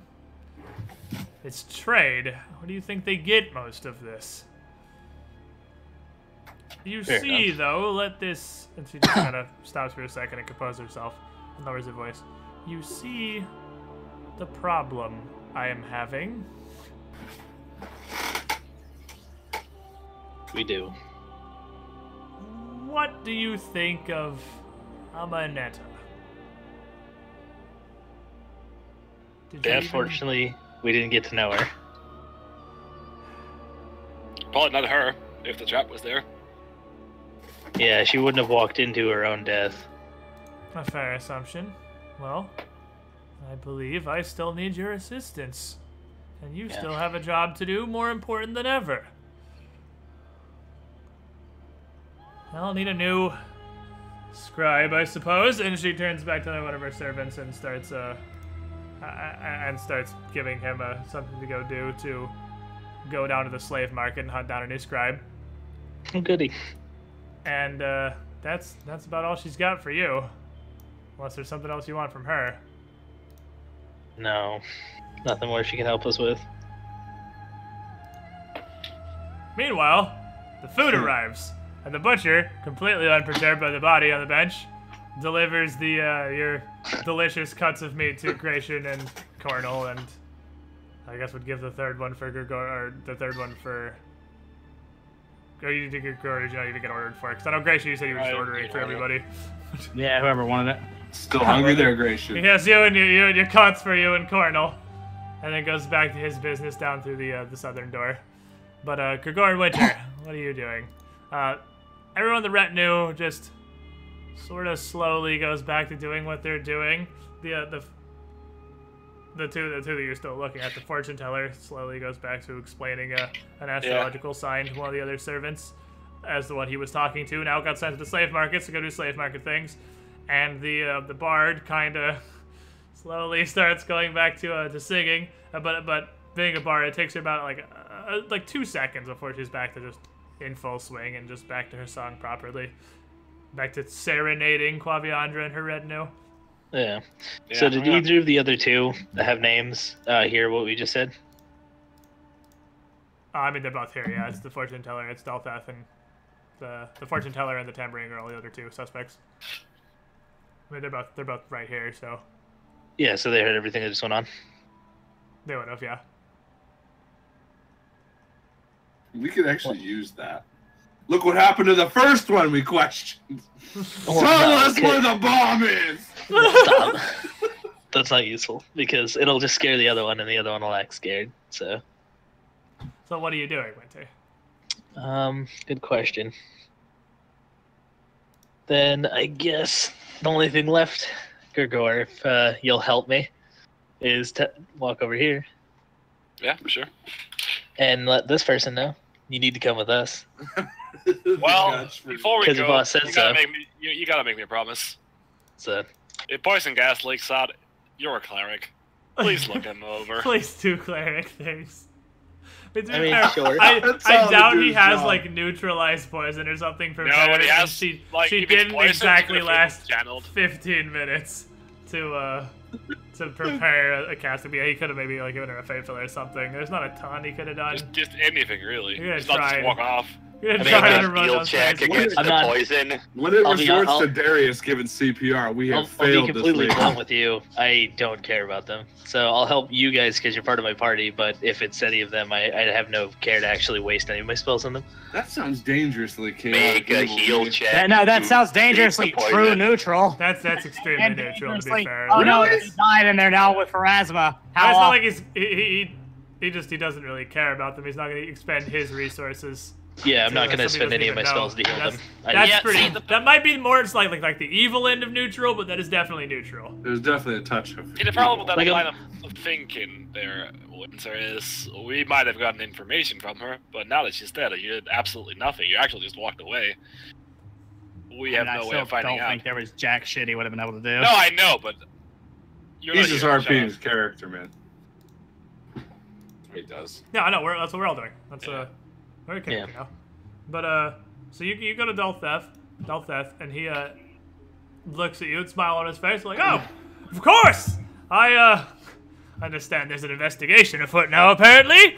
But I don't imagine what help I'll be able to be. But lead away.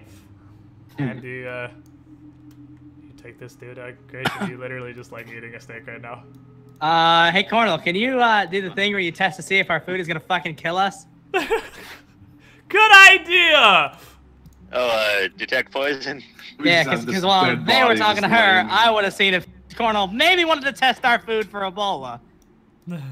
I can cast detect poison. You would not detect any poison in the meat cuts. No, that seems. Chow down then, son. All right, I take a chunk with me and like investigate the room, see if it. Like, can you even tell whether it's still like poison in there? It would have faded very shortly after having the actual source of it put out. The incense was the poison, so it's. I mean, it still kind of would make your nose tingle a little bit, but it's not like it's not going to affect anybody. Not unless it was relit. So there'd still be, a small amount of time before they walked up. Could I just check the room for signs of anyone having been in here? Sure can, buddy. Roll me a what? Like survival? Is that what you're going for? Yeah, survival would be key.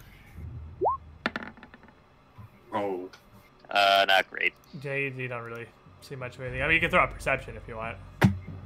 I think my perception roll is my result. So, well, you don't see, not great either. Don't see much there either. Screw it, I'll follow Cornel, Right. grab my steak and come in here with him. You're just chowing down on some fucking meats. Well, I mean, while you hey, look I down see the room. he's trying to look around. It's like, I'll come help. He's not getting much progress. No, You know, here you go. Well, Have survival. I'm also gonna turn on Focus Wolf and just kind of study the smell of this incense. Smells like Try to pond remember poison. it. Fair enough. So, Gratian, taking 10 on perception, would notice that the southern wall of this room here actually hides a secret door. Ooh.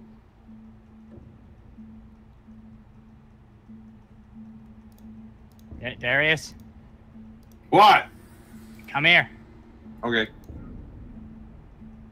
There be secrets afoot. The plot thickens. And once you see it, it's actually pretty obvious. It's it just blends in very well to the paneling that's done around the walls of everywhere in the drug den. But once you see it, it's actually very clear what it is. It's not like you see an impression stone. You see a secret door. And are you opening it? I'm gonna take a close look at the door itself, check it for traps, etc. Doesn't appear to be traps. All right.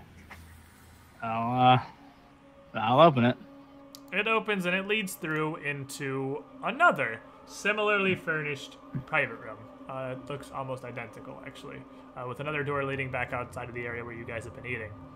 It's just a secret connection between the two private rooms. God damn it. I gotta bail, unfortunately. Yeah, I'm already at that hard to stop time. Fuck!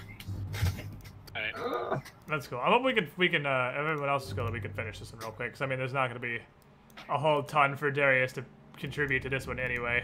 It's just unfortunately the opposite of. Sometimes we get the sessions that are the one-person show. This is just the not Darius show. The real-life fight, and then the almost purely RP segment. So, if the rest of us are cool with wrapping this one up. I'll stick around. Yeah, me too. I don't think there's a whole lot. You couldn't really bring much to this anyway. But, yeah, fair enough. Shebu, Okay. thanks for coming. Sorry Is to it keep you over. Darius our best No, sense it's cool. motive? I do have a sense motive I could do something. On what? Never mind. There's nothing to say. Speak on, peasant. Lol. Enjoy your day. Fuck you! Alright, see you guys later. See ya. I shouldn't you. All right. So, Anyways, separate private room. yeah, I'll take just a closer look around the room as a whole. You do not see anything interesting in the private room. It appears to currently be unoccupied, as there is nobody's stuff in here. All right, I'm going not to open this door, but to just check and see if it's unlocked. The ones on the outside, these ones are actually shuttered windows. They're not doors. Oh, they're not doors. They look No. like doors. Okay. Yeah, I know. It's really weird. That's well, a shuttered window, and this one is a this- door that you is this the the other one doors? just leads back out into the area where you Is were it eating. is it locked? It is not locked. It has a lock, but it is not locked. Who has that key? Winter still? Oh, the key to the private rooms? Yeah, the key to the other room. Yeah, I'd imagine Winter wouldn't. They would be up here right about Okay. now while you're looking through this, because it's a Yeah, pretty short conversation. I'll walk back through and shut the secret door, just in case Okay. somebody enters the other room. Okie dokie. Beep boop.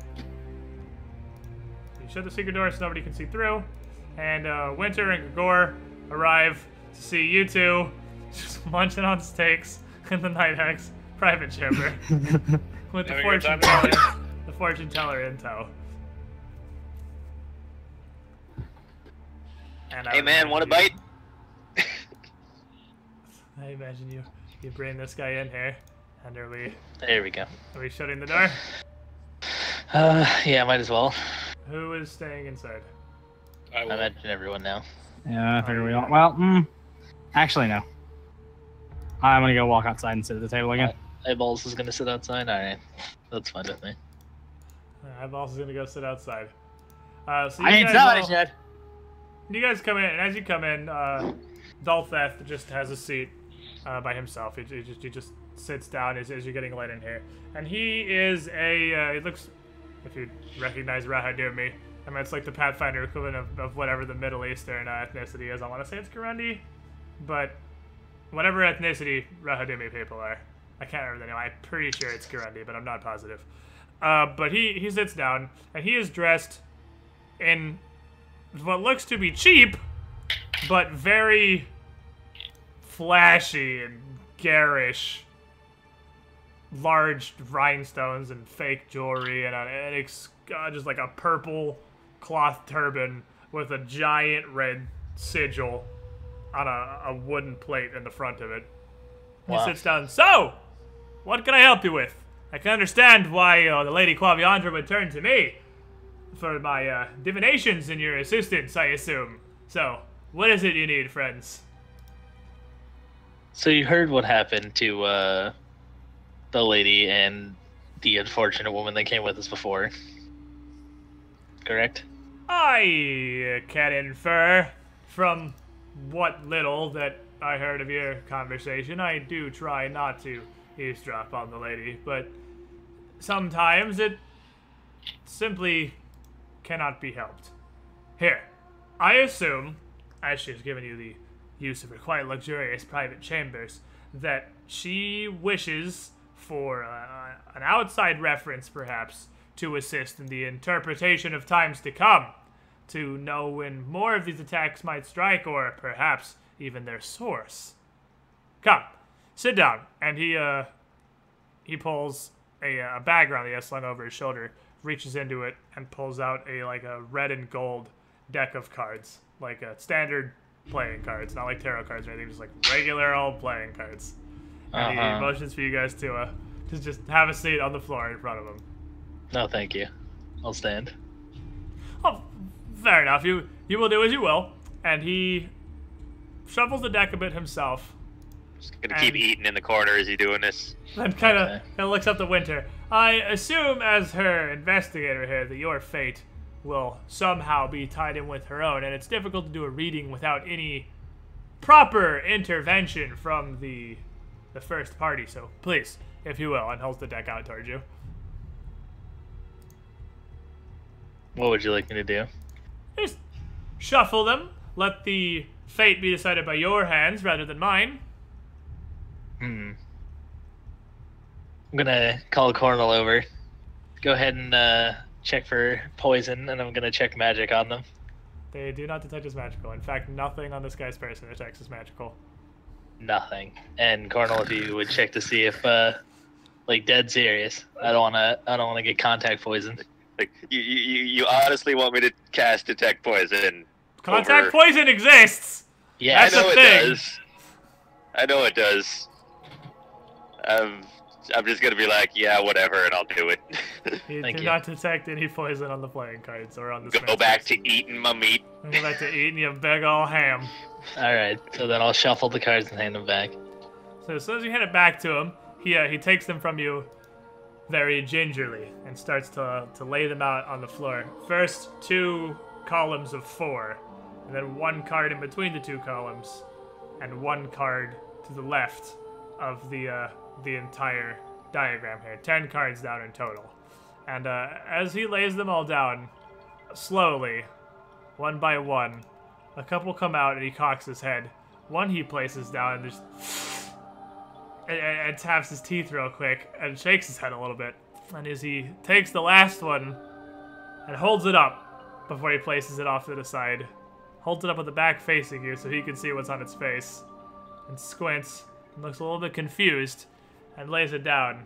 Says, truly very interesting. Now, these divinations, this foretelling the visions of the future, this is why the Lady Quaviandra has kept my service for so long, of course, where simple, mundane magics and appeals to what gods there may be are frequently wrong or misinterpreted.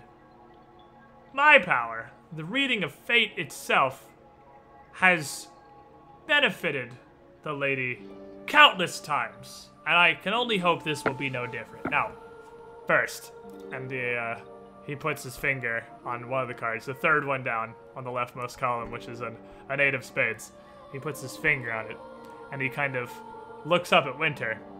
Says, I think this one, seeing as the reading is directly yours, this, I believe, is more for you. Not perhaps pertinent to your investigation, unfortunately, but I don't determine the fates. I only read what they may say. This card is the significator. It is the primary of the entire reading itself. And what this says to me is that you, what is your name? Winter. Winter. You will face temptation in your future. You will be pulled. You will feel the calling to take a different path. But beware. This new path is not as it seems, and it may lead you to true misfortune or danger. And he moves his hand up 1 to the card above it, the Ace of Spades. And it says, that is reinforced here. This truly is not a good fate, and I worry if your future seems to be so unfortunate and bleak, your investigations may lead to ill ends.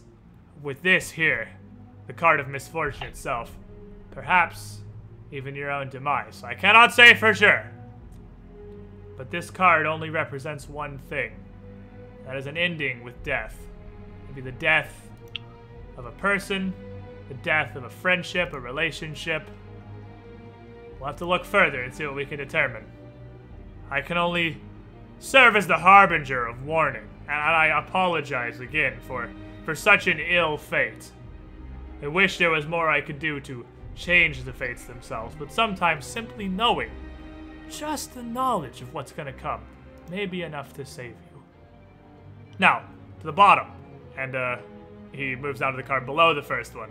This is your foundation on the Jack of Spades, which only further reinforces our previous dealings. This unpleasantness lies ahead, and between these 3 cards here, even without the rest, I can assure you the lady faces further dangers. Her troubled times have not yet come to an end. I can only assume that in light of the most recent attempt on her life from the gang of rogues outside of town, she's hired you to attempt to determine when or where, or perhaps even the source that this next attack could come from. I can tell you for certain it will come. What have you to prepare for such an eventuality?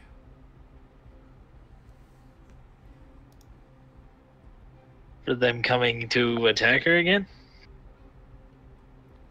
Well, I assume as you've been hired on, given your equipment and emotions to the group of you, you are bodyguards, no? No, we are coming to determine one person that is trying to get her. We're not here to stay to fight anyone that comes after her. You're looking for an actual source here. That is going to be difficult because this card here, the Foundation, this Jack of Spades, addresses the origin of the reading. And the reading, of course, is as it pertains to, well, your investigation to a person. As I said, it's an unpleasant time ahead. I don't know if this means that you will find no success. And I don't... motive. Go on. Hey, Simpson, sir. I don't know if this means you won't find success. I don't know if this means that perhaps this investigation will lead to an ill end to yourself personally. I'll do the same thing. Fuck me. You sense that... Oh, baby. I mean, he seems sincere, and I'm gonna give you a little bit more. You can't sense... He says that he's not lying to you. He's not, like... Regardless of whether what he's saying is true or not, he is not intentionally lying to you. Okay. He's not... So he's doing what I can. Now, there is one more hope here. And he moves over to the furthest opposite card. The Jack of Spades is in the bottom left row, and the top right row is the King of Spades. And he says this is the outcome. The rest of your reading is mixed. It's somewhat bleak, somewhat hopeful. But the major cards here for your investigation, the three I've shown you now, and the outcome. And the King of Spades may give us a hint. Now, this royalty here typically indicates a man. It can either be a business rival, a lover, perhaps even a widower. It's difficult to tell the specifics, but I can only imagine that given the mixture of your fate touching the cards and Our Lady's question, your investigation, the most likely candidate is a business rival of the lady herself. Of course, unless you have some similar interest in our good city of Dilathleen that could, for whatever reason, lead to these attempts on the woman's life. Or perhaps when you touched the cards, your intent was not clear. Did curiosity grab hold of you, Winter? If the question of this investigation, of the search, the root of these assassinations, the source of them, was not clear in your mind, if you had some other concern, perhaps this reading could denote the results of that instead. I had no other concern. But the two kings paired in this reading, the King of Spades here and the King of Clubs two below, and he points at that, do together indicate that this reading is true. These are the symbology of good advice and the opportunity for partnership of any sort. So this gives me faith that these words I have told you will, in fact, ring true. And he scoops the cards up and shovels them back into his deck and puts them back in the box. So, now that I've demonstrated my knowledge and prowess to you, I hope this has been of some assistance in your investigation. I can't believe you literally let this dude sit here and do the entire fortune telling without nobody questioning it. I love you guys. But continue. Yeah, no, go ahead, do his fortune telling thing. But no, it was of no help to us. Like most divinations are, we are looking for one person that is out to kill her. And I have given you some information. And unless that information is a name, I need more information from you, not your divination. Well, the fates are never quite so specific, unfortunately, friend. There are no names stamped upon these cards that could give you a true lead such as that. Alright, then. My name across his face. I'm gonna step here and motion for Grigor to stand next to me. And I'm gonna roll Intimidate. Oh, sweet, it's plus 12 now? Thanks for that ring, boss. Oh, you're gonna fucking bully this dude now. Yeah. intimidate him because I want him to tell me anything he might know about anyone that would want to actually do something to her, not his stupid ass divinations. What's your diplomacy? What's my diplomacy? Oh, you want me to do? You want to try that Yeah, first? I'm just wondering why I went straight to intimidate. Because to be fair, this guy's making me mad. Because No, he's fair enough. fucking- No, I agree. Fair enough. He's a fucking fortune teller. Cordo's just sitting over in the corner like, Winter Fuck. didn't shuffle these cards very well. Every single one of those was a spade, it sounded like. all the priority cards were all spades, yes. But you 19 I meant for you to stand next to me. to intimidate. He's got those in spades. And you, Anyway. what do you? And you're asking him, what do you? Seriously, what do you fucking know? This is pointless. Yeah, like enough messing around. Tell us what And everything he you looks know about. he looks shaken. Oh, He looks shaken as you kind of bring the muscle approach here, and he realizes he's kind of closed the room with 3 angry men with weapons, and Yep. he kind of What do you mean? 3 angry fists through weapons, and he kind of leans back and puts his hand up. He's like, "No, please, gentlemen, I've told you what I know. The lady surely would not have had you speak with me for personal knowledges. I read the fates, the cards, the bones, the webs within dreams, the portents in the stars that have guided her to success in the past. This is surely why she had you enlist my aid.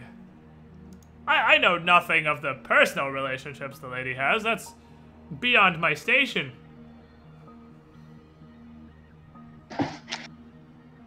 Winter, do you not detect evil by chance? Detect evil. I can find out. I mean, I'm sure you can prepare it. It's on your. I'm sure I mean, you don't have it Samuel's prepared. hilarious. No, I don't have it on me, You'd have obviously, to but spend 15 minutes to prepare detect evil. Yeah, no, I'm just gonna. Can you hold it here for a second? yeah, Just like the guy, and while you're preparing it. yeah, I'll prep that real fast. So you keep him here. Are you gonna say anything else to him while you're sitting here for 15 minutes preparing a spell? I mean, No, I'm it's gonna like step we out. need guidance for the stars too. This is real quick. Yeah, I'm gonna step out of the room. So of course, if you need assistance, of course, I have many tools in my bag here that could. No, we got it. We got it. Just give us 15 minutes. Yeah. Pretty clear cut way. Perhaps while you're here, since you're doing such a good service for the lady, I could give you a glimpse into the future as well, my friend. Your own motivations, your threads to success, if that would interest you. I'm not really interested in fortune telling. Thank you. Oh, it's so much more than mere fortune telling. You take this as a carnival trick, I assume, and I understand. Can you read your own future? Now that truly is more difficult. It is a cruel twist of ironic fate that my divinations are very rarely successful on myself. My messages are scrambled, random at best. Alright, so I'll do you a favor and tell you your future. If you press on the fortune telling, you will not have a face. And he shuts up for the rest of the 15 Alright, minutes perfect. while Winter Have finishes some preparing ham, to man. detect evil. Have some ham. I'm back in. I got the spell ready, and I will detect evil on this man's soul. He does not detect his evil. Does not? Detect his evil at all. Damn it. Yeah, that would've been good. No, it's just like, metagaming, out of character. I wanted to fucking kill him so bad. He was like, Yeah, you "Wow." wanted to do evil, so you're just like, fuck it, I can hit Yeah, him. just fucking stab him. Alright. So then, with that out of the way. Right, okay, we're on to the next target. I'm done with fortune telling for the rest of my life. Yeah, we're done with him for now. Alright. We So might you're have to gonna- come across him again, but go, shoo. Are you gonna? So you're gonna trade out from this guy to now tambourine girls when you're gonna pull up after you? Yes. I'll bring him the tambourine. Now I'm gonna feel bad. She's gonna be like, her tabourine's gonna be actually making noise because she's shaking. All Yeah, right, so we're gonna break so her she- tambourine. That's So how we she intimidate she her. comes up and she has a full backpack on, and she has this tambourine on a clip on her waist, as well as a small what appears to be a harmonica, Oh, but God. it's circular. And she comes in and she kind of looks back and forth between the three of you. Gracian's still outside just eating some fucking meat while you go down and get her. I mean, you probably done with your meat by now. It was like a fucking 10-minute fortune telling. Gracian's probably And sitting then outside, 15 minutes. bored out of his Start. fucking mind. I'm washing the door, son. But Winter goes down, grabs Kavriki, and brings her upstairs. She kind of looks back and forth between you, and she has one hand just kind of clutching a tambourine, like a safety blanket, like a kid would grab a teddy bear. As Is that my she comes detect in. evil on her? Did you prepare to detect evil? It's a cantrip. don't think he I'm has pretty a- sure it's Is not. it one? It's one level? Fair enough, Definitely sorry. not a cantrip, no. Damn Yeah, it. it's You're gonna a- get it's, concentration, right? I mean, yeah, it's concentration up to 10 minutes per level. Yeah, but he would have had to go be the one, unless you wanted to have him hold it and you go grab her. I mean, you can walk while doing concentration. Well, I'll give you a spoiler. If you walk downstairs while concentrating, almost everybody in the drug den detects as a faint aura of evil. Well, no And, shit, but Well, I'm just looking for her. So yeah, I could have used it walking down to her. She does as well. But Okay. a solid half of Claviandra's retinue has a faint aura of evil. yeah, Yeah, that's fair. fine. But I'm just like, if we do have to stab But her, yeah, Murder she does someone, he wants she to make does sure they're detect evil. as evil. Yes, she does detect as evil. Perfect. And Killing she- you is not as bad. No. it's morally justified. Yeah. Punch a Nazi. So The you God, the Yeah. gods say it's okay. you come you sit her down. She has one hand kind of holding onto her tambourine, and she looks. She doesn't really look afraid. She looks like she's concerned. Like she doesn't really understand why on earth you would need a bard for this. And she sits down and just kind of looks up at you. Yes. Anything for the lady? What do you need? So I imagine, like the rest, you heard about what happened to her and how people have been attempting to kill the lady. All I know is that a week back, as we were traveling outside back to her establishment out of Dylath, we were attacked by a group of rogues, 5 or 6 of them.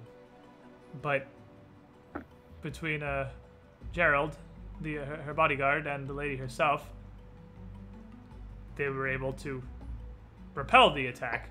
But I know that they'd stolen something from her, but I'm not sure what. I'm just a bard. I'm a musician by trade. I don't know much of what the goings on with the Lady Claviandra. sense motive. Yeah, same. My sense motive. She seems so she- sincere. Seems like the Yeah, most she seems like the sincere sweetest person person ever. you've literally ever talked to. Oh, fuck me. Oh, That was real close. God. But to be at a 20, but I mean 17 is still a pretty solid roll, and she seems sincere. Yeah. It's nothing against a fucking bard. I mean, Yeah. okay, fair enough. She's like, well, cool. Anyway, So do you not know what was stolen? No, I don't. I'm a musician. Truly, not even a bard. I just entertained the lady in her retinue. Is there anyone who would be dissatisfied with the lady, to your knowledge? Obviously, nothing said in here leaves the room. Yeah, she kind of thinks for a second and just shakes her head. I don't really know. I only talked to about 2 of them, 2 of the other lowly servants, where none of them seem to have any particular issue with her. And she just kind of motions with her head towards the door. Amanetta, the one out there, always seemed a bit of an odd sort, but nothing more than I guess anyone else in the city, and she's well gone now regardless. Right. And there's nothing you could say that would help our investigation. Nothing at all. And I'm gonna motion to good old Winter to lead the diplomacy check here. oh, okay. I'll roll that hot. Ooh, plus 16. Feels good.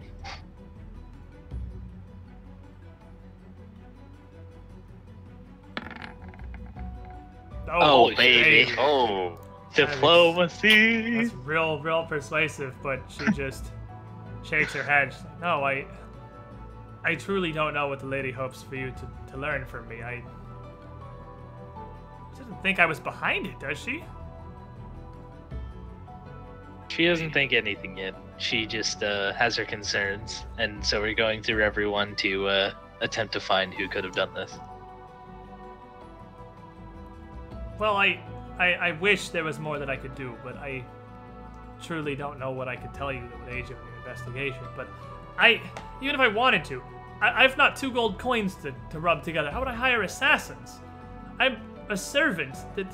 Oh, she grabs her tambourine with her other hand. She's had one hand on it the whole time. She grabs it with her other hand, she picks it up, and it just kind of jingles. She's like, all I do is sing songs and shake this. This is worth more than nearly anything I own. Fair enough. I feel real bad. Honestly. I don't. Yeah, that's such an asshole. That's true. Anyway. We'll roll appraise on the tambourine.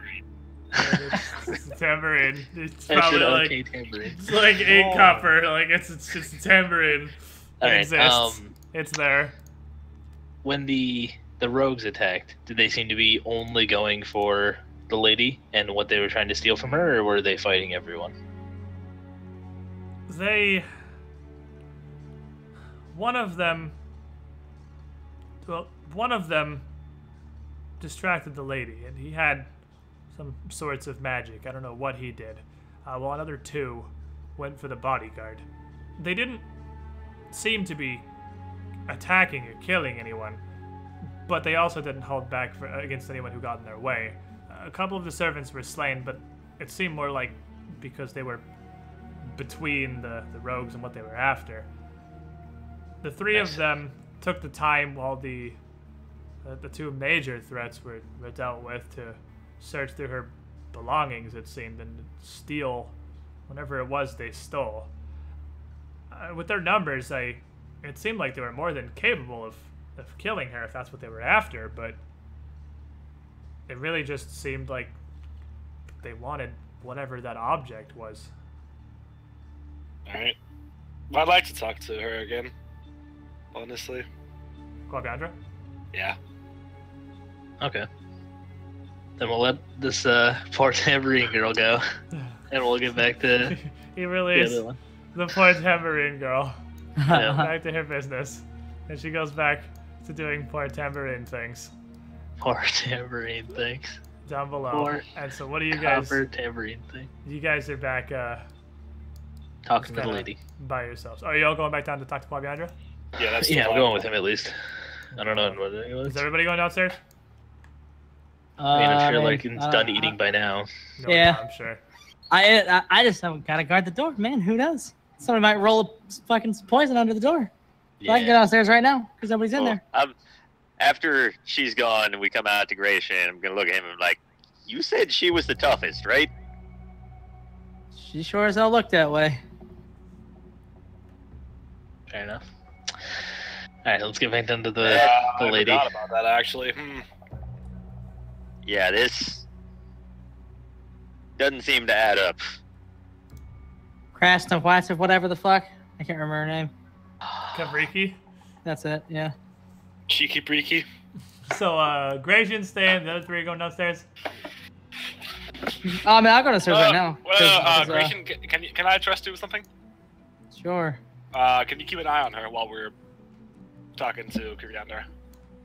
Yeah, actually. I'll do that. I'll tail her. Alright, so I mean, she's still down here, back to tambourine and I'll keep studying her and just fucking watch her. singing songs, and I mean, yeah, you can say it's the same thing as it was before. But you come back down to go meet with Jumpscare again. God damn it. God, I hate how her horns come out of her head. Yeah, it's like the skin around her horns. It's really Yeah, creepy like they're looking. ripped out. It's Yeah. so gross. So she turns and kind of raises an eyebrow, and says to you, "Well, Well, something's problematic. Something doesn't add up here. You keep saying that only yourself and your personal gods have access to your room, but again, course. with the poison, who could have snuck in? Who has the ability to? this is beyond me, and I believe falls under the realm of what I am paying you quite handsomely for." Yes, and if you help us, we'll do it faster. Yes. I don't know. Well, Not even the servants of this establishment itself go in that room while I'm here. We stay a day or two. I have the room, and they have it prepared when I arrive, and they fix it when I leave. You are the only 5 who've been in there other than myself. Well, and yeah, we've had a lot of time to set up that trap. Anywho, is there... How did you hire the people in your room? Oh, I gained them from a variety of sources. My travels take me quite far. Many of them are simply common slaves, of course, worthless. But when I see skill, be it in entertainment, such as Kavriki and Dultheth here, or in arms, such as my bodyguard, sometimes it's worth a little coin to bring them on board. Right, and Riki was slave? Something else? No, Kavriki.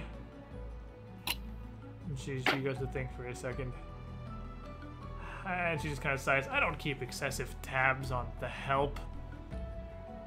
I couldn't really tell you exactly where I'd found any of them. But she's a competent enough musician. She keeps us entertained. And at that, Kavriki, while she's mid-song, just kind of nods and smiles a bit, not breaking her song, and keeps going. Right, and the rogues who attacked you, they were trying to steal the Hearthstone? So it would seem. Right. And obviously because it's a powerful thing to have. Was there anything distinguishing the rogues? I didn't recognize any of them. They were nearly all humans like yourself. There was... By the way, I finally realized what she looks like. I finally realized. It was bugging me. She looks like a demon version of Quill the Bill.